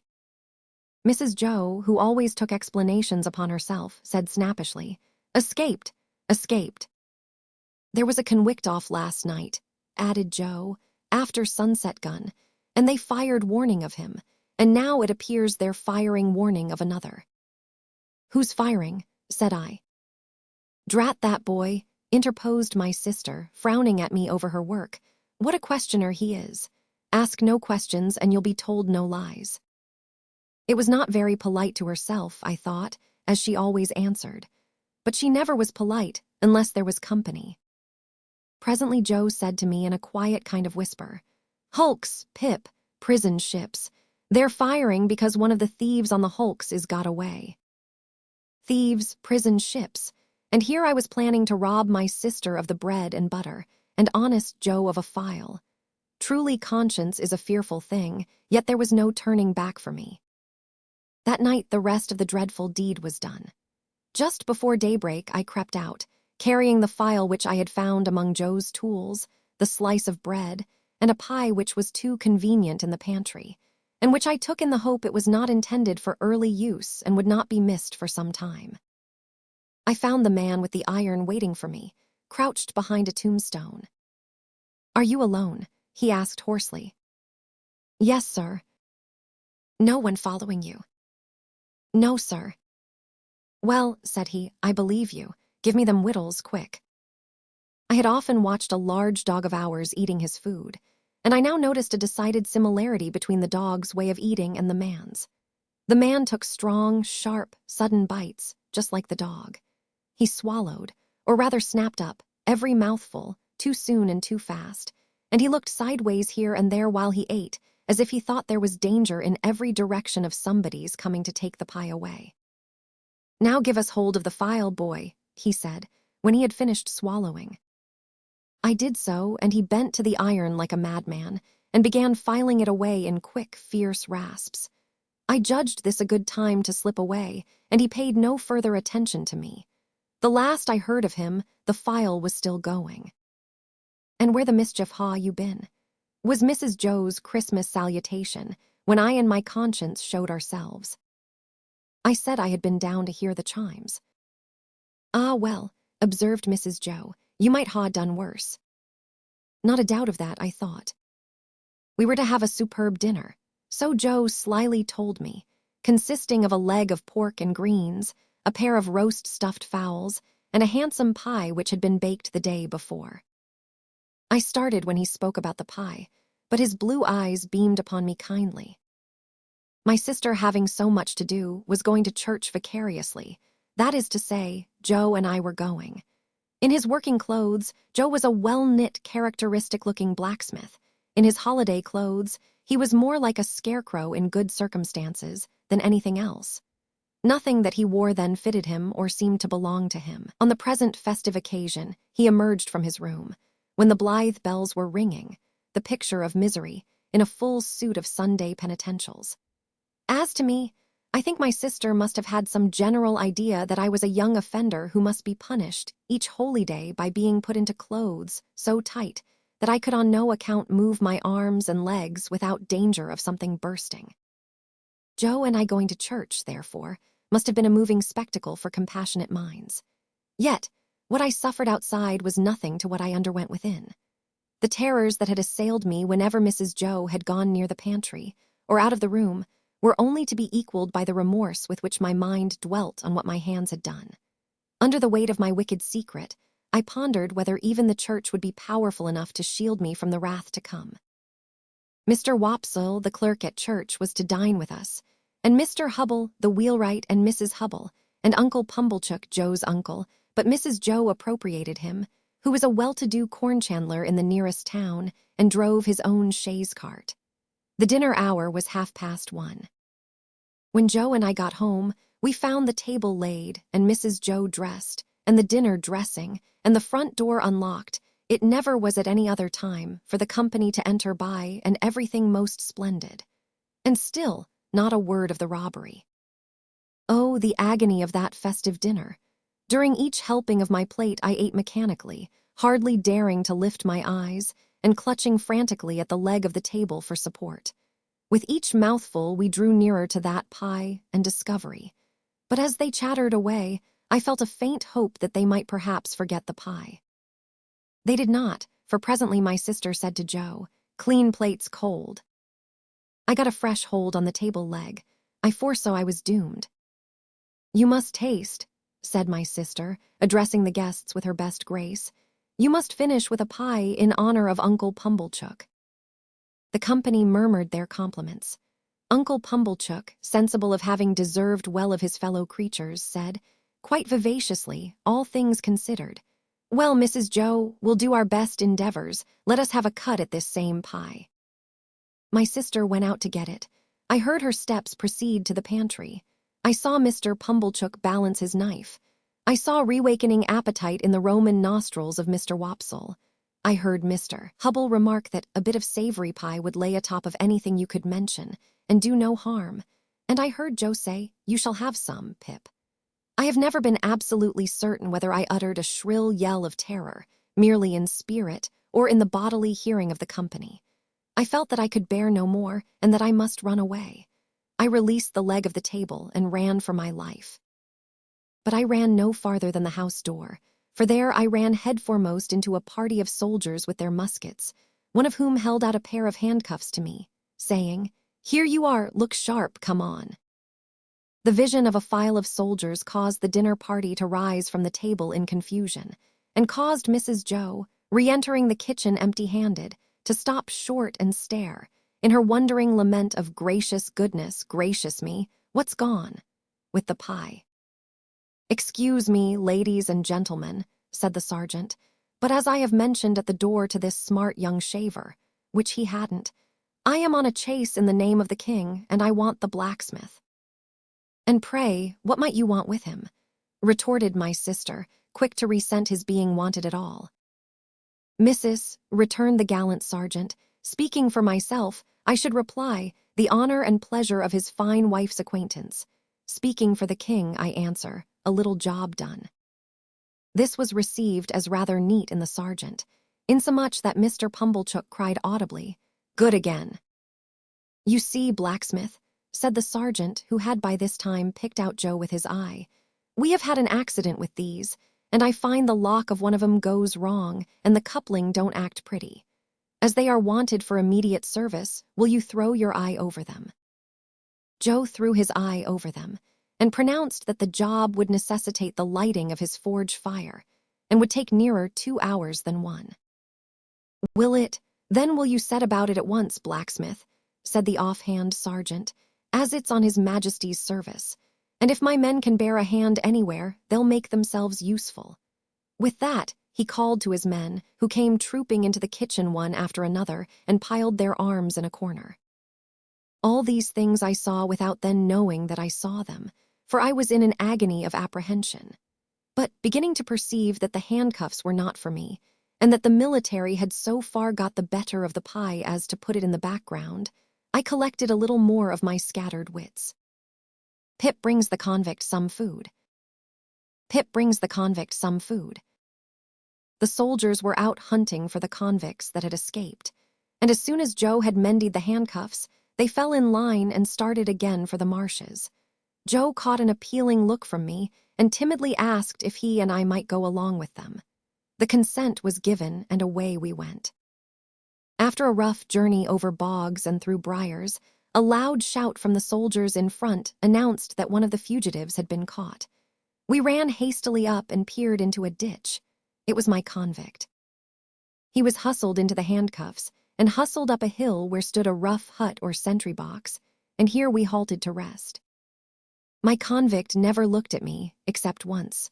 While we were in the hut, he stood before the fire looking thoughtfully at it, or putting up his feet by turns upon the hob. Suddenly he turned to the sergeant and remarked, "I wish to say something respecting this escape. It may prevent some persons laying under suspicion alonger me." "You can say what you like," returned the sergeant, standing coolly looking at him with his arms folded, "but you have no call to say it here. You'll have opportunity enough to say about it, and hear about it before it's done with, you know." "I know, but this is another peant, a separate matter. A man can't starve, at least I can't. I took some victuals up at the village over yonder, where the church stands amost out on the marshes." "You mean stole," said the sergeant. "And I'll tell you where from the blacksmith's." "Hallo," said the sergeant, staring at Joe. "Hallo, Pip," said Joe, staring at me. "It was some broken whittle, that's what it was, and a dram of liquor and a pie." "Have you happened to miss such an article as a pie, blacksmith?" asked the sergeant, confidentially. "My wife did, at the very moment when you came in. Don't you know, Pip?" "So," said my convict, turning his eyes on Joe in a moody manner, and without the least glance at me. "So you're the blacksmith, are you? Then I'm sorry to say I've eat your pie." "God knows you're welcome to it, so far as it was ever mine," returned Joe, with a saving remembrance of Mrs. Joe.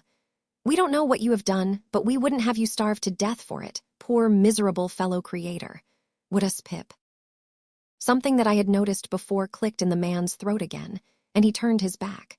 The boat had returned, and his guard were ready, so we followed him to the landing place made of rough stakes and stones, and saw him put into the boat, which was rowed by a crew of convicts like himself. No one seemed surprised to see him, but they looked at him stolidly and rowed him back to the hulks as a matter of course. My state of mind regarding the pie was curious. I do not recall that I felt any tenderness of conscience in reference to Mrs. Joe, when the fear of being found out was lifted off me. But I loved Joe, perhaps for no better reason in those early days than because the dear fellow let me love him, and as to him, my inner self was not so easily composed. It was much upon my mind, particularly when I first saw him looking about for his file, that I ought to tell Joe the whole truth.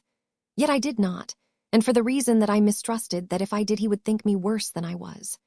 The fear of losing Joe's confidence, and of thenceforth sitting in the chimney corner at night staring drearily at my forever lost companion and friend, tied up my tongue, and so the whole truth never came out. Aye, Pip Andia Steelale. At this time I was only an errand boy around the forge, and my education was limited to spelling out the names on the tombstones. So in the evenings, they sent me to school to Mr. Wopsel's aunt, a worthy woman who used to go to sleep regularly from 6 to 7, while her small class was supposed to study. But I was lucky enough to find a friend in her granddaughter, Biddy. She was about my own age, and while her shoes were generally untied and her hands sometimes dirty, her heart was in the right place, and she had a good head. So with her help I struggled through my letters as if they had been a bramble bush, getting considerably worried and scratched by each letter in turn. Then came the dreaded 9 figures to add to my troubles, but at last I learned to read and cipher. I do not know which was the prouder, Joe or I, when I wrote him my first letter, which was hardly needed, as he sat beside me while I wrote it. "I say, Pip, old chap, he cried, opening his eyes very wide. "What a scholar you are, ain't you?" "I should like to be," I answered, looking at the slate with satisfaction. Mrs. Joe made occasional trips with Uncle Pumblechook on market days to assist him in buying such household stuffs and goods as required a woman's judgment, Uncle Pumblechook being a bachelor and reposing no confidences in his domestic servant. On this particular evening, she came home from such a trip, bringing Uncle Pumblechook with her. "Now," said she, unwrapping herself with haste and excitement, and throwing her bonnet back on her shoulders where it hung by the strings, "if this boy ain't grateful this night, he never will be." I looked as grateful as any boy possibly could, who was wholly uninformed why he ought to assume that expression. "You have heard of Miss Havisham uptown, haven't you?" continued my sister, addressing Joe. "She wants this boy to go and play there, and of course he's going, and he had better play there," said my sister, shaking her head at me as an encouragement to be extremely light and sportive, "or I'll work him." I had heard of Miss Havisham uptown. Everybody for miles round had heard of Miss Havisham uptown, as an immensely rich and grim lady who lived in a large and dismal house barricaded against robbers, and who led a life of seclusion. "Well, to be sure," said Joe, astounded. "I wonder how she come to know Pip." "Noodle," cried my sister, who said she knew him. "Couldn't she ask Uncle Pumblechook if he knew of a boy to go and play there? And couldn't Uncle Pumblechook, being always considerate and thoughtful of us, mention this boy that I have been a willing slave to? And couldn't Uncle Pumblechook, being sensible that for anything we can tell, this boy's fortune may be made by his going to Miss Havisham's, offer to take him into town tonight in his own chaise cart, and to keep him tonight, and to take him with his own hands to Miss Havisham's tomorrow morning? And Laura mussy me," cried my sister, casting off her bonnet in sudden desperation. "Here I stand talking to mere mooncalves, with Uncle Pumblechook waiting, and the mare catching cold at the door, and the boy grimed with dirt from the hair of his head to the sole of his foot." With that, she pounced on me like an eagle on a lamb, and my face was squeezed into wooden bowls and sinks, and my head was put under taps of water butts, and I was soaped and kneaded and toweled and thumped and harrowed and rasped, until I really was quite beside myself. When my ablutions were completed, I was put into clean linen of the stiffest character, like a young penitent into sackcloth, and was trussed up in my tightest and fearfullest suit. I was then delivered over to Mr. Pumblechook, who formally received me as if he were the sheriff, saying pompously, "Boy, be forever grateful to all friends, but especially unto them which brought you up by hand. Goodbye, Joe. God bless you, Pip, old chap." I had never parted from him before, and what with my feelings and what with soap suds, I could at first see no stars from the chaise cart. But they twinkled out one by one, without throwing any light on the questions as to why on earth I was going to play at Miss Havisham's, and what on earth I was expected to play at. I spent the night at Uncle Pumblechook's, and the next morning after breakfast we proceeded to Miss Havisham's. It was a dismal-looking house with a great many iron bars to it. Some of the windows had been walled up, and the others were rustily barred. There was a courtyard in front, which was also barred, so we had to wait, after ringing the bell, for someone to open it. Presently a window was raised, and a clear voice demanded, "What name?" "Pumblechook," was the reply. The voice returned, "Quite right," and the window was shut again, and a young lady came across the courtyard, with keys in her hand. "This," said Mr. Pumblechook, "is Pip." "This is Pip, is it?" returned the young lady, who was very pretty and seemed very proud. "Come in, Pip." Mr. Pumblechook was coming in also, when she stopped him with the gate. "Oh," she said, "did you wish to see Miss Havisham?" "If Miss Havisham wished to see me," returned Mr. Pumblechook, discomfited. "Ah," said the girl, "but you see she don't."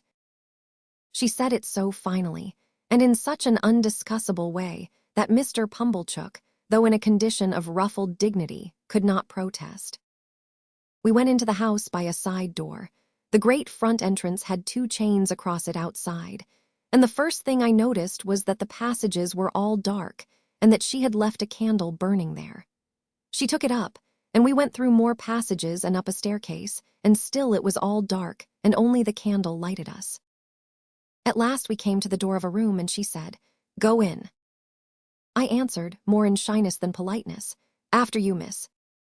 To this she returned, "Don't be ridiculous, boy, I am not going in," and scornfully walked away, and what was worse, took the candle with her. This was very uncomfortable, and I was half afraid. However, the only thing to do being to knock at the door, I knocked, and was told from within to enter. I entered, therefore, and found myself in a pretty large room, well lighted with wax candles. No glimpse of daylight was to be seen in it. It was a dressing room, as I supposed from the furniture, though much of it was of forms and uses then quite unknown to me. But prominent in it was a draped table with a gilded looking-glass, and that I made out at first sight to be a fine lady's dressing table. In an armchair, with an elbow resting on the table and her head leaning on that hand, sat the strangest lady I have ever seen, or shall ever see. She was dressed in rich materials, satins and lace and silks, all of white. Her shoes were white, and she had a long white veil dependent from her hair, and she had bridal flowers in her hair, but her hair was white. Some bright jewels sparkled on her neck and on her hands, and some other jewels lay sparkling on the table. Dresses, less splendid than the dress she wore, and half-packed trunks were scattered about. She had not quite finished dressing, for she had but one shoe on. The other was on the table near her hand.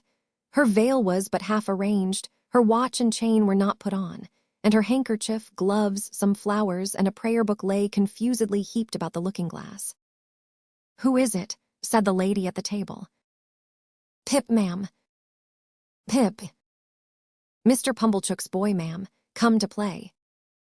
"Look at me," said Miss Havisham. "You are not afraid of a woman who has never seen the sun since you were born."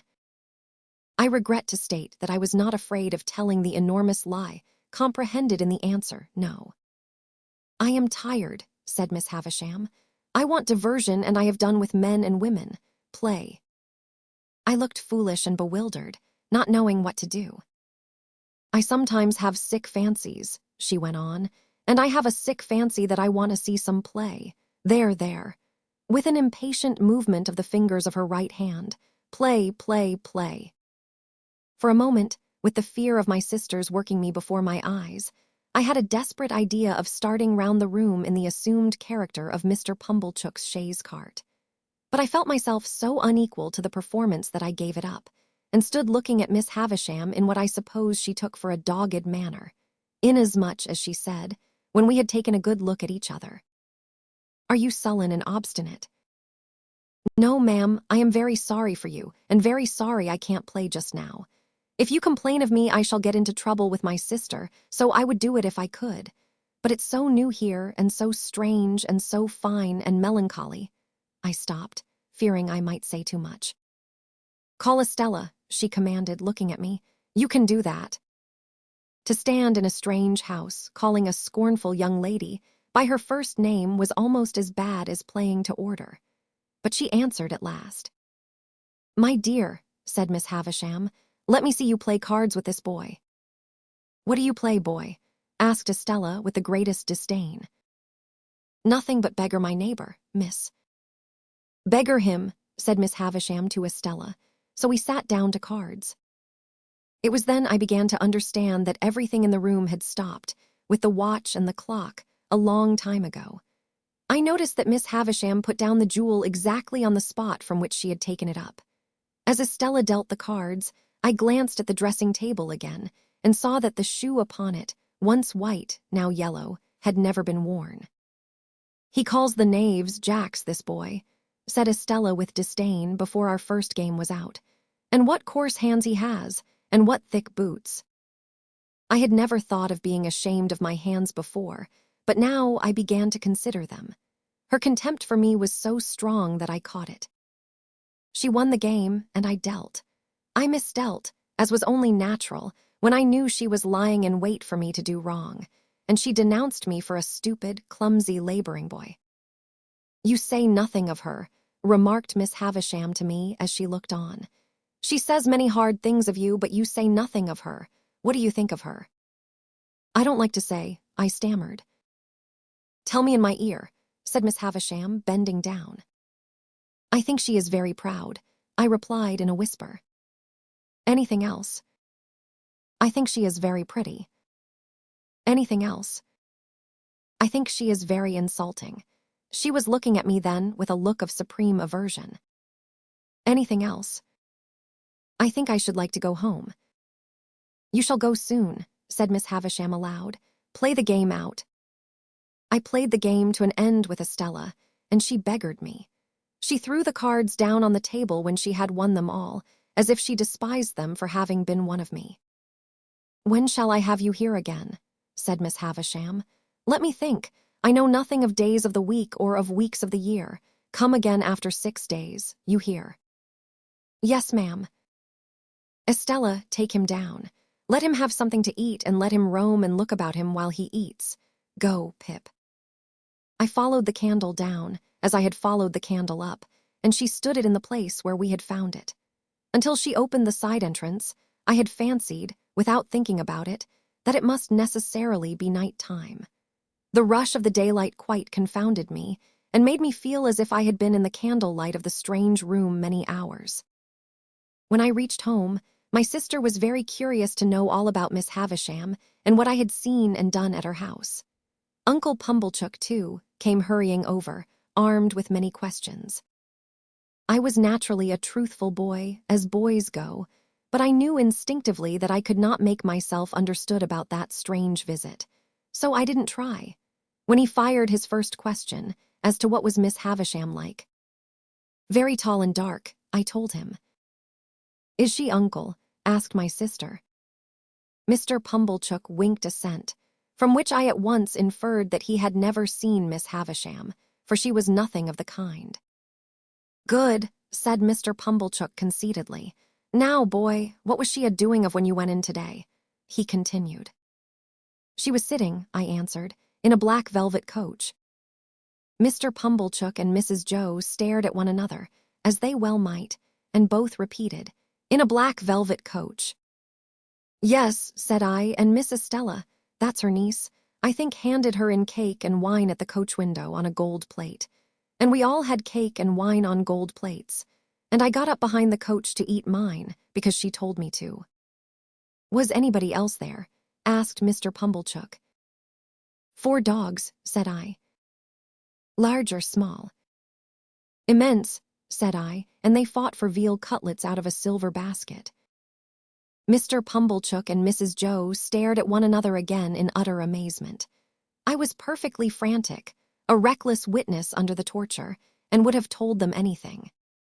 Where was this coach, in the name of gracious? Asked my sister. In Miss Havisham's room. They stared again, but there weren't any horses to it.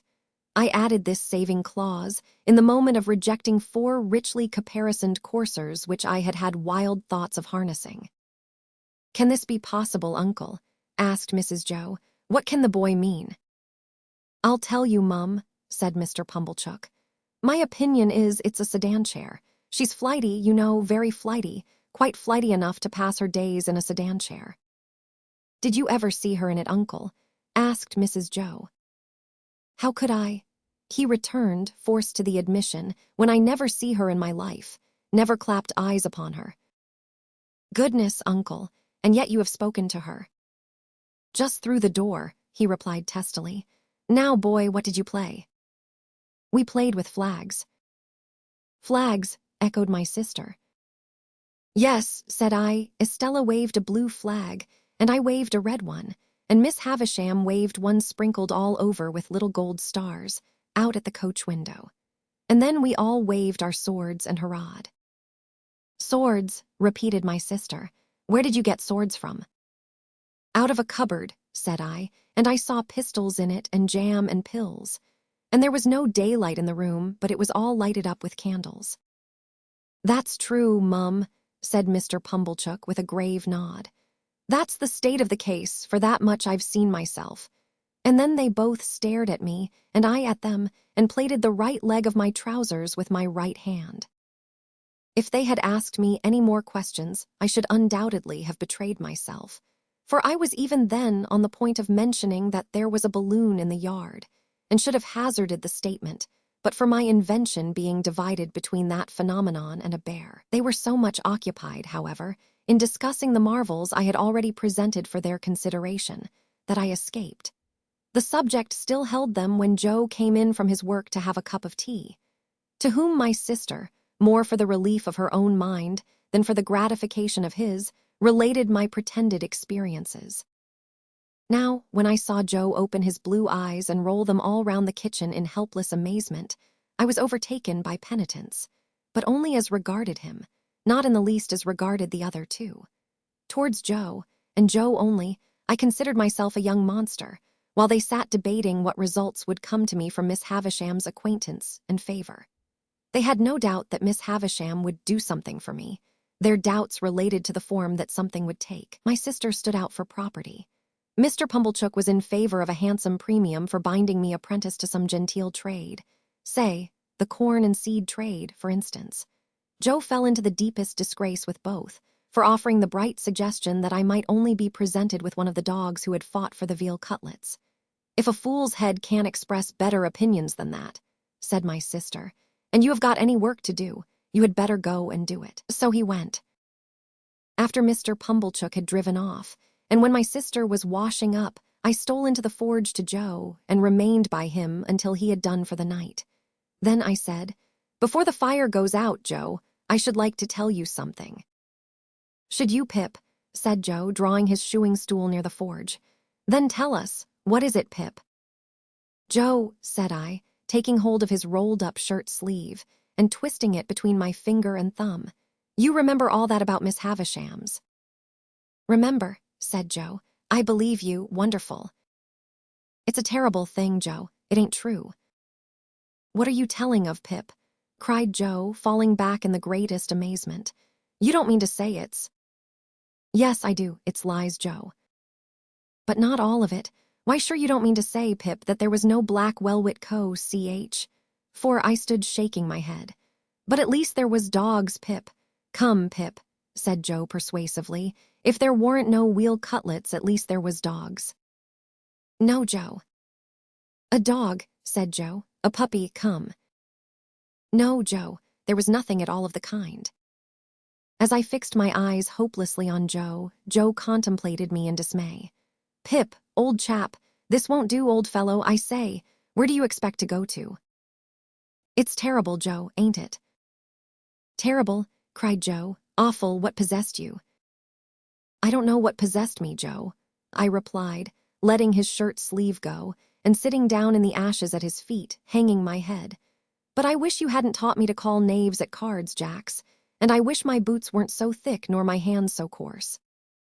And then I told Joe that I felt very miserable, and that I hadn't been able to explain myself to Mrs. Joe and Pumblechook, and that there had been a beautiful young lady at Miss Havisham's who was dreadfully proud, and that she had said I was common, and much more to that effect.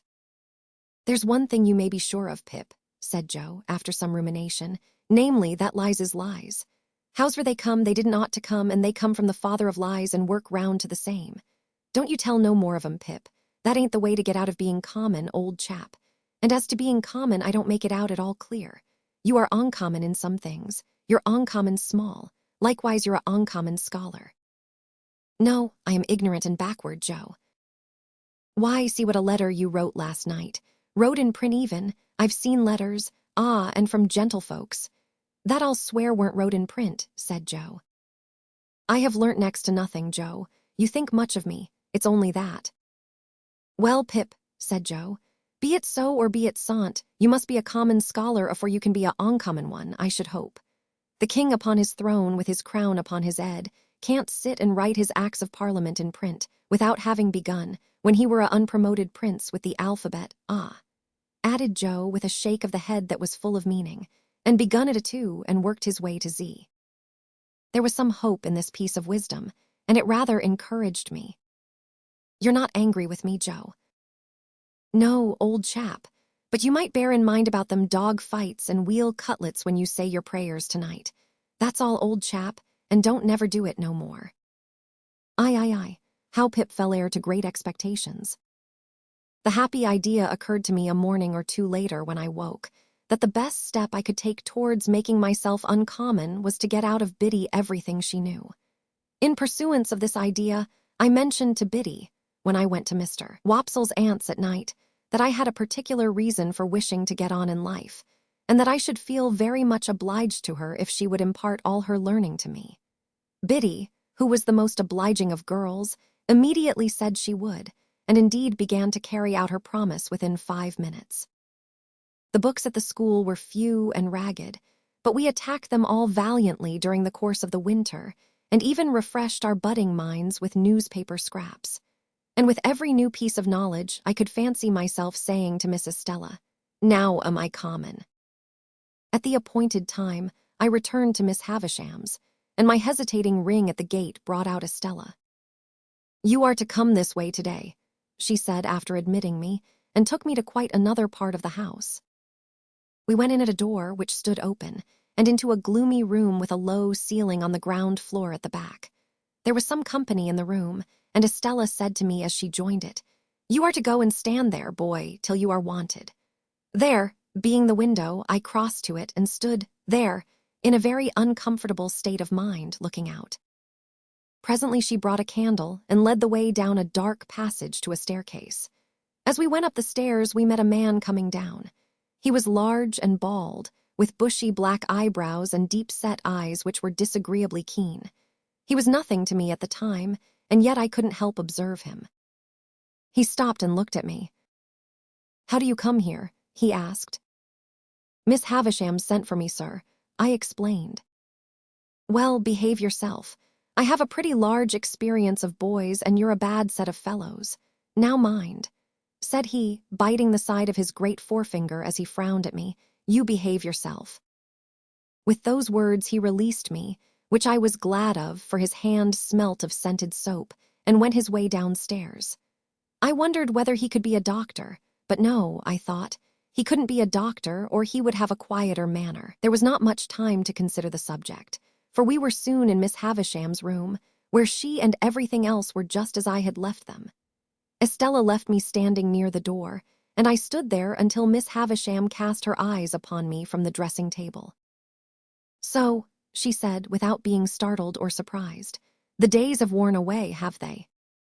"Yes, ma'am, today is." There, with the impatient movement of her fingers. "I don't want to know. Are you ready to play?" I was obliged to answer in some confusion. "I don't think I am, ma'am." "Not at cards again?" she demanded with a searching look. "Yes, ma'am, I could do that if I was wanted." "Since this house strikes you old and grave, boy," said Miss Havisham impatiently, "and you are unwilling to play, are you willing to work?" I could answer this inquiry with a better heart than I had been able to find for the other question, and I said I was quite willing. "Then go into that opposite room," said she, pointing at the door behind me with her withered hand, "and wait there till I come." I did so, and after hearing mice scamper about the faintly lighted room for a few minutes, Miss Havisham entered and laid a hand upon my shoulder. In her other hand she had a crutch-headed stick on which she leaned, and she looked like the witch of the place.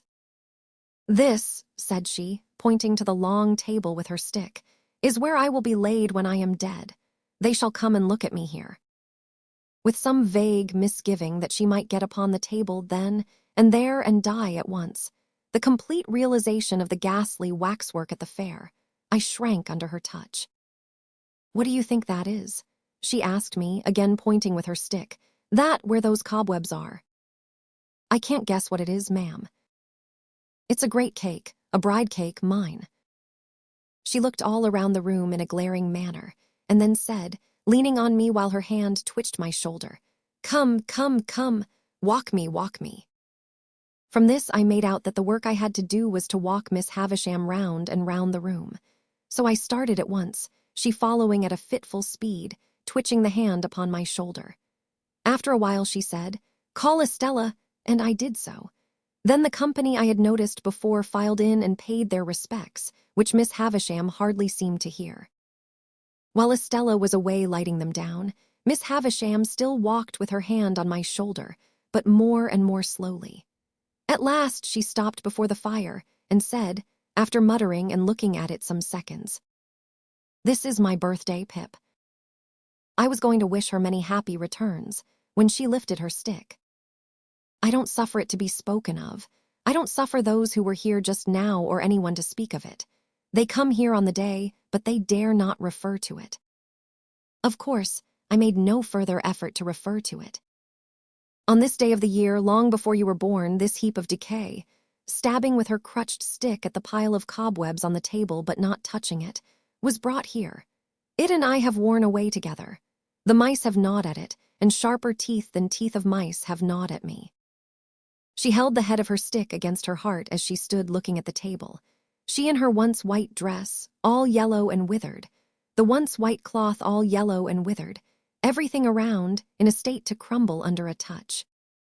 "When the ruin is complete," said she, with a ghastly look, "and when they lay me dead in my bride's dress on the bride's table, which shall be done, and which will be the finished curse upon him, so much the better if it is done on this day."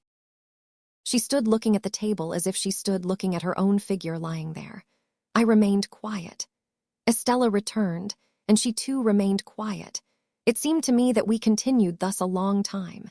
In the heavy air of the room and the heavy darkness that brooded in its remoter corners, I even had an alarming fancy that Estella and I might presently crumble to dust. And thus passed my second visit to Miss Havisham's.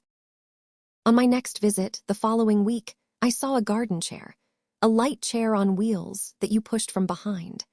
I entered that same day on a regular occupation of pushing Miss Havisham in this chair, when she was tired of walking with her hand upon my shoulder, round her own room, and across the landing, and round the other room. Over and over and over again, we would make these journeys, and sometimes they would last as long as 3 hours at a stretch.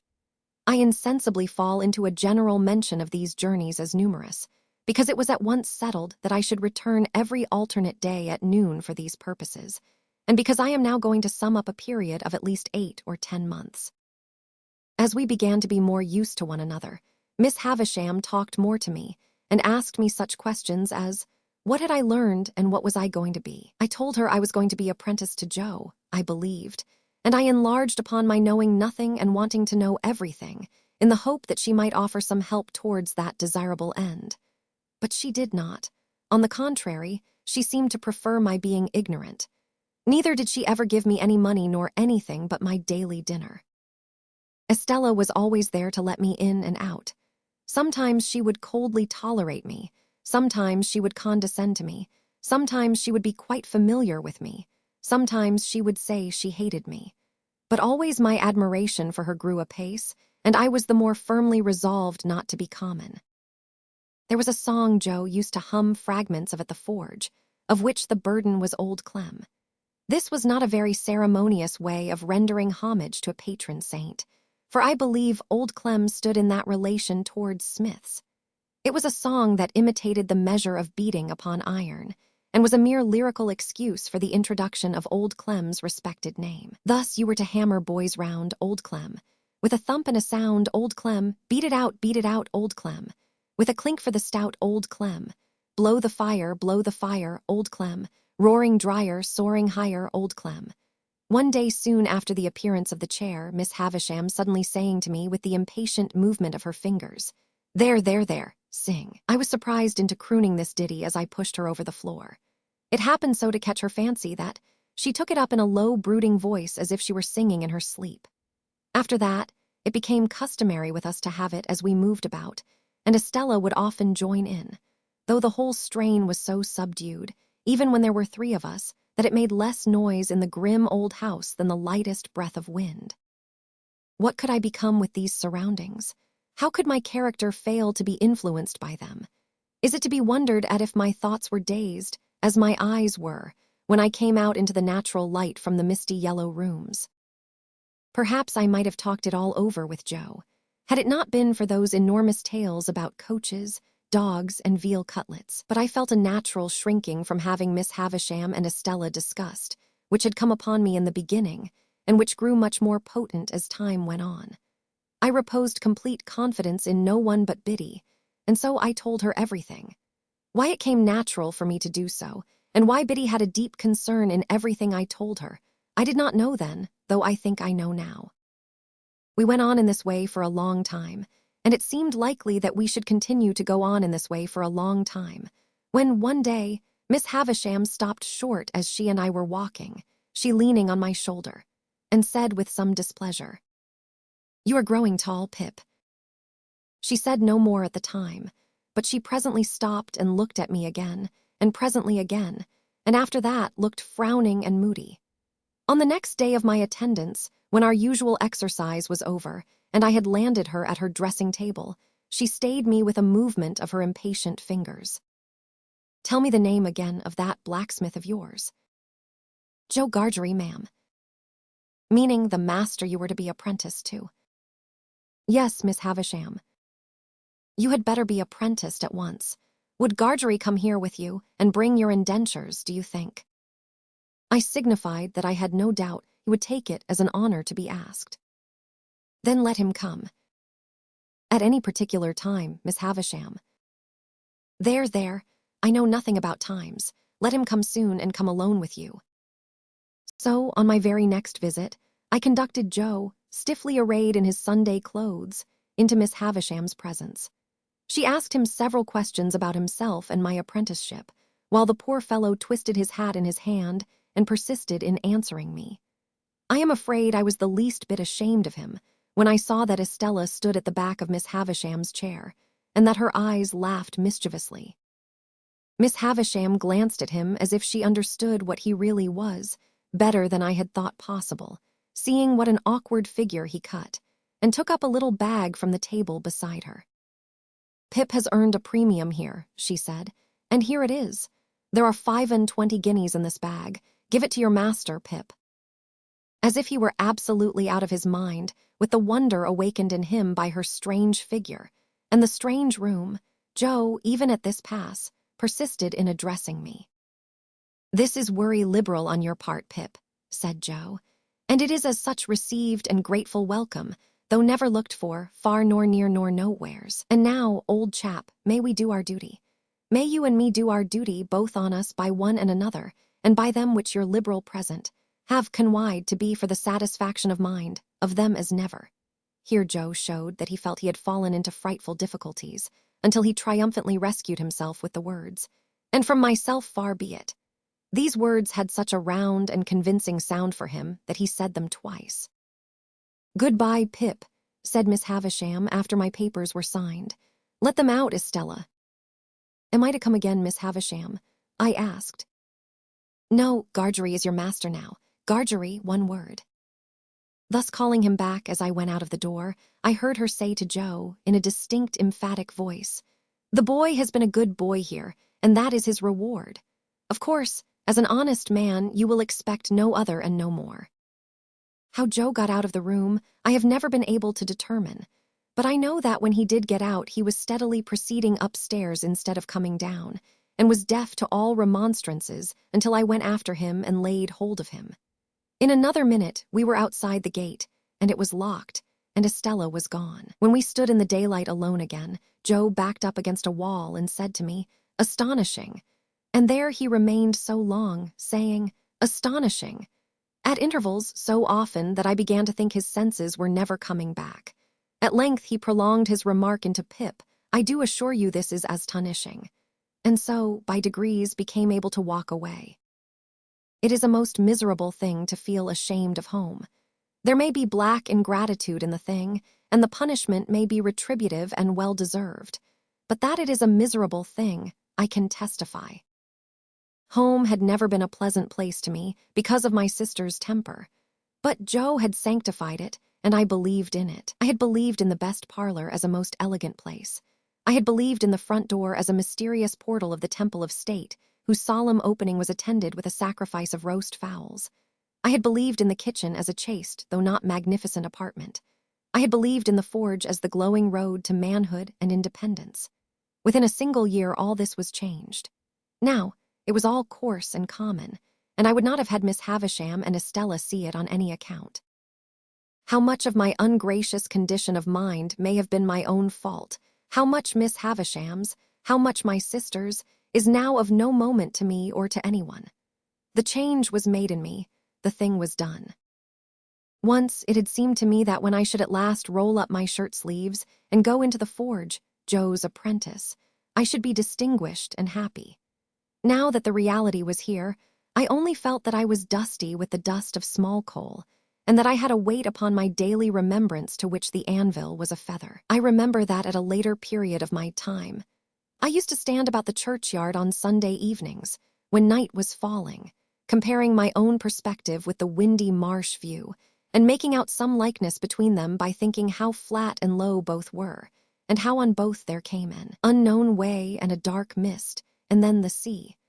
I was quite as dejected on the first working day of my apprenticeship as in that aftertime, but I am glad to know that I never breathed a murmur to Joe while my indentures lasted. It is about the only thing I am glad to know of myself in that connection. For though it includes what I proceed to add, all the merit was Joe's.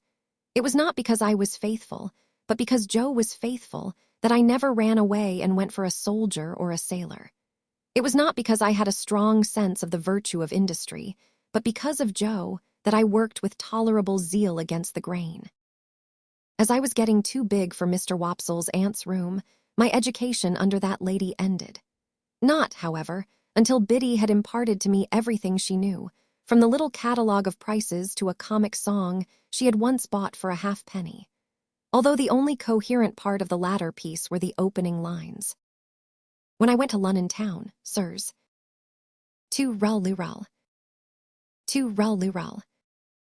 was I done very brown, sirs, to rel, Still, in my desire to be wiser, I got this composition by heart with the utmost gravity, nor do I recollect that I questioned its merit, except that I thought, as I still do, the amount of 2 rulls somewhat in excess of the poetry. Thus matters went until I reached the 4th year of my apprenticeship, and they bade fair to end that way, but for an unusual event. I had gone with Joe one Saturday night to a neighboring tavern to join some friends. In the course of the conversation, a strange gentleman, who had been listening to us, stepped between us and the fire and said, "I understand that one of you is a blacksmith, by name Joseph Gargery. Which is the man?" "Here is the man," said Joe. "You have an apprentice," pursued the stranger, "commonly known as Pip. Is he here?" "Here," I answered. The stranger did not recognize me, but I did recognize him as the man I had once met on the stair at Miss Havisham's. "I wish to have a private talk with you both," he said. "Perhaps we had better go to your house." So, in a wondering silence, we left the inn and walked home, where Joe, vaguely recognizing the occasion to be important, opened the front door and ushered us into the state parlor. The stranger told us that he was a lawyer in London and was now acting as confidential agent for someone else. He wished to purchase my apprenticeship papers from Joe, if Joe were willing to release me. "Lord forbid that I should want anything for not standing in Pip's way," said Joe, staring. "Lord forbidding is pious but not to the purpose," returned the lawyer. "The question is, would you want anything? Do you want anything?" "The answer is," returned Joe sternly, "no." "Then I am instructed to communicate to him," said Mr. Jaggers, throwing his finger at me sideways, "that he will come into a handsome property. Further, that it is the desire of the present possessor of that property that he be immediately removed from his present sphere of life and from this place, and be brought up as a gentleman, in a word, as a young fellow of great expectations." My dream was out. My wild fancy was surpassed by sober reality. Miss Havisham was going to make my fortune on a grand scale. At least, so I thought at the time.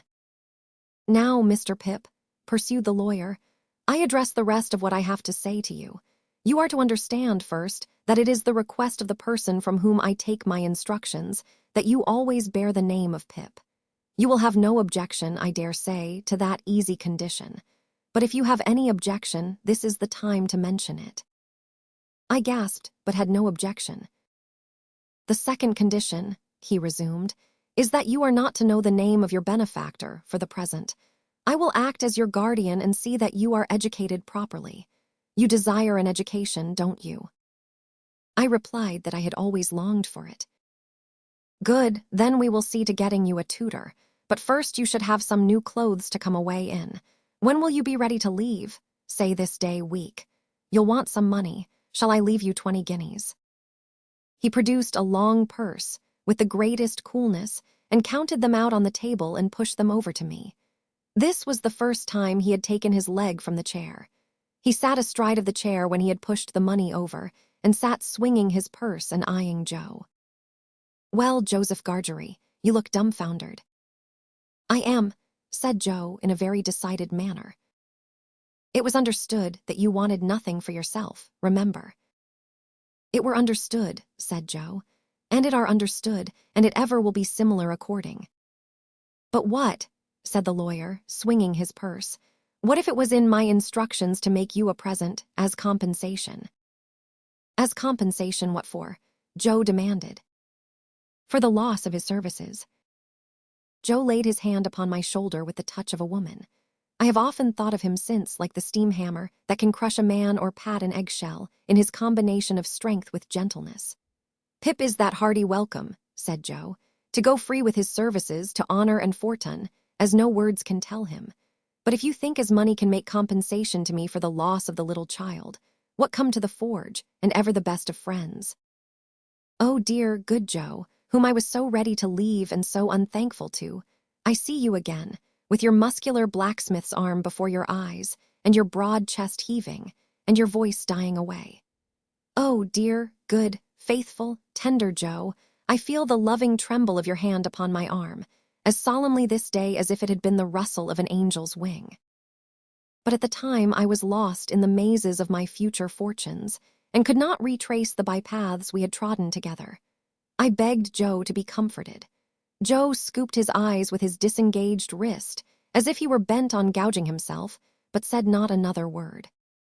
After the lawyer had taken his leave, Joe and I went into the kitchen, where we found Biddy and my sister, and told them of my good fortune.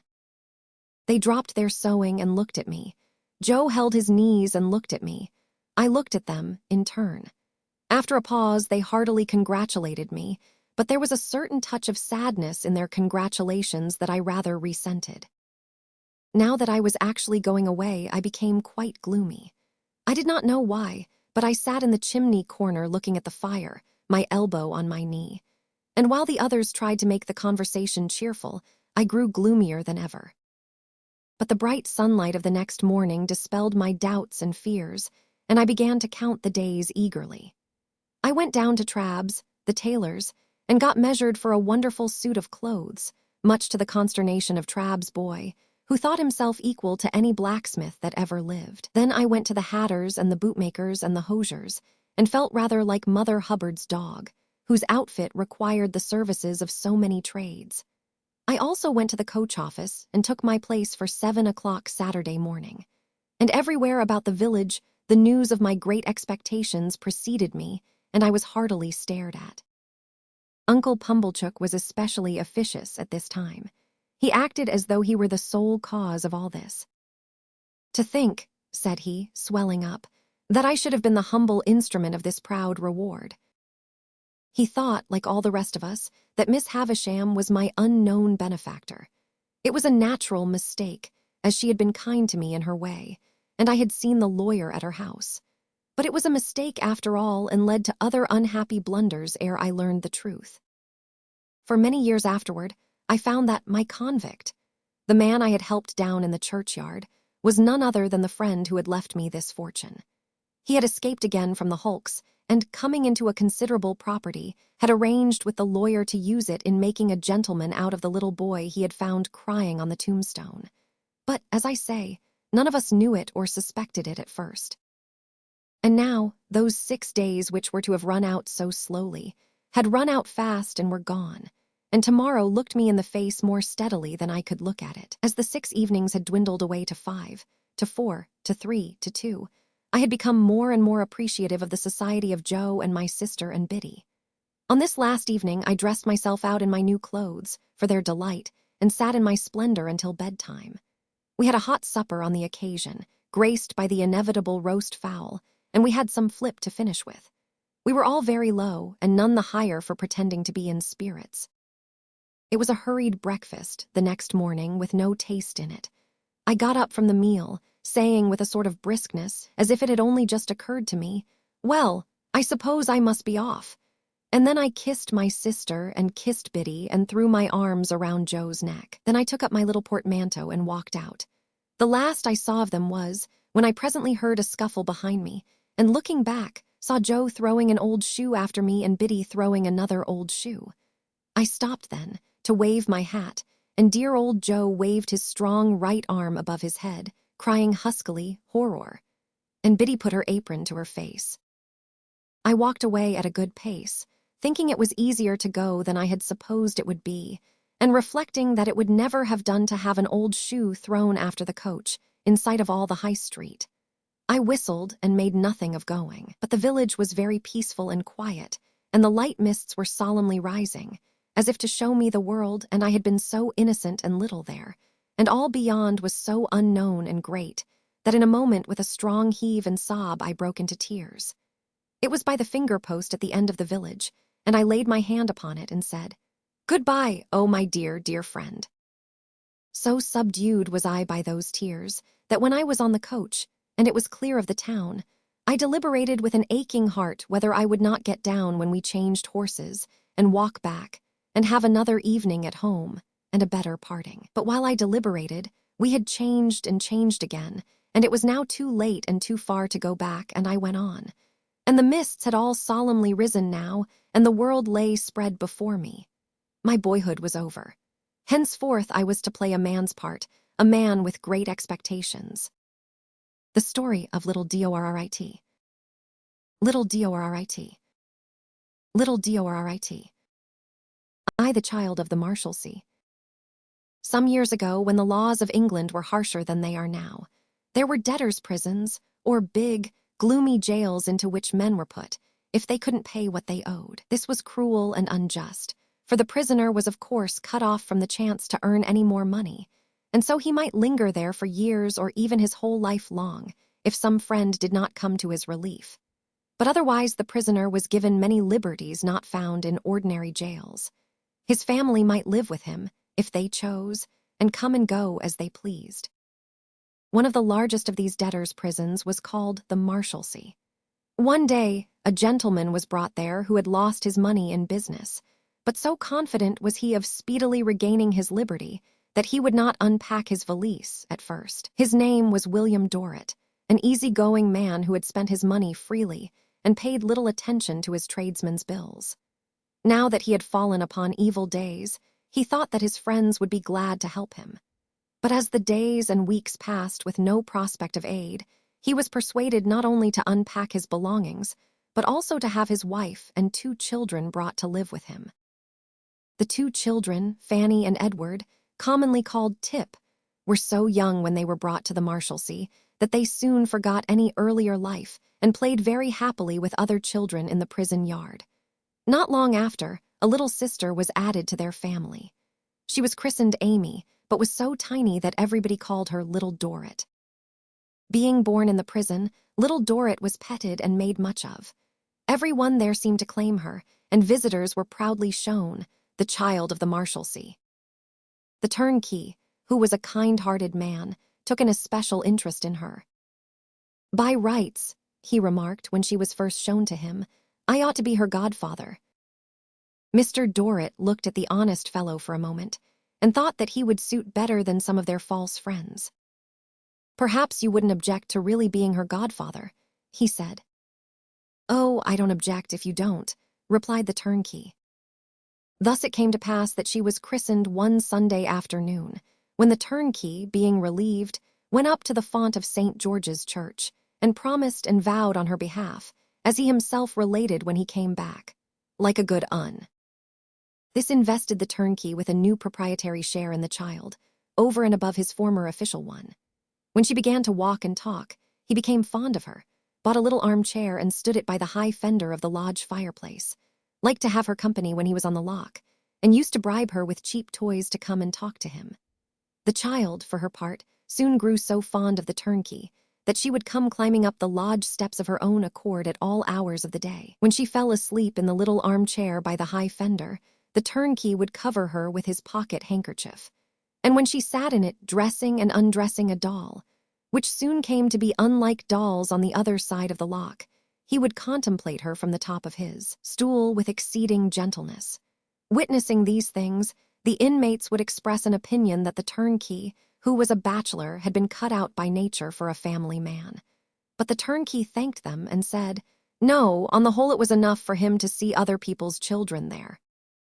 At what period of her early life, the little creature began to perceive that it was not the habit of all the world to live locked up in narrow yards, surrounded by high walls with spikes at the top, would be a difficult question to settle. But she was a very, very little creature indeed, when she had somehow gained the knowledge that her clasp of her father's hand was to be always loosened at the door which the great key opened, and that while her own light steps were free to pass beyond it, his feet must never cross that line. A pitiful and plaintive look, with which she had begun to regard him when she was still extremely young, was perhaps a part of this discovery. Wistful and wondering, she would sit in summer weather by the high fender in the lodge, looking up at the sky through the barred window, until bars of light would arise, when she would turn her eyes away. Thinking of the fields, the turnkey said once, after watching her, "Ain't you?" "Where are they?" she inquired. "Why, they're over there, my dear," said the turnkey with a vague flourish of his key. "Just about there." "Does anybody open them and shut them? Are they locked?" The turnkey was at a loss. "Well," he said, "not in general." "Are they very pretty, Bob?" She called him Bob, by his own particular request and instruction. "Lovely, full of flowers. There's buttercups and there's daisies and there's—" The turnkey hesitated, being short of names. "There's dandelions and all manner of games."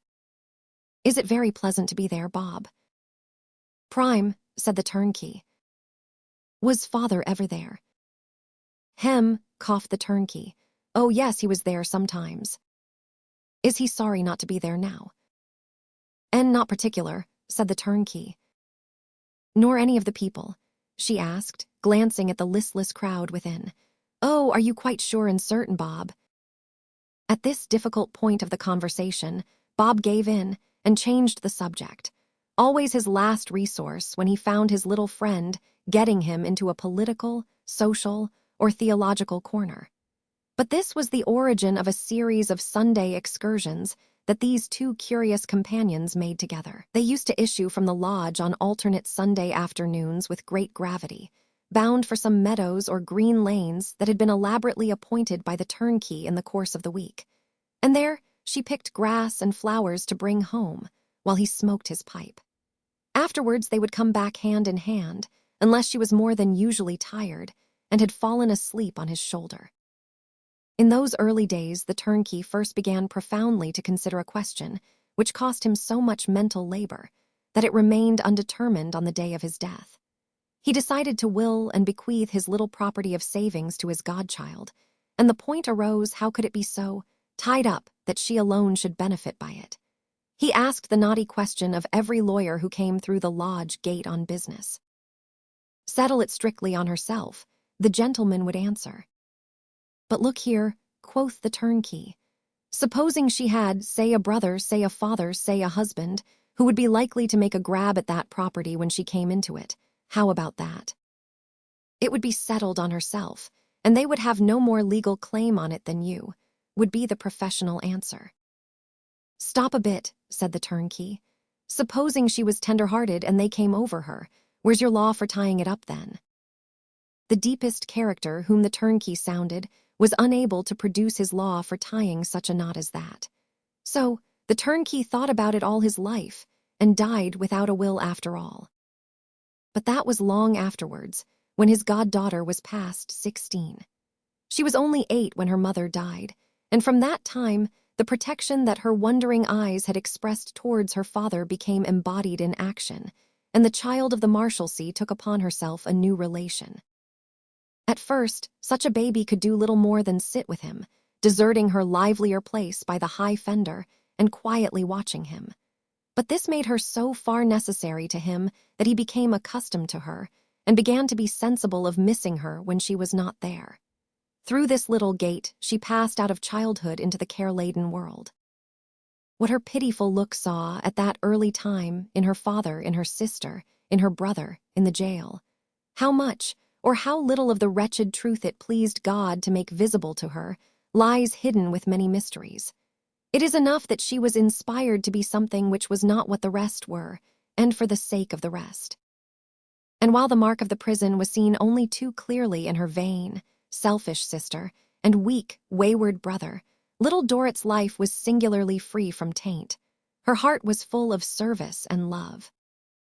And so, in spite of her small stature and want of strength, she toiled and planned, and soon became the real head of this poor, fallen house. At 13, she could read and keep accounts. That is, could put down in words and figures how much the bare necessaries that they wanted would cost, and how much less they had to buy them with. She had been, by snatches of a few weeks at a time, to an evening school outside, and got her sister and brother sent to day schools during 3 or 4 years. There was no instruction for any of them at home, but she knew well, no one better, that her broken-spirited father could no longer help them. To these scanty means of improvement, she added another of her own contriving. Once, among the curious crowd of inmates, there appeared a dancing master. Her sister Fanny had a great desire to learn to dance, and seemed to have a taste that way. At 13 years old, the child of the Marshalsea presented herself to the dancing master, with a little bag in her hand, and said timidly, "If you please, I was born here, sir." "Oh, you are the young lady, are you?" said the man, surveying the small figure and uplifted face. "Yes, sir." "And what can I do for you?" "Nothing for me, sir, thank you," anxiously undrawing the strings of the little bag. "But if, while you stay here, you could be so kind as to teach my sister cheap." "My child, I'll teach her for nothing," said the dancing master, shutting up the bag. He was as good-natured a master as ever danced to the insolvent court, and he kept his word. Fanny was so apt a pupil, and made such wonderful progress that he continued to teach her after he was released from prison. In time, he obtained a place for her at a small theater. It was at the same theater where her uncle, who was also now a poor man, played a clarinet for a living, and Fanny left the Marshalsea and went to live with him. The success of this beginning gave little Dorrit courage to try again, this time on her own behalf. She had long wanted to learn how to sew, and watched and waited for a seamstress to come to the prison. At last one came, and little Dorrit went to call upon her. "I beg your pardon, ma'am," she said, looking timidly round the door of the milliner, whom she found in tears and in bed, "but I was born here." Everybody seemed to hear of her as soon as they arrived, for the milliner sat up in bed, drying her eyes, and said, just as the dancing master had said, "Oh, you are the child, are you?" "Yes, ma'am." "I am sorry I haven't got anything for you," said the milliner, shaking her head. "It's not that, ma'am. If you please, I want to learn needlework." "Why should you do that?" returned the milliner. "With me before you, it has not done me much good." "Nothing, whatever it is, seems to have done anybody much good who comes here," she returned in all simplicity. "But I want to learn just the same." "I am afraid you are so weak, you see," the milliner objected. "I don't think I am weak, ma'am." "And you are so very, very little, you see," continued the milliner. "Yes, I am afraid I am very little indeed," returned the child of the Marshalsea, and so began to sob over that unfortunate defect of hers, which came so often in her way. The milliner, who was not morose or hard-hearted, only newly insolvent, was touched, took her in hand with good will, found her the most patient and earnest of pupils, and made her a cunning workwoman in course of time. And so, presently, little Dorrit had the immense satisfaction of going out to work by the day, and of supplying her father with many little comforts which otherwise he would not have enjoyed. But her hardest task was in getting her brother out of prison and into some useful employment. The life there had been anything but good for him, and at 18 he was idle and shiftless, not caring to lift a finger for himself. In her dilemma, little Dorrit went to her old friend, the turnkey. "Dear Bob," said she, "what is to become of poor Tip?" The turnkey scratched his head. Privately he had a poor opinion of the young man. "Well, my dear," he answered, "something ought to be done with him. Suppose I try to get him into the law." "That would be so good of you, Bob." The turnkey was as good as his word, and by dint of buttonholing every lawyer who came through the gate on business, he found Tip a place as clerk, where the pay was not large, but the prospects good. Tip idled away in the law office for 6 months, then came back to the prison one evening with his hands in his pockets and told his sister he was not going back again. "Not going back," she exclaimed. "I am so tired of it," said Tip, "that I have cut it." Tip tired of everything. With intervals of Marshalsea lounging, his small second mother, aided by her trusty friend, got him into a variety of situations. But whatever Tip went into, he came out of tired, announcing that he had cut it. Nevertheless, the brave little creature did so fix her heart on her brother's rescue, that while he was wringing out these doleful changes, she pinched and scraped enough together to ship him for Canada. When he was tired of nothing to do, and disposed in its turn to cut even that, he graciously consented to go to Canada. And there was grief in her bosom over parting with him, and joy in the hope of his being put in a straight course at last. "God bless you, dear Tip. Don't be too proud to come and see us when you have made your fortune." "All right," said Tip and went. But not all the way to Canada. In fact, not farther than Liverpool. After making the voyage to that port from London, he found himself so strongly impelled to cut the vessel that he resolved to walk back again. Carrying out which intention, he presented himself before her at the expiration of a month, in rags, without shoes, and much more tired than ever. At length he found a situation for himself, and disappeared for months. She never heard from him but once in that time, though it was as well for her peace of mind that she did not. He was making trades for a tricky horse dealer. One evening she was alone at work, standing up at the window to save the twilight lingering above the wall, when he opened the door and walked in. She kissed and welcomed him, but was afraid to ask him any question. He saw how anxious and timid she was, and appeared sorry. "I'm afraid, Amy, you'll be vexed this time. Upon my life I am." "I am very sorry to hear you say so, Tip. Have you come back?" "Why, yes, but that's not the worst of it." "Not the worst of it." "Don't look so startled, Amy. I've come back in a new way. I'm one of the prisoners now. I owe £40. For the first time in all those years, she sank under her cares. She cried, with her clasped hands lifted above her head, that it would kill their father if he ever knew it, and fell down at Tip's graceless feet. It was easier for Tip to bring her to her senses than for her to bring him to understand what a pitiable thing he had done. But he agreed to help keep it a secret from their father, and little Dorrit toiled harder than ever in the hope of one day getting him out again. Thus passed the life of the child of the Marshalsea until she became a young woman. Aye, how the prison gates were OPNED. Among the ladies for whom little Dorrit sewed by the day was a Mrs. Clenham, a cold, stern person who lived in a cold, stern house. Yet she gave the child plenty of work and paid her fairly well. So little Dorrit was often to be found in some gloomy corner there, sewing away busily and adding nothing at all to the few faraway sounds of the quiet old rooms. Mrs. Clenham lived alone, except for a dried-up servant or two, and she herself had lost the use of her limbs. So it is no wonder that the house was gloomy, and that Mrs. Clenham's son Arthur found it so, when he returned from a long visit in India. Arthur Clenham was a young man who had ideas of his own, and who had disappointed his mother by refusing to continue his father's business. They were not in sympathy, which made the house seem all the colder, but he was kind, open-hearted, and impulsive. Though timid little Dorrit kept as much in the dark corners as possible, Arthur soon noticed her, and asked one of the old servants who she was. He could learn nothing except that she was a seamstress who came by the day to sew, and who went away every night, no one knew where. The child interested him, and he resolved to follow her one evening and learn where she lived. He did so, and was amazed to see her enter the gate of a large, forbidding building. He did not know what building, as he had been long abroad. Just then he saw an old man, in a threadbare coat, once blue, come tottering along, carrying a clarinet in a limp, worn-out case. As this old man was about to enter the same gate, Arthur stopped him with a question. "Pray, sir," said he, "what is this place?" "Aye, this place? returned the old man, staying a pinch of snuff on its road and pointing at the place without looking at it. "This is the Marshalsea, sir." "The debtor's prison." "Sir," said the old man, with the air of deeming it not quite necessary to insist upon that name. "The debtor's prison." He turned himself about and went on. "I beg your pardon," said Arthur, stopping him once more, "but will you allow me to ask you another question? Can anyone go in here?"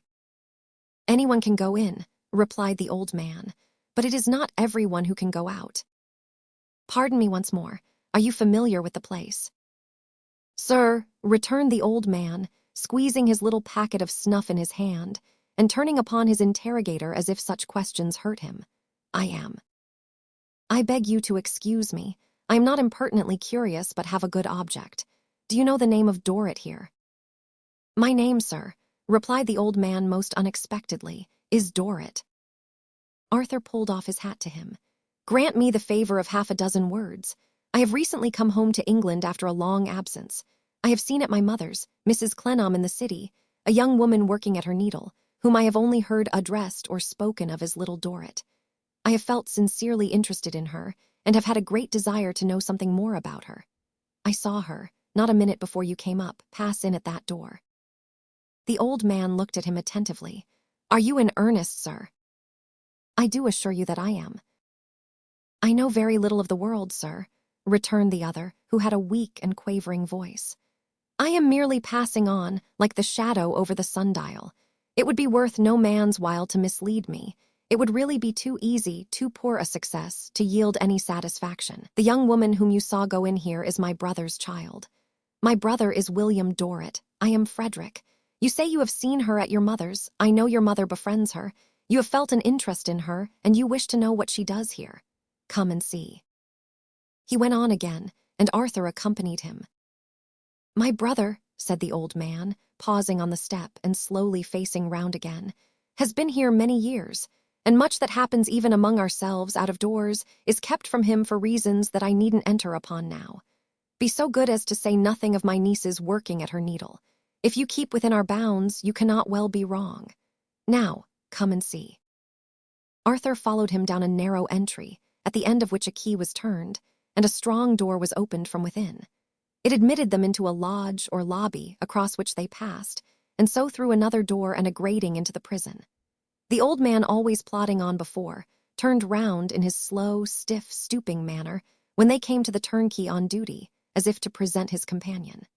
The turnkey nodded, and the companion passed in without being asked whom he wanted. The night was dark, and the prison lamps in the yard, and the candles in the prison windows faintly shining behind many sorts of wry old curtain and blind, had not the air of making it lighter. A few people loitered about, but the greater part of the population was within doors. The old man, taking the right-hand side of the yard, turned in at the third or fourth doorway, and began to ascend the stairs. "They are rather dark, sir, but you will not find anything in the way," he said. He paused for a moment before opening the door on the second story. He had no sooner turned the handle than the visitor saw little Dorrit and understood the reason of her dining alone, as she always preferred to do. She had brought the meat home that she should have eaten herself, and was already warming it on a gridiron over the fire, for her father, who, clad in an old gray gown and a black cap, was awaiting his supper at the table. A clean cloth was spread before him, with knife, fork and spoon, salt cellar, pepper box, glass, and pewter ale pot. Such zests as his cayenne pepper and pickles in a saucer were not wanting. She started, colored deeply, and turned white. The visitor, more with his eyes than by the slight impulsive motion of his hand, entreated her to be reassured and to trust him. "I found this gentleman," said the uncle, Mr. Clenham, William, son of Amy's friend, at the outer gate, wishful, as he was going by, of paying his respects, but hesitating whether to come in or not. "This is my brother William, sir." "I hope," said Arthur, very doubtful what to say, "that my respect for your daughter may explain and justify my desire to be presented to you, sir." "Mr. Clenham," returned the other, rising, taking his cap off in the flat of his hand, and so holding it ready to put on again, "you do me honor. You are welcome, sir," with a low bow. "Frederick, a chair. Pray sit down, Mr. Clenham. He put his black cap on again as he had taken it off, and resumed his own seat. There was a wonderful air of benignity and patronage in his manner. These were the ceremonies with which he received all visitors. You are welcome to the Marshalsea, sir. I have welcomed many gentlemen to these walls. Perhaps you are aware, my daughter Amy may have mentioned, that I am the father of this place. So I have understood, said Arthur, dashing at the assertion. You know, I dare say, that my daughter Amy was born here. A good girl, sir, a dear girl, and long a comfort and support to me. Amy, my dear, put the dish on. Mr. Clenham will excuse the primitive customs to which we are reduced here. Is it a compliment to ask you if you would do me the honor, sir, to— Thank you, returned Arthur. I have dined. She filled her father's glass, put all the little matters on the table ready to his hand, and then sat beside him while he ate his supper. She put some bread before herself and touched his glass with her lips, but Arthur saw she was troubled and took nothing. Her look at her father, half admiring him and proud of him, half ashamed for him, all devoted and loving, went to his inmost heart. The father of the Marshalsea condescended towards his brother as an amiable, well-meaning man, a private character who had not arrived at distinction. Frederick, said he, you and Fanny sup at your lodgings tonight, I know. What have you done with Fanny, Frederick? She is walking with Tip. Tip, as you may know, is my son, Mr. Clenham. He has been a little wild and difficult to settle, but his introduction to the world was rather— He shrugged his shoulders with a faint sigh and looked round the room, a little adverse. Your first visit here, sir. My first. You could hardly have been here since your boyhood without my knowledge. It very seldom happens that anybody, of any pretensions, comes here without being presented to me. As many as 40 or 50 in a day have been introduced to my brother, said Frederick, faintly lighting up with a ray of pride. Yes, the father of the Marshalsea assented. We have even exceeded that number. On a fine Sunday in term time, it is quite a reception. Thus the old man prattled on, proud of his queer distinction, and yet showing traces of the fine gentleman he once was. And while he listened, Arthur felt his heart throb with sympathy for the brave girl, sitting silent across the table, who had so long borne the burdens of this ruined family upon her frail shoulders. He could not say anything to her here, but when he rose to take his leave, he asked her by a look to come with him to the gate. He felt he must make some explanation for thus intruding and learning her secret. Pray forgive me, he said, when they paused alone at the gate. I followed you tonight from my mother's. I should not have done so, but, believe me, it was only in the hope of doing you some service. What I have seen here in this short time has increased tenfold my heartfelt wish to be a friend to you. She seemed to take courage while he spoke to her. You are very good, sir. You speak very earnestly to me, but I wish you had not watched me. He understood the emotion with which she said it to arise in her father's behalf, and he respected it and was silent. Mrs. Clenham has been of great service to me.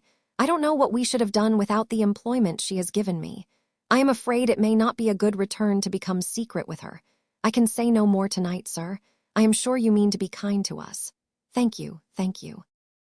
She was so agitated, and he was so moved by compassion for her, and by deep interest in her story as it dawned upon him, that he could scarcely tear himself away. But the stoppage of the bell and the quiet in the prison were a warning to depart, and with a few hurried words of kindness, he left her gliding back to her father. The next day, Arthur missed little Dorrit at his home, and wondered if she might be ill. The weather was stormy, but she was not usually hindered by that. So he walked out toward the prison to look for her, and was presently rewarded by seeing her hurrying along in the face of the gale. She had just reached the iron bridge, some distance from the gates, when his voice caused her to stop short. The wind blew roughly, the wet squalls came rattling past them, skimming the pools on the road and pavement and raining them down into the river. The clouds raced on furiously in the lead-colored sky, the smoke and mist raced after them, the dark tide ran fierce and strong in the same direction. Little Dorrit seemed the least, the quietest and weakest of heaven's creatures. Let me put you in a coach, said Arthur Clenham, very nearly adding, my poor child. She hurriedly declined, thanking him, and saying that wet or dry made little difference to her. She was used to go about in all weathers. He knew it to be so, and was touched with more pity, thinking of the slight figure at his side, making its nightly way through the damp, dark, boisterous streets to such a place of rest. "But I am glad to have seen you, sir," she added shyly. "I did not want you to think that we were ungrateful for your interest and kindness last night, and besides, I had something else to say." She paused as if unable to go on. "To say to me," he prompted, "that I hope you will not misunderstand my father. Don't judge him, sir, as you would judge others outside the gates. He has been there so long. I never saw him outside, but I can understand that he must have grown different in some things since. My thoughts will never be unjust or harsh towards him, believe me."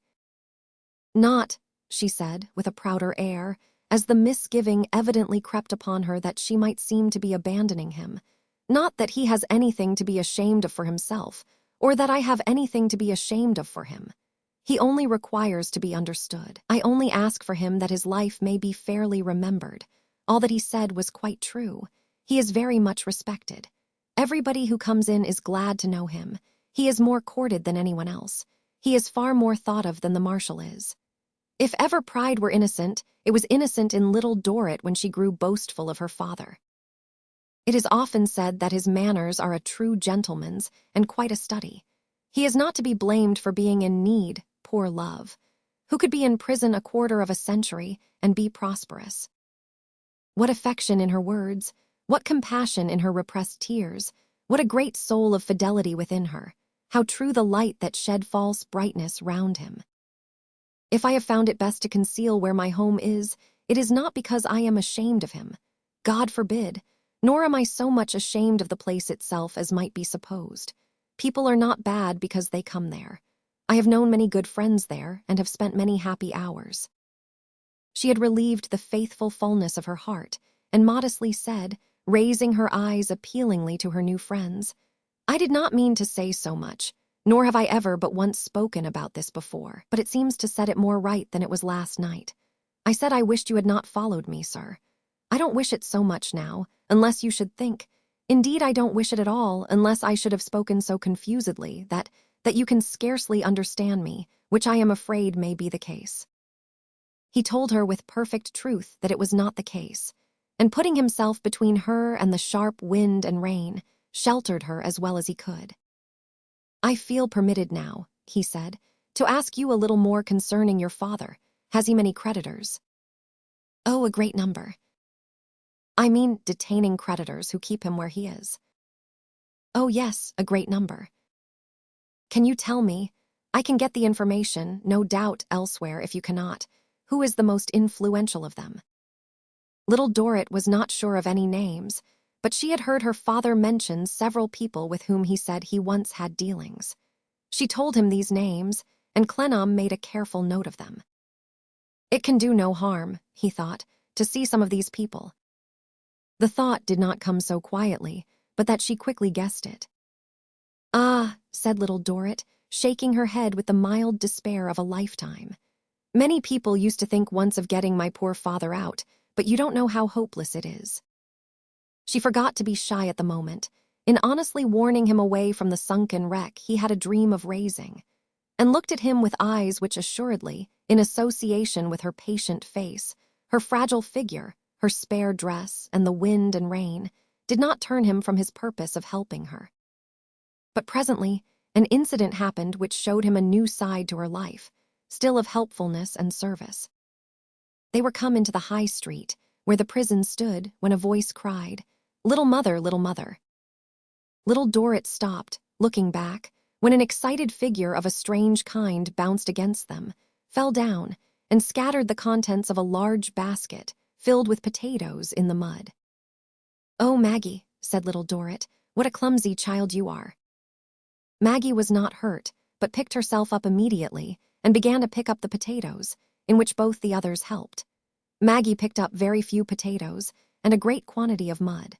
She was a curious, overgrown creature of about 8 and 20, with a vacant, smiling face and a tattered shawl. She seemed twice as large as the child to whom she evidently looked for protection and called Little Mother. Arthur Clenham looked with the expression of one saying, "May I ask who this is?" Little Dorrit, whose hand Maggie had begun to fondle, answered in words. They were under a gateway into which the majority of the potatoes had rolled. "This is Maggie, sir." "Maggie, sir," echoed the personage presented. "Little Mother." "She is the granddaughter." "Granddaughter," echoed Maggie. "Of my old nurse, who has been dead a long time. Maggie, how old are you?" 10, mother," said Maggie. "You can't think how good she is, sir," said Little Dorrit with infinite tenderness. "Good she is," echoed Maggie, transferring the pronoun in a most expressive way from herself to her little mother.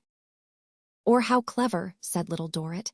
"She goes on errands as well as anyone," Maggie laughed, "and is as trustworthy as the Bank of England." Maggie laughed. "She earns her own living entirely, sir," in a lower and triumphant tone. "Really does." "What is her history?" asked Clenham. "Think of that, Maggie," said Little Dorrit, taking Maggie's 2 large hands and clapping them together. "A gentleman from thousands of miles away, wanting to know your history." "My history," cried Maggie. "Little Mother." "She means me," said Little Dorrit, rather confused. "She is very much attached to me. Her old grandmother was not so kind to her as she should have been. Was she, Maggie? When Maggie was 10 years old, she continued. She had a bad fever, sir, and has never grown any older since." 10 years old, said Maggie, nodding her head. "But what a nice hospital. So comfortable, wasn't it? Oh, so nice it was, such a heavenly place." "She had never been at peace before, sir," continued the young girl, turning towards Arthur for an instant and speaking low, "and she always runs off upon that." "Such beds there is there," cried Maggie. "Such lemonades, such oranges, such delicious broth and wine, such chicking. Oh, ain't it a delightful place to go and stop at?" "So Maggie stopped there as long as she could," said Little Dorrit, in her former tone of telling a child's story, the tone designed for Maggie's ear. "And at last, when she could stop there no longer, she came out. Then, because she was never to be more than 10 years old, however long she lived." "However long she lived," echoed Maggie. "And because she was very weak, indeed, was so weak that when she began to laugh she couldn't stop herself, which was a great pity." Maggie grew mighty grave of a sudden. Her grandmother did not know what to do with her, and for some years was very unkind to her indeed. At length, in course of time, Maggie began to take pains to improve herself, and to be very attentive and very industrious, and by degrees was allowed to come in and out as often as she liked, and got enough to do to support herself, and does support herself. "And that," said Little Dorrit, clapping the 2 great hands together again, "is Maggie's history, as Maggie knows." Ah, that was all the history, as Little Dorrit told it. But Arthur, reading between the lines, saw in Maggie's absolute love and devotion the weeks and months of toil, and care on the part of a pitying, faithful child whose own burden seemed great enough without carrying others. The dirty gateway with the wind and rain whistling through it, and the basket of muddy potatoes waiting to be spilt again or taken up, never seemed the common hole it really was, when he looked back to it by these lights. Never, never. Thereafter, Arthur Clenham, who was a man of some means, devoted a great part of his time to tracing out the Dorrit records. He went from one government office to another, a long, weary round of them, before he could get any light on the matter. He employed an agent whose specialty was to search out lost estates, and at last, after several months, their combined efforts were rewarded. Mr. Dorrit was found to be heir-at-law to a large estate that had long lain unknown, unclaimed, and growing greater. His right to it was cleared up by this skillful agent, so that all Mr. Dorrit had to do now would be to discharge his debts, and he would be a free man. When Arthur was convinced of this surprising fortune, he hastened first to Little Dorrit, whom he wished to see alone. But before he could say a word, his face told her that something unusual was afoot.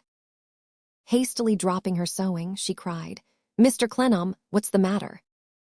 "Nothing, nothing. That is nothing bad. I have come to tell you good news." "Good fortune." "Wonderful fortune." Her lips seemed to repeat the words, but no sound came. "Dear Little Dorrit," he said, Your father. The ice of the pale face broke at the word, and little lights of expression passed all over it. They were all expressions of pain. Her breath was faint and hurried. Her heart beat fast, but he saw that the eyes appealed to him to go on. Your father can be free within this week. He does not know it. We must go to him from here to tell him of it. Your father will be free within a few days. Remember, we must go to him from here to tell him of it. That brought her back. Her eyes were closing, but they opened again. This is not all the good fortune. This is not all the wonderful good fortune, little Dorrit. Shall I tell you more? Her lips shaped yes. He will be a rich man. A great sum of money is waiting to be paid over to him as his inheritance. You are all henceforth very wealthy. Bravest and best of children, I thank heaven that you are rewarded. She turned her head towards his shoulder and raised her arm towards his neck, then cried out, "Father, father, father," and swooned away. The housekeeper came running in at this, and little Dorrit was soon revived, smiling bravely at her own weakness. But the news had been too much for her. It was the dream of her lifetime, come true.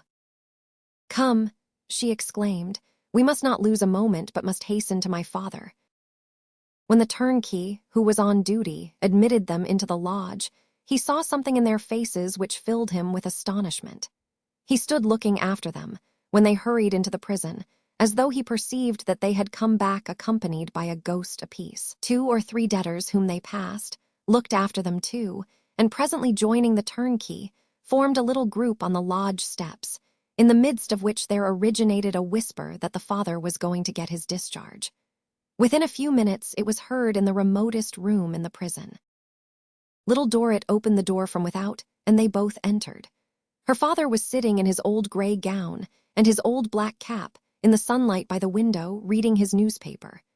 His glasses were in his hand, and he had just looked round, surprised at first, no doubt, by her step upon the stairs, not expecting her until night, surprised again by seeing Arthur Clennam in her company. As they came in, the same unwanted look in both of them, which had already caught attention in the yard below, struck him. He did not rise or speak, but laid down his glasses and his newspaper on the table beside him, and looked at them with his mouth a little open and his lips trembling. When Arthur put out his hand, he touched it, but not with his usual state, and then he turned to his daughter, who had sat down close beside him with her hands upon his shoulder, and looked attentively in her face. "Father, I have been made so happy this morning." "You have been made so happy, my dear." "By Mr. Clennam, father.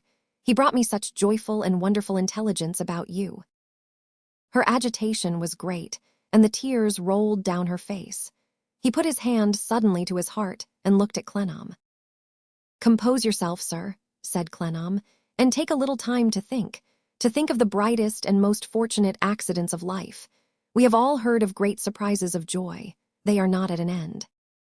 "Mr. Clennam, not at an end, not at an end for—" He touched himself upon the breast instead of saying me. "No," returned Clennam. He looked at Clennam, and, so looking at him, seemed to change into a very old, haggard man. The sun was bright upon the wall beyond the window, and on the spikes at the top. He slowly stretched out the hand that had been upon his heart, and pointed at the wall. "It is down," said Clennam, "gone." He remained in the same attitude, looking steadfastly at him. "And in its place," said Clennam, slowly and distinctly, "are the means to possess and enjoy the utmost that they have so long shut out. Mr. Dorrit, there is not the smallest doubt that within a few days you will be free and highly prosperous. I congratulate you with all my soul on this change of fortune, and on the happy future into which you are soon to carry the treasure you have been blessed with here, the best of all the riches you can have elsewhere, the treasure in the dear child at your side." With those words, he pressed Mr. Dorrit's hand and released it, and his daughter, laying her face against his, encircled him in the hour of his prosperity with her arms, as she had in the long years of his adversity encircled him with her love and toil and truth, and poured out her full heart in gratitude, hope, joy, blissful ecstasy, and all for him. "I shall see him as I never saw him yet. I shall see my dear father with the dark cloud cleared away. I shall see him as my poor mother saw him long ago. Oh, my dear, oh, father, father, Oh, thank God, thank God. Mr. Dorrit came slowly out of the daze into which he had seemed to fall. To divert his mind, Arthur told him how the good fortune had been found through the skill of an agent. He shall be rewarded, he exclaimed, starting up. Everyone shall be, handsomely rewarded. Every cent I owe shall be paid. Oh, can this be true, a freeman and all my debts paid? Give me my purse, Amy. He clutched it as if it were already overflowing with gold, and paced rapidly up and down the room. Just then, a great cheering arose in the prison yard. The news has spread already, said Clennam, looking down from the window. Will you show yourself to them, Mr. Dorrit? They are very earnest and evidently wish it. I confess I could have desired Amy, my dear, he said, jogging about in a more feverish flutter than before, to have made some change in my dress first and to have bought a watch and chain. But if it must be done as it is, it must be done. Fasten the collar of my shirt, my dear. Mr. Clennam, would you oblige me, with a blue neckcloth you will find in that drawer at your elbow. Button my coat across at the chest, my love. It looks broader buttoned. With his trembling hand, he pushed his gray hair up, and then, taking Clennam and his daughter for supporters, appeared at the window leaning on an arm of each. The inmates cheered him very heartily, and he kissed his hand to them with great urbanity and protection. When he withdrew into the room again, he said, poor creatures, in a tone of much pity for their miserable condition. Presently he said, unexpectedly, Mr. Clennam, I beg your pardon. Am I to understand, my dear sir, that I could pass through the lodge at this moment and, take a walk? I think not, Mr. Dorrit, was the unwilling reply. There are certain forms to be completed, and although your detention here is now in itself a form, I fear it has to be observed for a few hours longer. A few hours, sir, he returned in a sudden passion. You talk very easily of hours, sir. How long do you suppose, sir, that an hour is to a man who is choking for want of air? It was the cry of a man who had been imprisoned for nearly a quarter of a century. Little Dorrit had been thinking too. After softly putting his gray hair aside and touching his forehead with her lips, she looked towards Arthur, who came nearer to her, and pursued in a low whisper the subject of her thoughts. Mr. Clennam, will he pay all his debts before he leaves here? No doubt, all.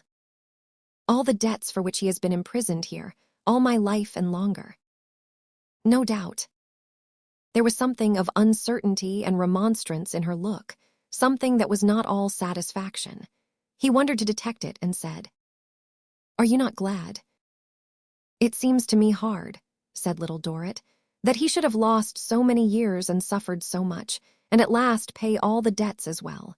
It seems to me hard that he should pay in life and money both. My dear child, Clennam was beginning. Yes, I know I am wrong, she pleaded timidly. Don't think any worse of me, it has grown up with me here. The prison, which could spoil so many things, had tainted little Dorrit's mind no more than this. It was the first speck Clennam had ever seen. It was the last speck Clennam ever saw of the prison atmosphere upon her. He thought this, and forbore to say another word. With the thought, her purity and goodness came before him in their brightest light. The little spot made them the more beautiful. The Personal History of David, COPPRFILD. IMY Earliest Recollections.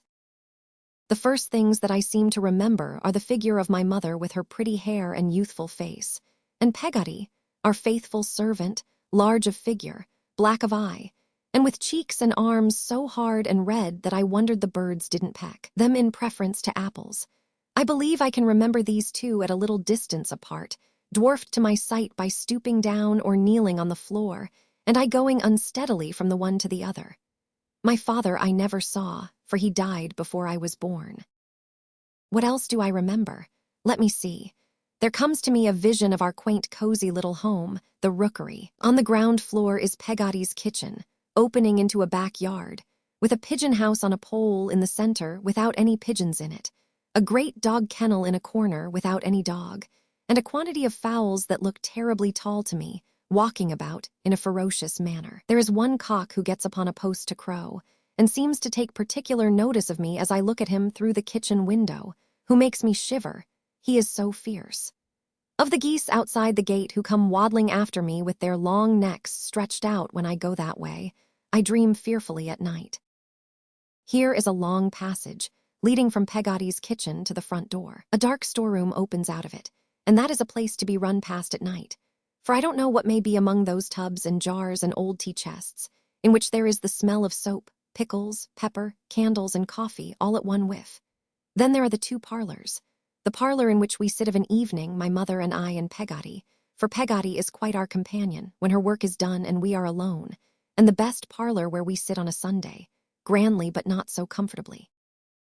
And now I see the outside of our house, with the latticed bedroom windows standing open to let in the sweet-smelling air, and the ragged old rook's nests still dangling in the elm trees at the bottom of the front garden. Now I am in the garden at the back, beyond the yard where the empty pigeon house and dog kennel are, a very preserve of butterflies, as I remember it, with a high fence and a gate and padlock, where the fruit clusters on the trees, riper and richer than fruit has ever been since in any other garden, and where my mother gathers some in a basket, while I stand by, bolting gooseberries slyly and trying to look unmoved. A great wind rises, and the summer is gone in a moment. We are playing in the winter twilight, dancing about the parlor. When my mother is out of breath and rests herself in an elbow chair, I watch her winding her bright curls round her fingers and straightening her waist, and nobody knows better than I do that she likes to look so well and is proud of being so pretty. That is among my very earliest impressions. That, and a sense that we were both a little afraid of Peggotty and submit ourselves in most things to her direction. Peggotty and I were sitting one night by the parlor fire, alone. I had been reading to Peggotty about crocodiles. I must not have read very clearly, for I remember she had a cloudy impression that they were a sort of vegetable. I was tired of reading and sleepy, but having leave, as a high treat, to sit up until my mother came home from spending the evening at a neighbor's, I would rather have died upon my post than have gone to bed. We had exhausted the crocodiles and begun with alligators when the bell rang. We went out to the door, and there was my mother looking unusually pretty, I thought, and with her a gentleman with beautiful black hair and whiskers who had walked home with us from church last Sunday. As my mother stooped down on the threshold to take me in her arms and kiss me, the gentleman said I was a more highly privileged little fellow than a monarch, or something like that. What does that mean? I asked him over her shoulder. He patted me on the head, but somehow I didn't like him or his deep voice, and I was jealous that his hand should touch my mother's in touching me, which it did. I put it away as well as I could. My mother gently chid me for being rude, and keeping me close to her shawl, turned to thank the gentleman for bringing her home. From the moment that I first saw the gentleman with the black whiskers, I held a deep instinctive dislike to him, and I am sure Peggotty agreed with me from some remarks I chanced to hear her utter to my mother. But Mr. Murdstone, that was his name, began coming often to the rookery and exerted himself always to be agreeable to me, calling me a fine boy and patting me on the head. So I tried to think myself very ungrateful. But still, I could not make myself like him. The sight of him made me fear that something was going to happen. I didn't know what. Not long after that, when Peggotty and I were sitting alone, she darning and I reading farther in the crocodile book. For my mother was out, as she often was with Mr. Murdstone, she bit off a thread and asked, "Master Davy, how should you like to go along with me and spend a fortnight at my brother's at Yarmouth? Wouldn't that be a treat?" "Is your brother an agreeable man, Peggotty?" I inquired doubtfully. "Oh, what an agreeable man he is," cried Peggotty, holding up her hands. "Then there's the sea and the boats and ships and the fishermen and the beach, and am to play with." Peggotty meant her nephew Ham, but she spoke of him as a morsel of English grammar. I was flushed by her summary of delights, and replied that it would indeed be a treat, but what would my mother say? "Why, then, I'll as good as bet a guinea," said Peggotty, intent upon my face, "that she'll let us go. I'll ask her if you like as soon as ever she comes home. There now." "But what's she to do while we're away?" said I, putting my small elbows on the table to argue the point. "She can't live by herself." If Peggotty were looking for a hole, all of a sudden, in the heel of that stocking, it must have been a very little one indeed, and not worth darning. I say, Peggotty, she can't live by herself, you know. Oh, bless you, said Peggotty, looking at me again at last. Don't you know, she's going to stay for a fortnight with Mrs. Graper. Mrs. Graper's going to have a lot of company. Oh, if that was it, I was quite ready to go. I waited, in the utmost impatience, until my mother came home from Mrs. Graper's, for it was that identical neighbor, to ascertain if we could get leave to carry out this great idea. Without being nearly so much surprised as I had expected, my mother entered into it readily, and it was all arranged that night, and my board and lodging during the visit were to be paid for. The day soon came for our going. It was such an early day that it came soon, even to me, who was in a fever of expectation, and half afraid that an earthquake or a fiery mountain or some other accident might stop the expedition. We were to go in a carrier's cart, which departed in the morning after breakfast. I would have given any money to have been allowed to wrap myself up overnight and sleep in my hat and boots. It touches me nearly now, although I tell it lightly, to recollect how eager I was to leave my happy home, to think how little I suspected what I did leave forever. I am glad to recollect that, when the carrier began to move, my mother ran out at the gate and called to him to stop, that she might kiss me once more. I am glad to dwell upon the earnestness and love with which she lifted up her face to mine. As we left her standing in the road, Mr. Murdstone came up to where she was and chided her for being so moved. I was looking back round the awning of the cart and wondered what business it was of his. Peggotty, who was also looking back on the other side, seemed anything but satisfied, as the face she brought back into the cart denoted.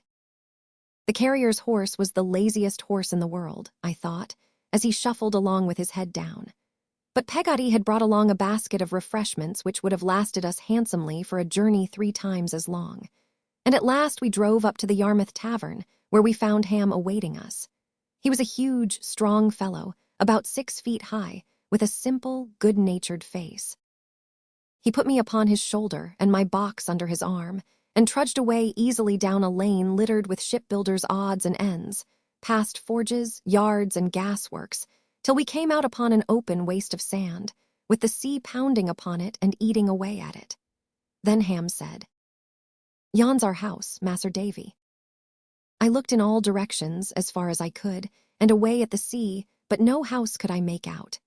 There was a black barge, or some other kind of boat, not far off, high and dry on the ground, with an iron funnel sticking out of it for a chimney and smoking very cosily, but nothing else in the way of a house that was visible to me.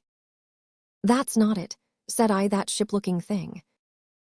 "That's it, Mas'r Davy," returned Ham.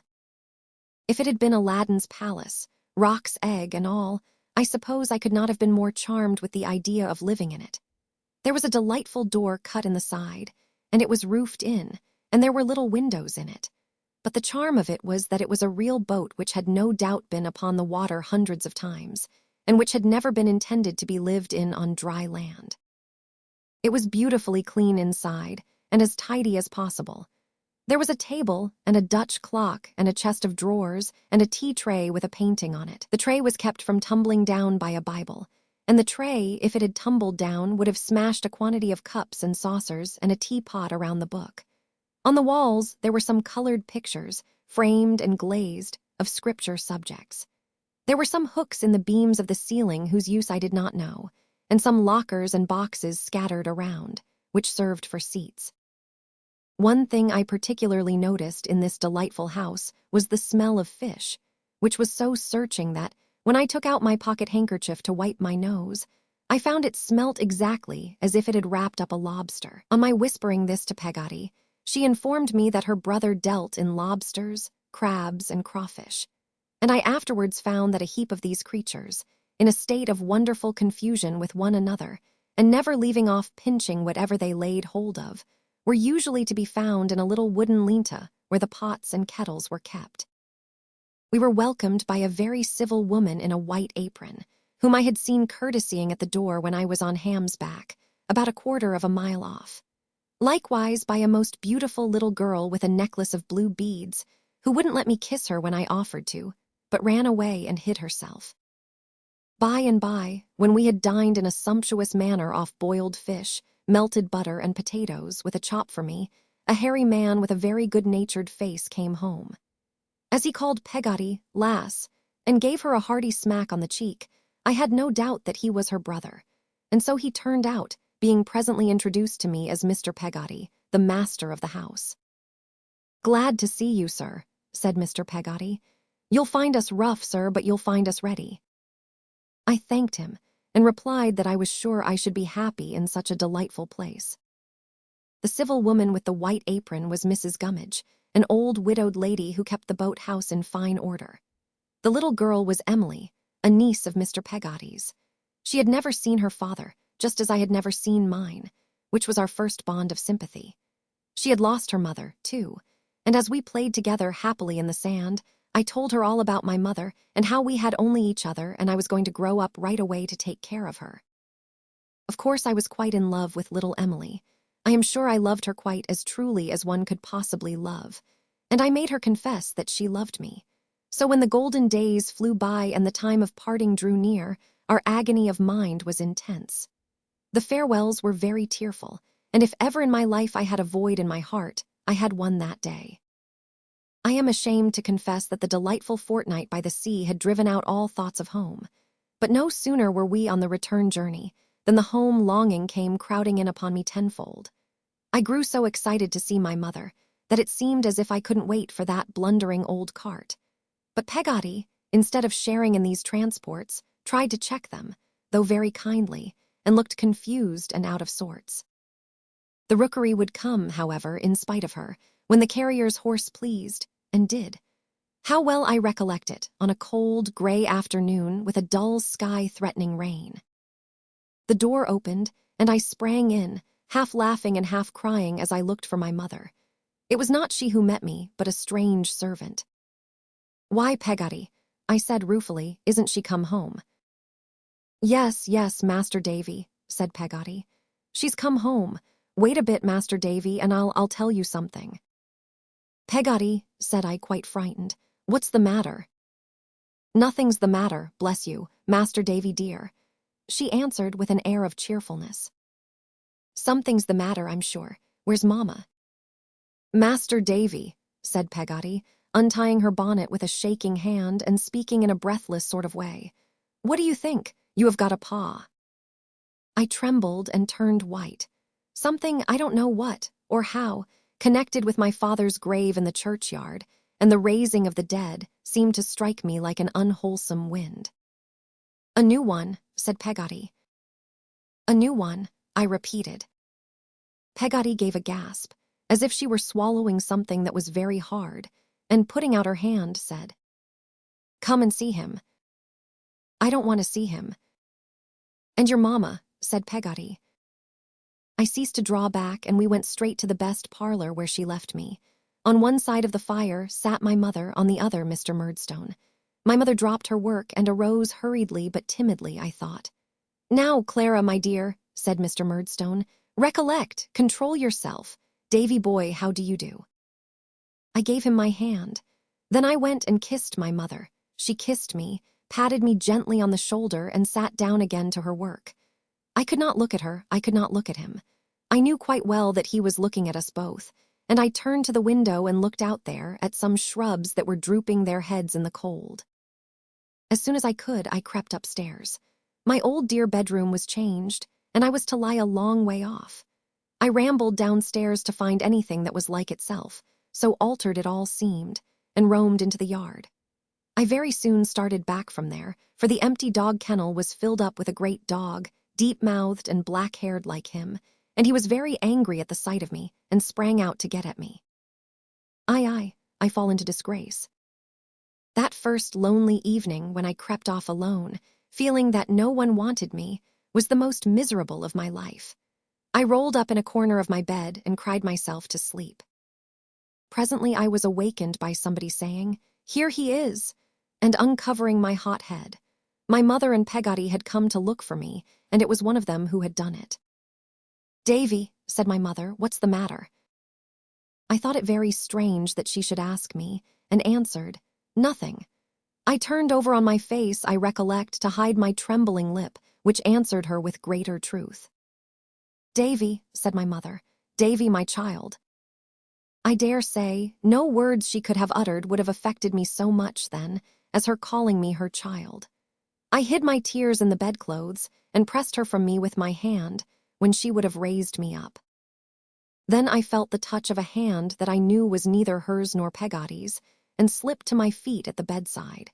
It was Mr. Murdstone's hand, and he kept it on my arm as he said, "What's this? Clara, my love, have you forgotten? Firmness, my dear." "I am very sorry, Edward," said my mother. "I meant to be very good." "Go below, my dear," he answered. "David and I will come down together." When we two were left alone, he shut the door and, sitting on a chair and holding me standing before him, looked steadily into my eyes. "David," he said, making his lips thin by pressing them together, "if I have an obstinate horse or dog to deal with, what do you think I do?" "I don't know. I beat him, I make him wince and smart. I say to myself, I'll conquer that fellow, and if it were to cost him all the blood he had, I should do it. What is that upon your face?" "Dirt," I said. He knew it was the mark of tears as well as I, but if he had asked the question 20 times, each time with 20 blows, I believe my baby heart would have burst before I would have told him so. "You have a good deal of intelligence for a little fellow," he said, with a grave smile that belonged to him, "and you understood me very well, I see. Wash that face, sir, and come down with me." "Clara, my dear," he said, when I had done his bidding, and he walked me into the parlor with his hand still on my arm. "You will not be made uncomfortable any more, I hope. We shall soon improve our youthful humors. What a little thing will change the current of our lives.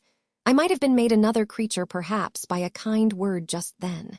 A word of welcome home, of assurance that it was home, might have made me respect my new father instead of hate him. But the word was not spoken, and the time for it was gone. From that time my life was a lonely one. My mother petted me in secret, but plainly stood in awe of Mr. Murdstone, and even the dauntless Peggotty must needs keep her peace. His word alone was law. After a time his sister, Miss Murdstone, came to live with us, and from the second day of her arrival she took charge of the household keys and managed things with a firmness second only to her brother himself. There had been some talk of my going to boarding school. Mr. and Miss Murdstone had originated it, and my mother had of course agreed with them. Nothing, however, was concluded on the subject yet, and in the meantime I learned my lessons at home. Shall I ever forget those lessons? They were presided over nominally by my mother, but really by Mr. Murdstone and his sister, who were always present, and found them a favorable occasion for giving my mother lessons in that miscalled firmness which was the bane of both our lives. I believe I was kept at home for that purpose. I had been apt enough to learn, and willing enough, when my mother and I had lived alone together. I can faintly remember learning the alphabet at her knee. To this day, when I look upon the fat black letters in the primer, the puzzling novelty of their shapes and the easy good nature of O and Q and S seem to present themselves again before me as they used to do.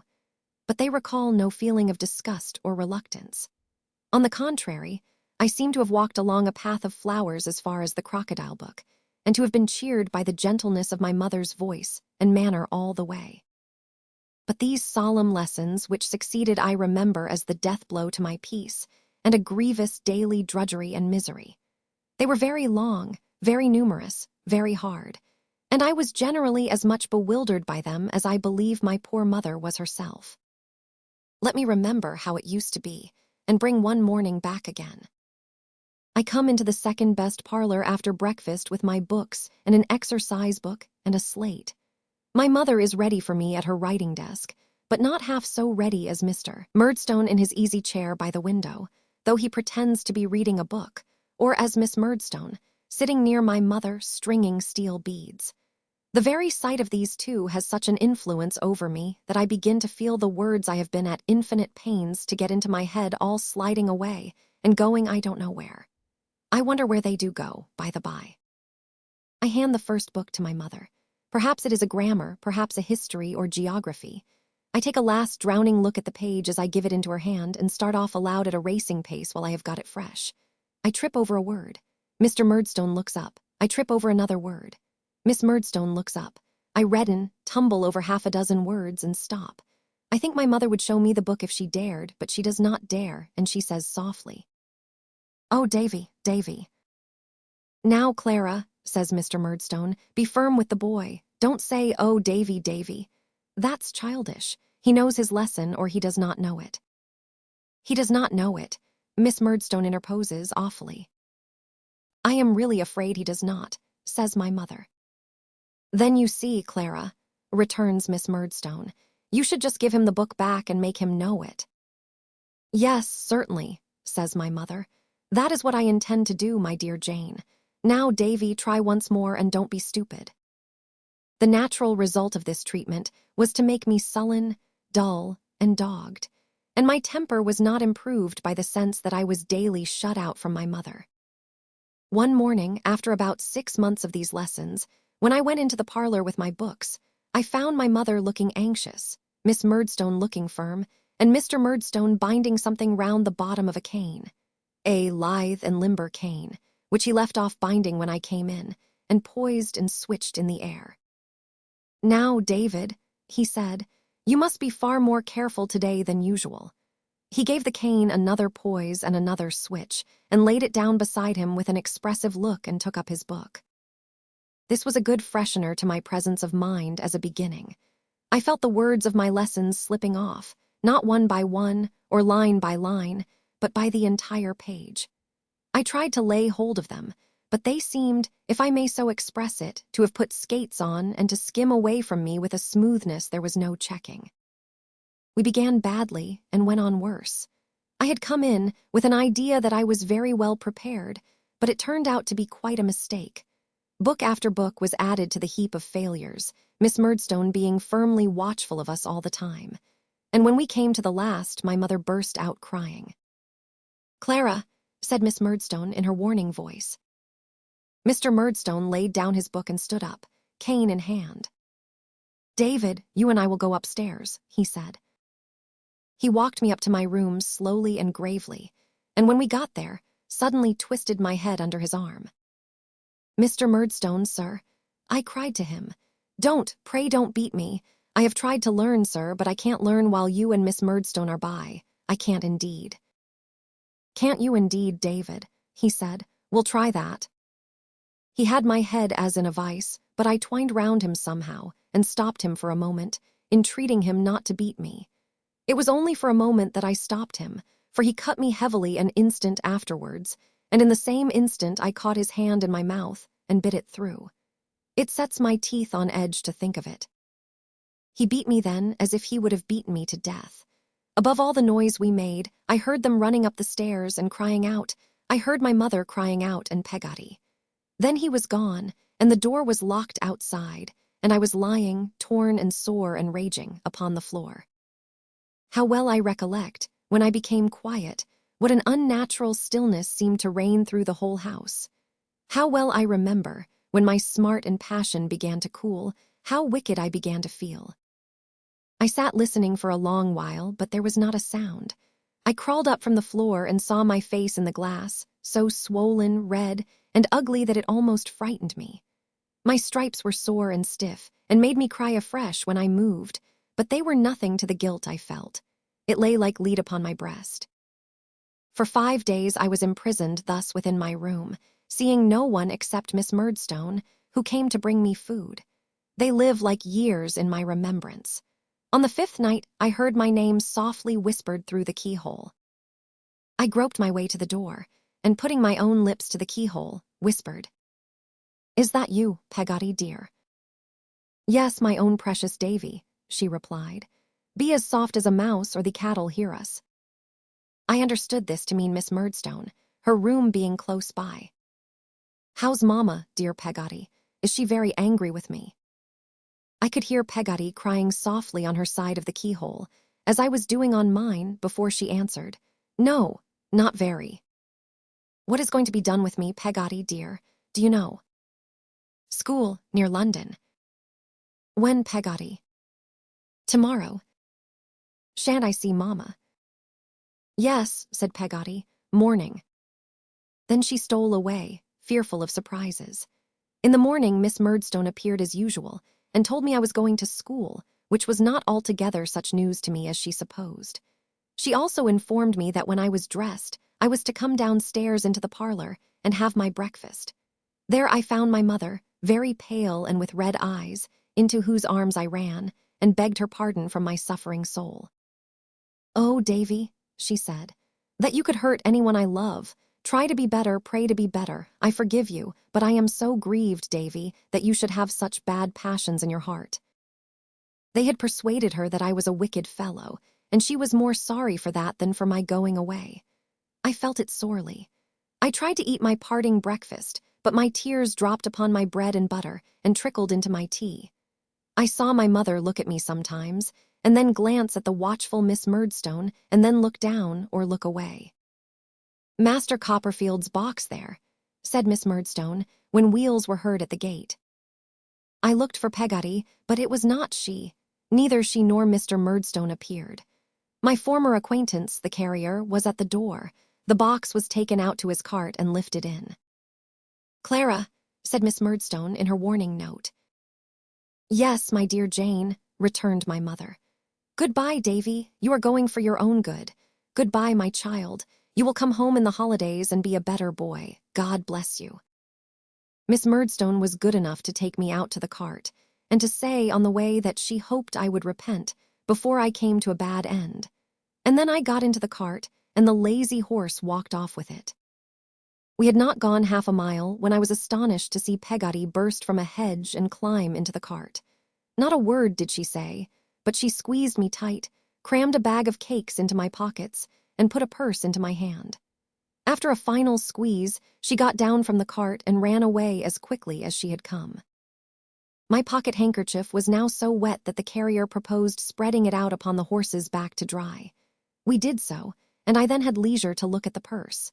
It had 3 bright shillings in it from Peggotty, and more precious still, 2 half-crowns folded together in a bit of paper, on which was written in my mother's hand, "For Davy, with my love." I was so overcome by this that I asked the carrier to reach me my handkerchief again, but he said I had better let it dry first. I thought so too, and wiped my eyes on my sleeve this time. Then the cakes came in for consideration.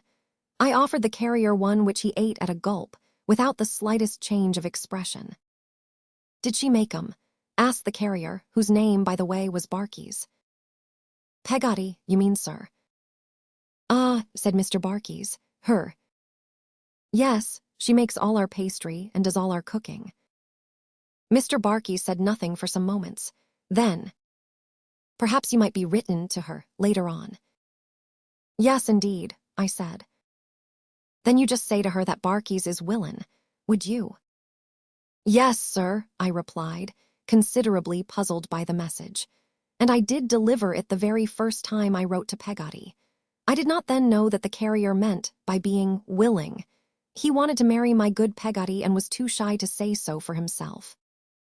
At Yarmouth I changed to the coach for London, and at London to still another coach for Salem, the school. And so, after a long, wearisome journey, I reached my new destination. Another leaf of my life was turned over, and a fresh one begun. School. SDRF40H and TRADDLES. Salem House was a square brick building with wings. The schoolroom was very long, with 3 rows of desks running the length of it and bristling all around with pegs for hats and slates. Scraps of copybooks and exercises littered the floor. The other students had not yet returned from their holidays when I took my first peep into this room, in company with Mr. Mell, one of the tutors. Presently, I chanced to see a pasteboard sign lying upon a desk, and bearing these words: "Take care of H.I.M. He bites."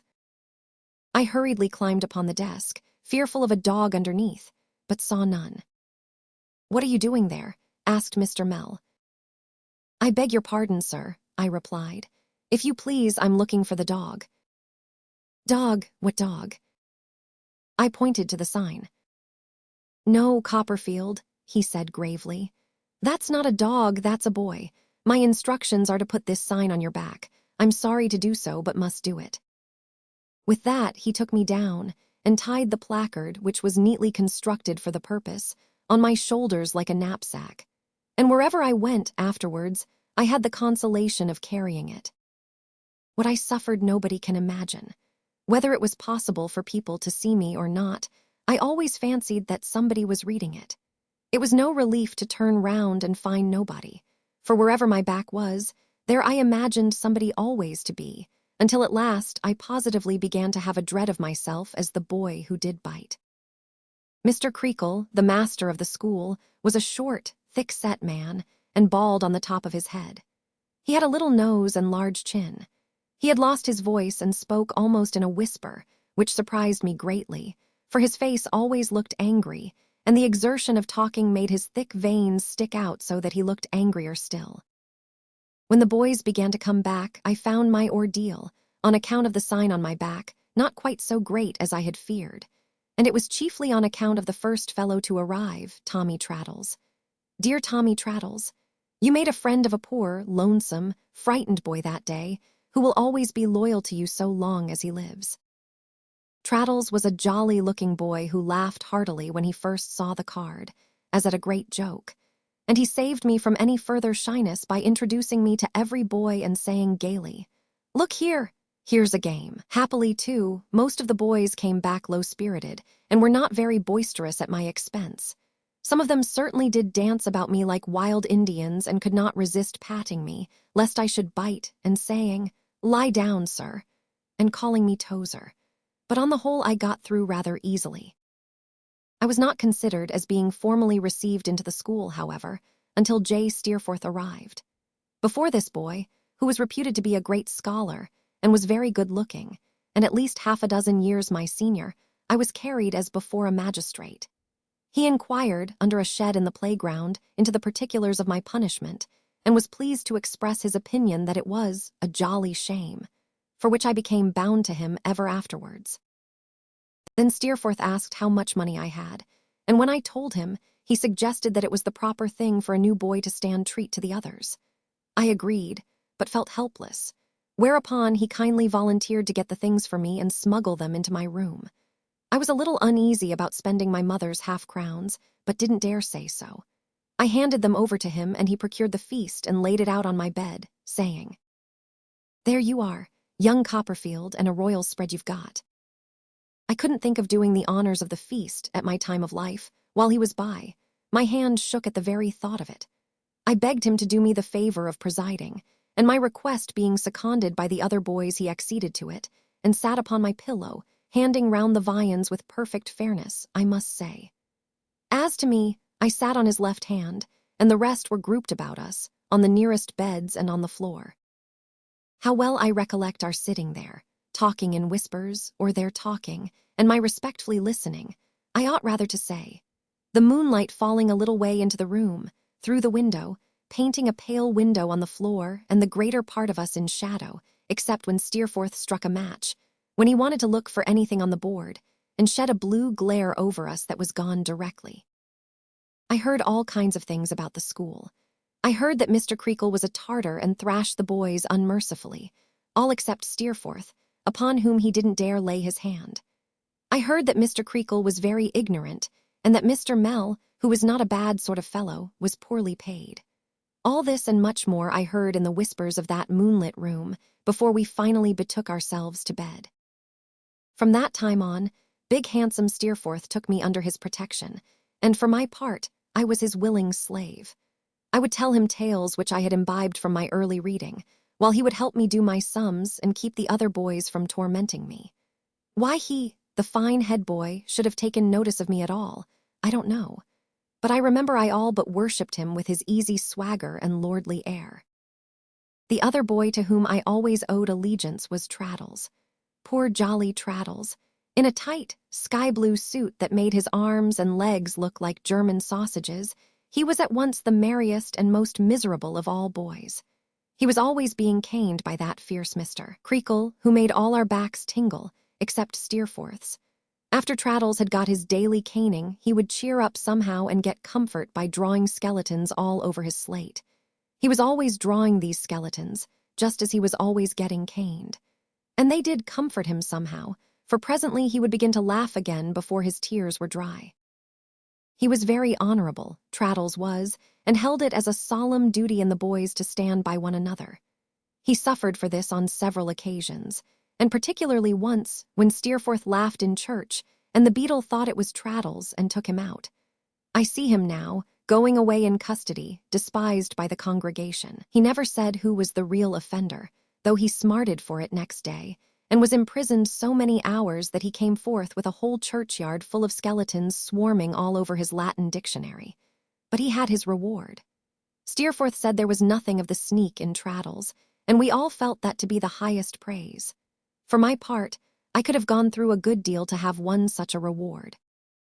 Although Mr. Creakle's school was not noted for scholarship, I can confess without vanity that I did make good progress. I was naturally fond of books and a great reader, and now I had the first fair chance at learning things. In this I found Mr. Mell, the quiet, gentle tutor, a constant friend to me. I shall always remember him with gratitude. But Steerforth, I am sorry to say, did not like the tutor and took no pains to hide his poor opinion.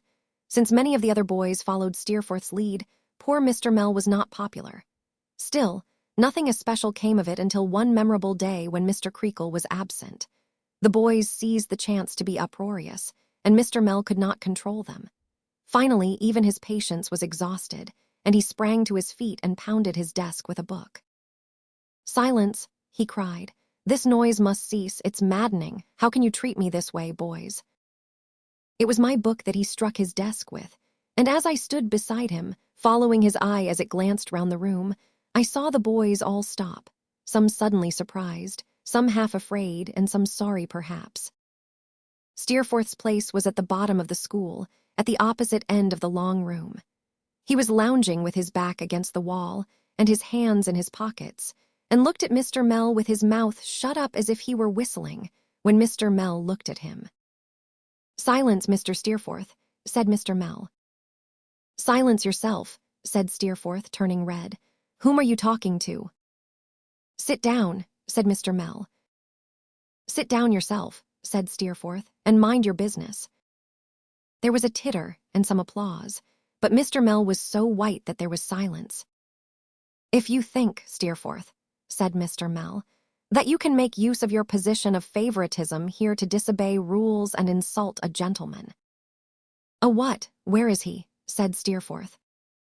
Here somebody cried out, "Shame, J. Steerforth! Too bad!" It was Traddles, whom Mr. Mell instantly rooted by bidding him hold his tongue. "To insult one who is not fortunate in life, sir, and who never gave you the least offense," continued Mr. Mell, his lip trembling, "you commit a mean and base action. You can sit down or stand up as you please, sir. Copperfield, go on." "Young Copperfield," said Steerforth, coming forward, "stop a bit. I tell you what, Mr. Mell, once for all. When you take the liberty of calling men mean and base, or anything of that sort, you are an impudent beggar. You are always a beggar, you know, but when you do that, you are an impudent beggar." I am not clear whether he was going to strike Mr. Mell, or Mr. Mell was going to strike him, or there was any such intention on either side. I saw a rigidity come upon the whole school as if they had been turned into stone, and found Mr. Creakle in the midst of us. Mr. Mell, with his elbows on his desk and his face in his hands, sat for some moments quite still. "Mr. Mell," said Mr. Creakle, shaking him by the arm, and his whisper was very audible now, "you have not forgotten yourself, I hope." "No, sir," said Mr. Mell. Mr. Creakle looked hard at him, and then turned to Steerforth. "Now, sir, will you tell me what this is about?" Steerforth evaded the question for a little while, looking in scorn and anger on his opponent, and remaining silent. I could not help thinking what a fine-looking fellow he was, and how homely and plain Mr. Mell looked opposed to him. "What did he mean by talking about favorites, then?" said Steerforth at length. "Favorites," repeated Mr. Creakle, with the veins in his forehead swelling quickly. "Who talked about favorites?" "He did," said Steerforth. "And pray, what did you mean by that, sir?" demanded Mr. Creakle, turning angrily on his assistant. "I meant, Mr. Creakle," he returned in a low voice, "as I said, that no pupil had a right to avail himself of his position of favoritism to degrade me." "To degrade you," said Mr. Creakle. My stars! But give me leave to ask you, Mr. What's-your-name, whether, when you talk about favorites, you showed proper respect to me. To me, sir, said Mr. Creakle, darting his head at him suddenly and drawing it back again. The principal of this establishment and your employer. It was not judicious, sir, I am willing to admit, said Mr. Mell. I should not have done so if I had been cool. Here Steerforth struck in. Then he said I was mean, and then he said I was base, and then I called him a beggar. If I had been cool, perhaps I shouldn't have called him a beggar, but I did, and I am ready to take the consequences of it. Without considering, perhaps, whether there were any consequences to be taken, I felt quite in a glow at this gallant speech. It made an impression on the boys, too, for there was a low stir among them, though no one spoke a word. I am surprised, Steerforth. Although your candor does you honor, said Mr. Creakle. Does you honor, certainly. I am surprised, Steerforth, I must say, that you should attach such an epithet to any person employed and paid in Salem House, sir. Steerforth gave a short laugh. That's not an answer, sir, said Mr. Creakle, to my remark. I expect more than that from you, Steerforth. If Mr. Mell looked homely in my eyes before the handsome boy, it would be quite impossible to say how homely Mr. Creakle looked. Let him deny it, said Steerforth. Deny that he is a beggar, Steerforth, cried Mr. Creakle. Why, where does he go a-begging? If he is not a beggar himself, his near relation's one, said Steerforth. It's all the same. What do you mean? Since you expect me, Mr. Creakle, to justify myself, said Steerforth, and to say what I mean, what I have to say is that his mother lives on charity in an almshouse. Mr. Creakle turned to his assistant with a severe frown and labored politeness. Now you hear what this gentleman says, Mr. Mell. Have the goodness, if you please, to set him right before the assembled school. He is right, sir, without correction, returned Mr. Mell in the midst of a dead silence. What he has said is true. Be so good, then, as to declare publicly, will you? Said Mr. Creakle, putting his head on one side and rolling his eyes round the school, whether it ever came to my knowledge until this moment. I believe not directly, he returned. Why, you know not, said Mr. Creakle. Don't you, man? Sir, I think you knew my circumstances when I came here, and that a bare living wage. I think, if you come to that, said Mr. Creakle, with his veins swelling again bigger than ever, that you've been in a wrong position altogether and mistook this for a charity school. Mr. Mell, we'll part if you please. The sooner the better. There is no time, answered Mr. Mell, rising, like the present. Sir, to you, said Mr. Creakle. I take my leave of you, Mr. Creakle, and of all of you, said Mr. Mell, glancing round the room and patting me gently on the shoulder. James Steerforth, the best wish I can leave you is that you may come to be ashamed of what you have done today. At present, I would prefer to see you anything rather than a friend to me or to anyone in whom I feel an interest. Then Mr. Mell walked out with his property under his arm. Mr. Creakle made a speech in which he thanked Steerforth for asserting, though perhaps too warmly, the independence and respectability of Salem House, and which he wound up by shaking hands with Steerforth while we gave 3 cheers. I did not quite know what for, but I suppose for Steerforth, and so joined in them ardently, though I felt miserable. Mr. Creakle then caned Tommy Traddles for being discovered in tears instead of cheers on account of Mr. Mell's departure, and went back to his sofa or wherever he had come from. When he had gone, there was an awkward silence. Somehow we all felt uncomfortable or ashamed. As for Steerforth, he said he was angry with Traddles and glad he had caught it. Poor Traddles, who was relieving himself as usual with a burst of skeletons, said he didn't care. Mr. Mell was ill-used. Who has ill-used him, you girl? Said Steerforth. Why, you have, returned Traddles. What have I done? Said Steerforth. What have you done? Retorted Traddles. Hurt his feelings and lost him his situation. His feelings, repeated Steerforth disdainfully. His feelings will soon get the better of it, I'll be bound. His feelings are not like yours, Miss Traddles. As to his situation, which was a precious one, wasn't it? Do you suppose I am not going to write home and take care that he gets some money, Polly? We thought this intention very noble in Steerforth, whose mother was a widow, and rich, and would do almost anything, it was said, that he asked her. We were all extremely glad to see Traddles so put down, and exalted Steerforth to the skies. But as I look back at it now, I should rather have been Traddles that day than any other boy in the room, and I think the other boys will say so too. I pass over all that happened at school until the anniversary of my birthday came round in March. Except that Steerforth was more to be admired than ever, I remember nothing. He was going away at the end of the half-year, if not sooner, and was more spirited and independent than ever. But beyond this, I remember nothing. The great event by which that time is marked in my mind seems to have swallowed up all lesser recollections and to exist alone. It was after breakfast, and we had been summoned in from the playground, when Mr. Creakle entered and said, "David Copperfield is to go into the parlor." I expected a hamper from Peggotty, and brightened at the order. Some of the boys about me put in their claim not to be forgotten in the distribution of the good things, as I got out of my seat with great alacrity. But when I reached the parlor, I saw no one except Mrs. Creakle, who held an open letter in her hand and looked at me gravely. "You are too young to know how the world changes every day," said Mrs. Creakle, "and how the people in it pass away. But we all have to learn it, David.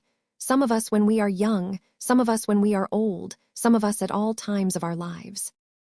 I looked at her earnestly. "When you came away from home," said Mrs. Creakle after a pause, "were they all well?" After another pause, "Was your mamma well?" I trembled without distinctly knowing why, and still looked at her earnestly, making no attempt to answer. "Because," said she, "I grieve to tell you that I hear this morning your mamma is very ill." A mist arose between Mrs. Creakle and me, and her figure seemed to move in it for an instant. Then I felt the burning tears run down my face, and it was steady again. "She is very dangerously ill," she added. I knew all now. "She is dead." There was no need to tell me so. I had already broken out into a desolate cry, and felt an orphan in the wide world. She was very kind to me. She kept me there all day and left me alone sometimes, and I cried and wore myself to sleep and awoke and cried again.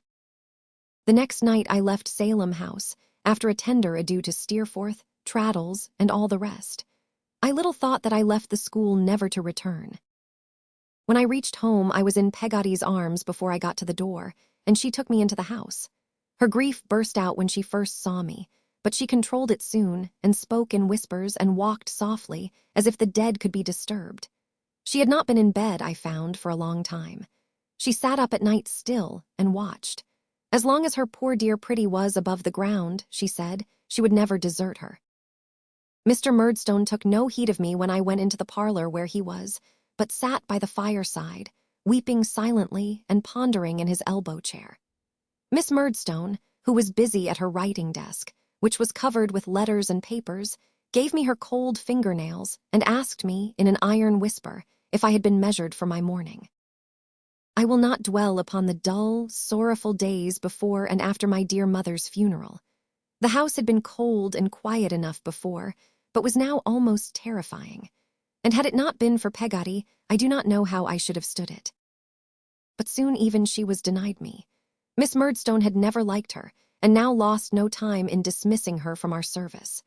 The single ray of light in this gloomy time is a little visit I was allowed to make with her to Yarmouth, to our old friends, Mr. Peggotty, Ham, and Emily. The latter was much grown now, but prettier than ever, and shyer about letting me kiss her. And Barkys, the honest carrier, after having been willing all this time, was hugely gratified to gain a favorable answer from Peggotty.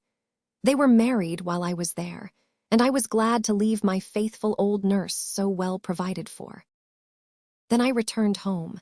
No, I cannot say that word, to Mr. and Miss Murdstone. I began life on my own account. And now I fell into a state of neglect, which I cannot look back upon without sorrow.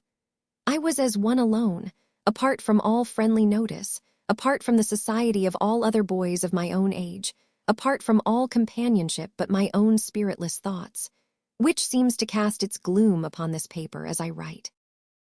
What would I have given to have been sent to the hardest school that ever was kept, to have been taught something anyhow anywhere. No such hope dawned upon me. They disliked me, and they steadily overlooked me.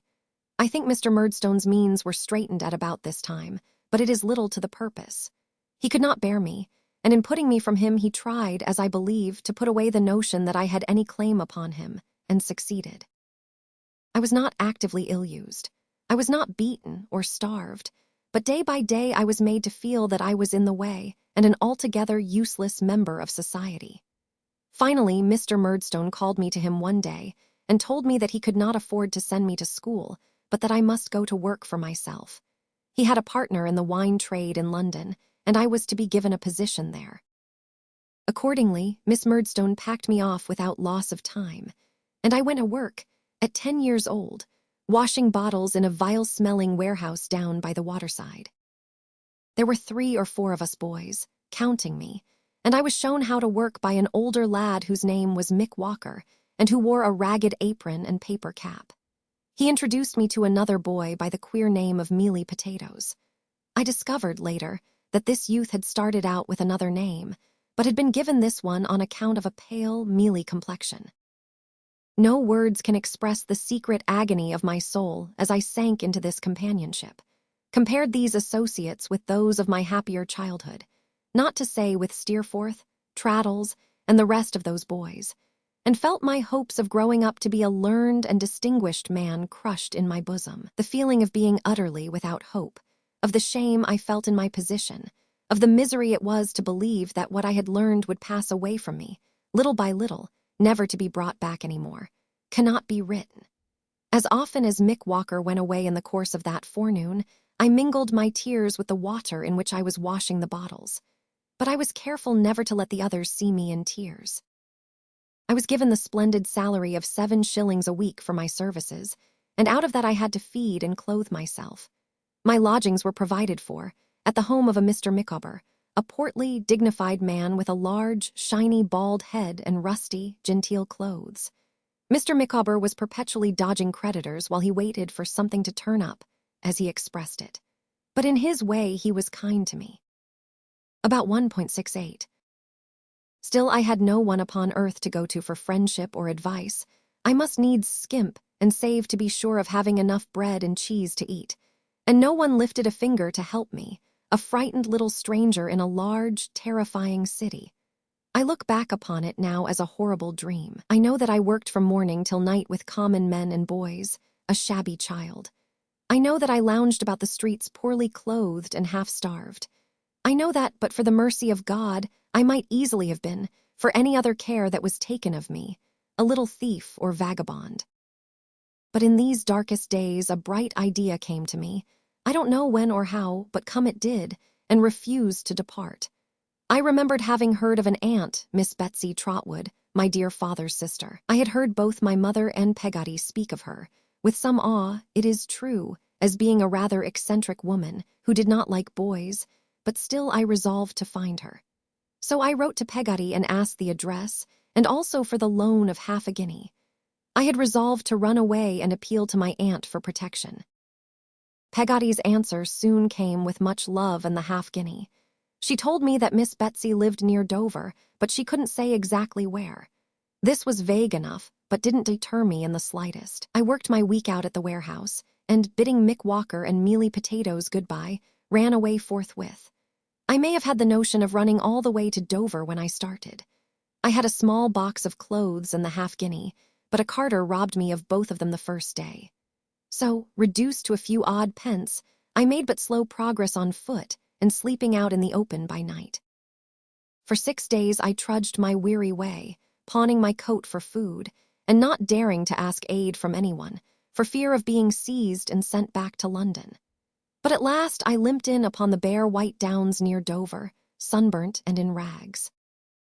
By dint of inquiries I was directed to Miss Betsy Trotwood's house, and I lost no time in going there, a sorry enough figure, as you may imagine.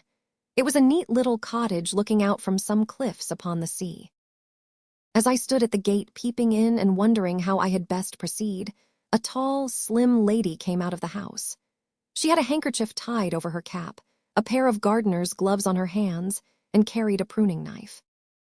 "Go away," said Miss Betsy, for it was none other, shaking her head when she saw me and making a distant chop in the air with her knife. "Go along, no boys here." I watched her with my heart at my lips as she marched to a corner of her garden and stooped to dig a root. Then, without a scrap of courage, but with a great deal of desperation, I went softly in and stood beside her, touching her with my finger.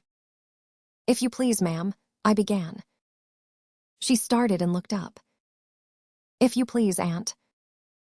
"Eh?" exclaimed Miss Betsy, in a tone of amazement I have never heard approached.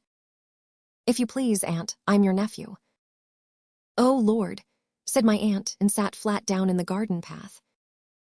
"I am David Copperfield of the Rookery. I used to hear my dear mamma speak of you before she died. I have been neglected and mistreated, and so I ran away and came to you. I was robbed at first setting out, and have walked all the way, and have never slept in a bed since I began the journey." Here my self-support gave way all at once, and with a movement of my hands, intended to show her my ragged state and call it to witness that I had suffered something, I broke into a passion of crying, which I suppose had been pent up within me all the week. My aunt, with every sort of expression, sat on the gravel, staring at me until I began to cry, when she got up in a great hurry, collared me and took me into the parlor. Her first proceeding there was to unlock a tall press, bring out several bottles, and pour some of the contents of each into my mouth. I think they must have been taken out at random, for I am sure I tasted aniseed water, anchovy sauce, and salad dressing. Then she rang the bell. "Janet," she said when her servant came in, "go upstairs, give my compliments to Mr. Dick, and say I wish to speak to him." Mr. Dick proved to be a pleasant-faced man of whimsical ways, but upon whose advice my aunt greatly relied. As he proposed now that I be given a bath and put to bed, my aunt lost no time in following these ideas. Janet had gone away to get the bath ready, when my aunt, to my great alarm, became in one moment rigid with wrath, and had hardly voice to cry out, "Janet, donkeys!" Upon which Janet came running up the stairs as if the house were in flames, darted out on a little piece of green in front, and warned off 2 donkeys that had presumed to set hoof upon it, while my aunt, rushing out of the house, seized the bridle of a 3rd animal, led him forth from those sacred precincts, and boxed the ears of the unlucky urchin in attendance. To this hour I don't know whether my aunt had any lawful right of way over that patch of green, but she had settled it in her own mind that she had, and it was all the same to her. The one great outrage of her life, demanding to be constantly avenged, was the passage of a donkey over that spot. No matter what she was doing or saying, a donkey turned the current of her ideas in a moment, and she was upon him straight. Jugs of water and watering pots were kept in secret places ready to be discharged on the offending boys. Sticks were laid in ambush behind the door, sallies were made at all hours, and incessant war prevailed.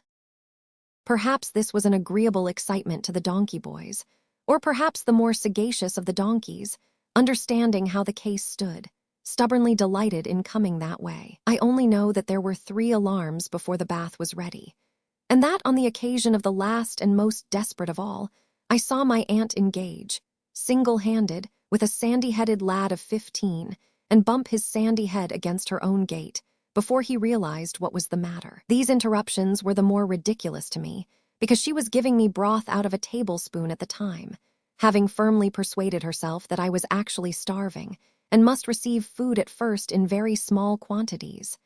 And while my mouth was yet open to receive the spoon, she would put it back into the basin, cry Janet, "Donkeys," and go out to the assault.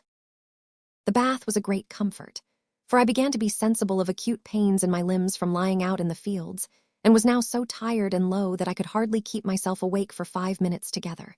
When I had bathed, they enrobed me in a shirt and a pair of trousers belonging to Mr. Dick, and tied me up in 2 or 3 great shawls. What sort of bundle I looked like, I don't know, but I felt a very hot one. Feeling also very faint and drowsy, I soon fell asleep.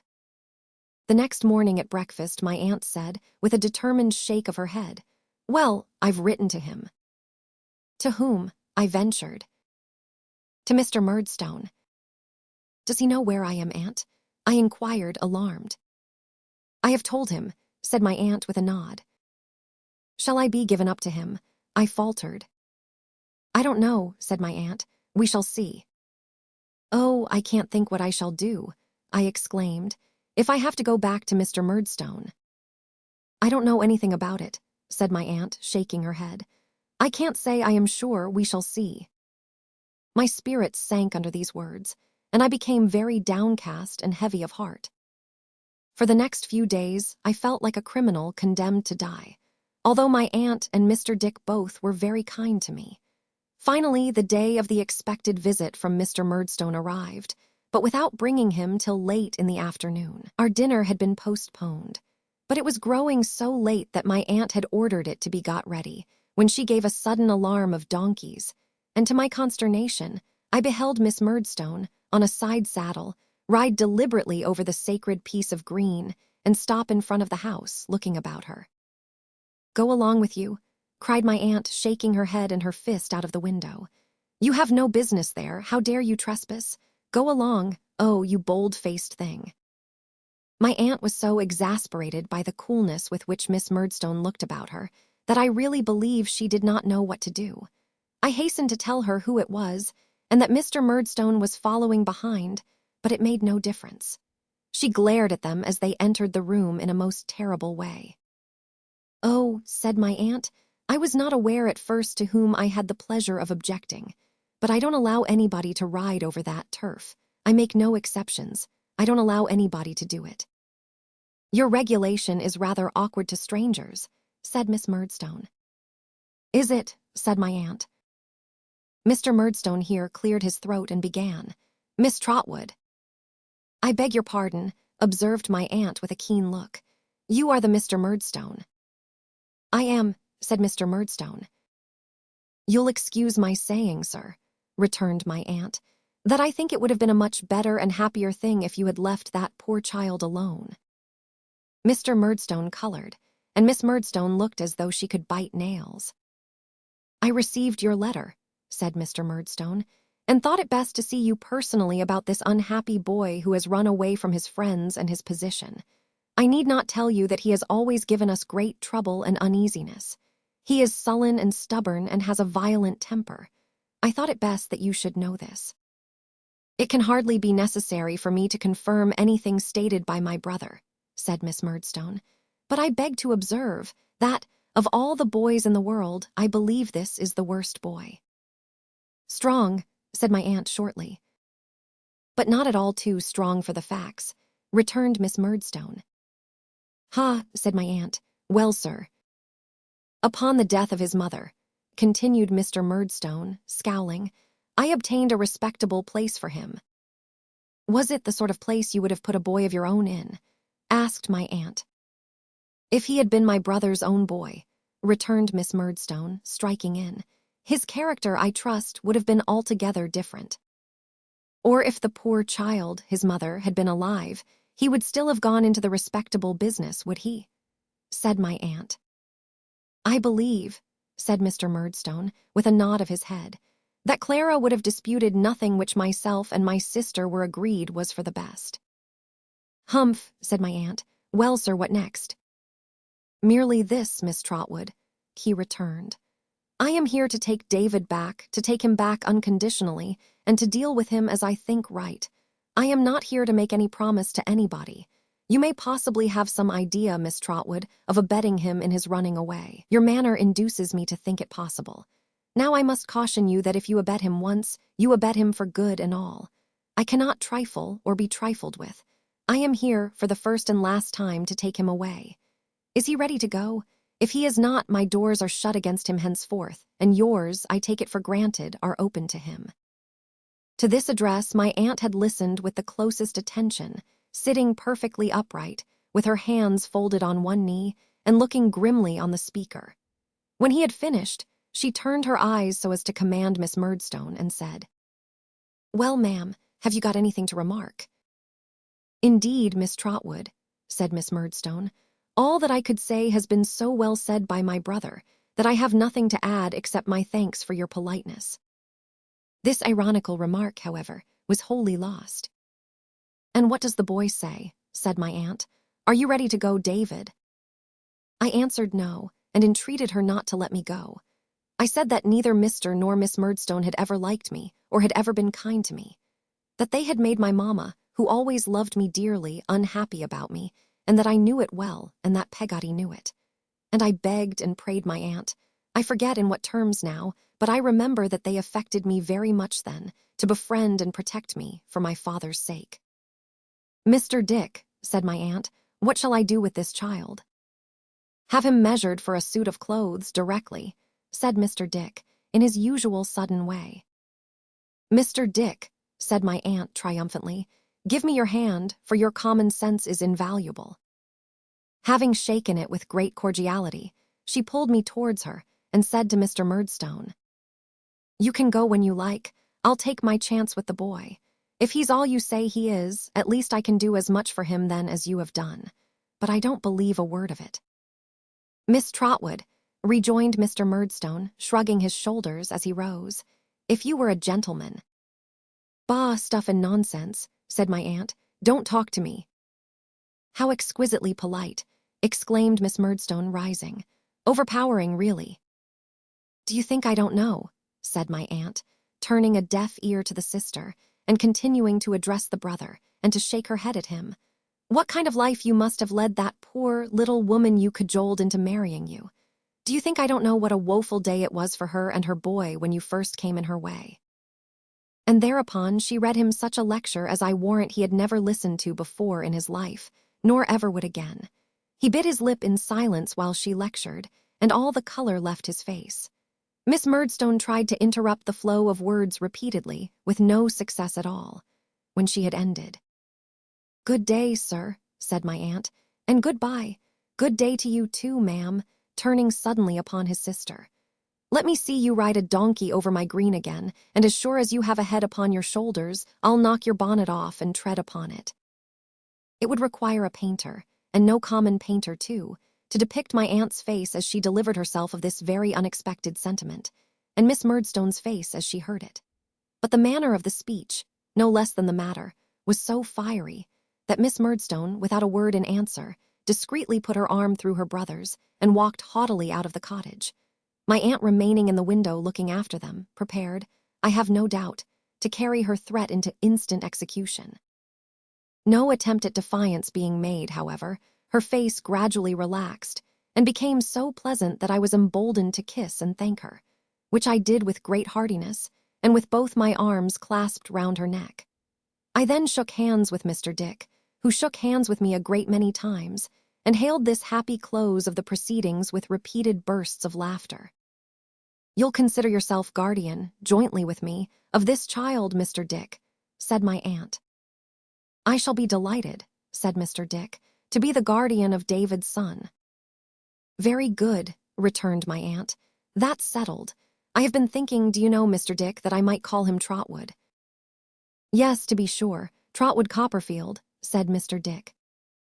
My aunt took so kindly to the notion that some ready-made clothes which were purchased for me the next day were marked Trotwood Copperfield in her own handwriting and in indelible marking ink before I put them on. Thus I began my new life, in a new name, and with everything new about me. Now that the state of doubt was over, I felt, for many days, like one in a dream. I never thought that I had a curious couple of guardians in my aunt and Mr. Dick. I never thought of anything about myself, distinctly, while a remoteness had come upon the old life, which seemed to lie in the haze of an immeasurable distance. In my new life, I was to realize some of my youthful ambitions. I was to struggle, perhaps, but I was to succeed. And I was to find that my aunt, for all her gruff exterior, had a heart of gold.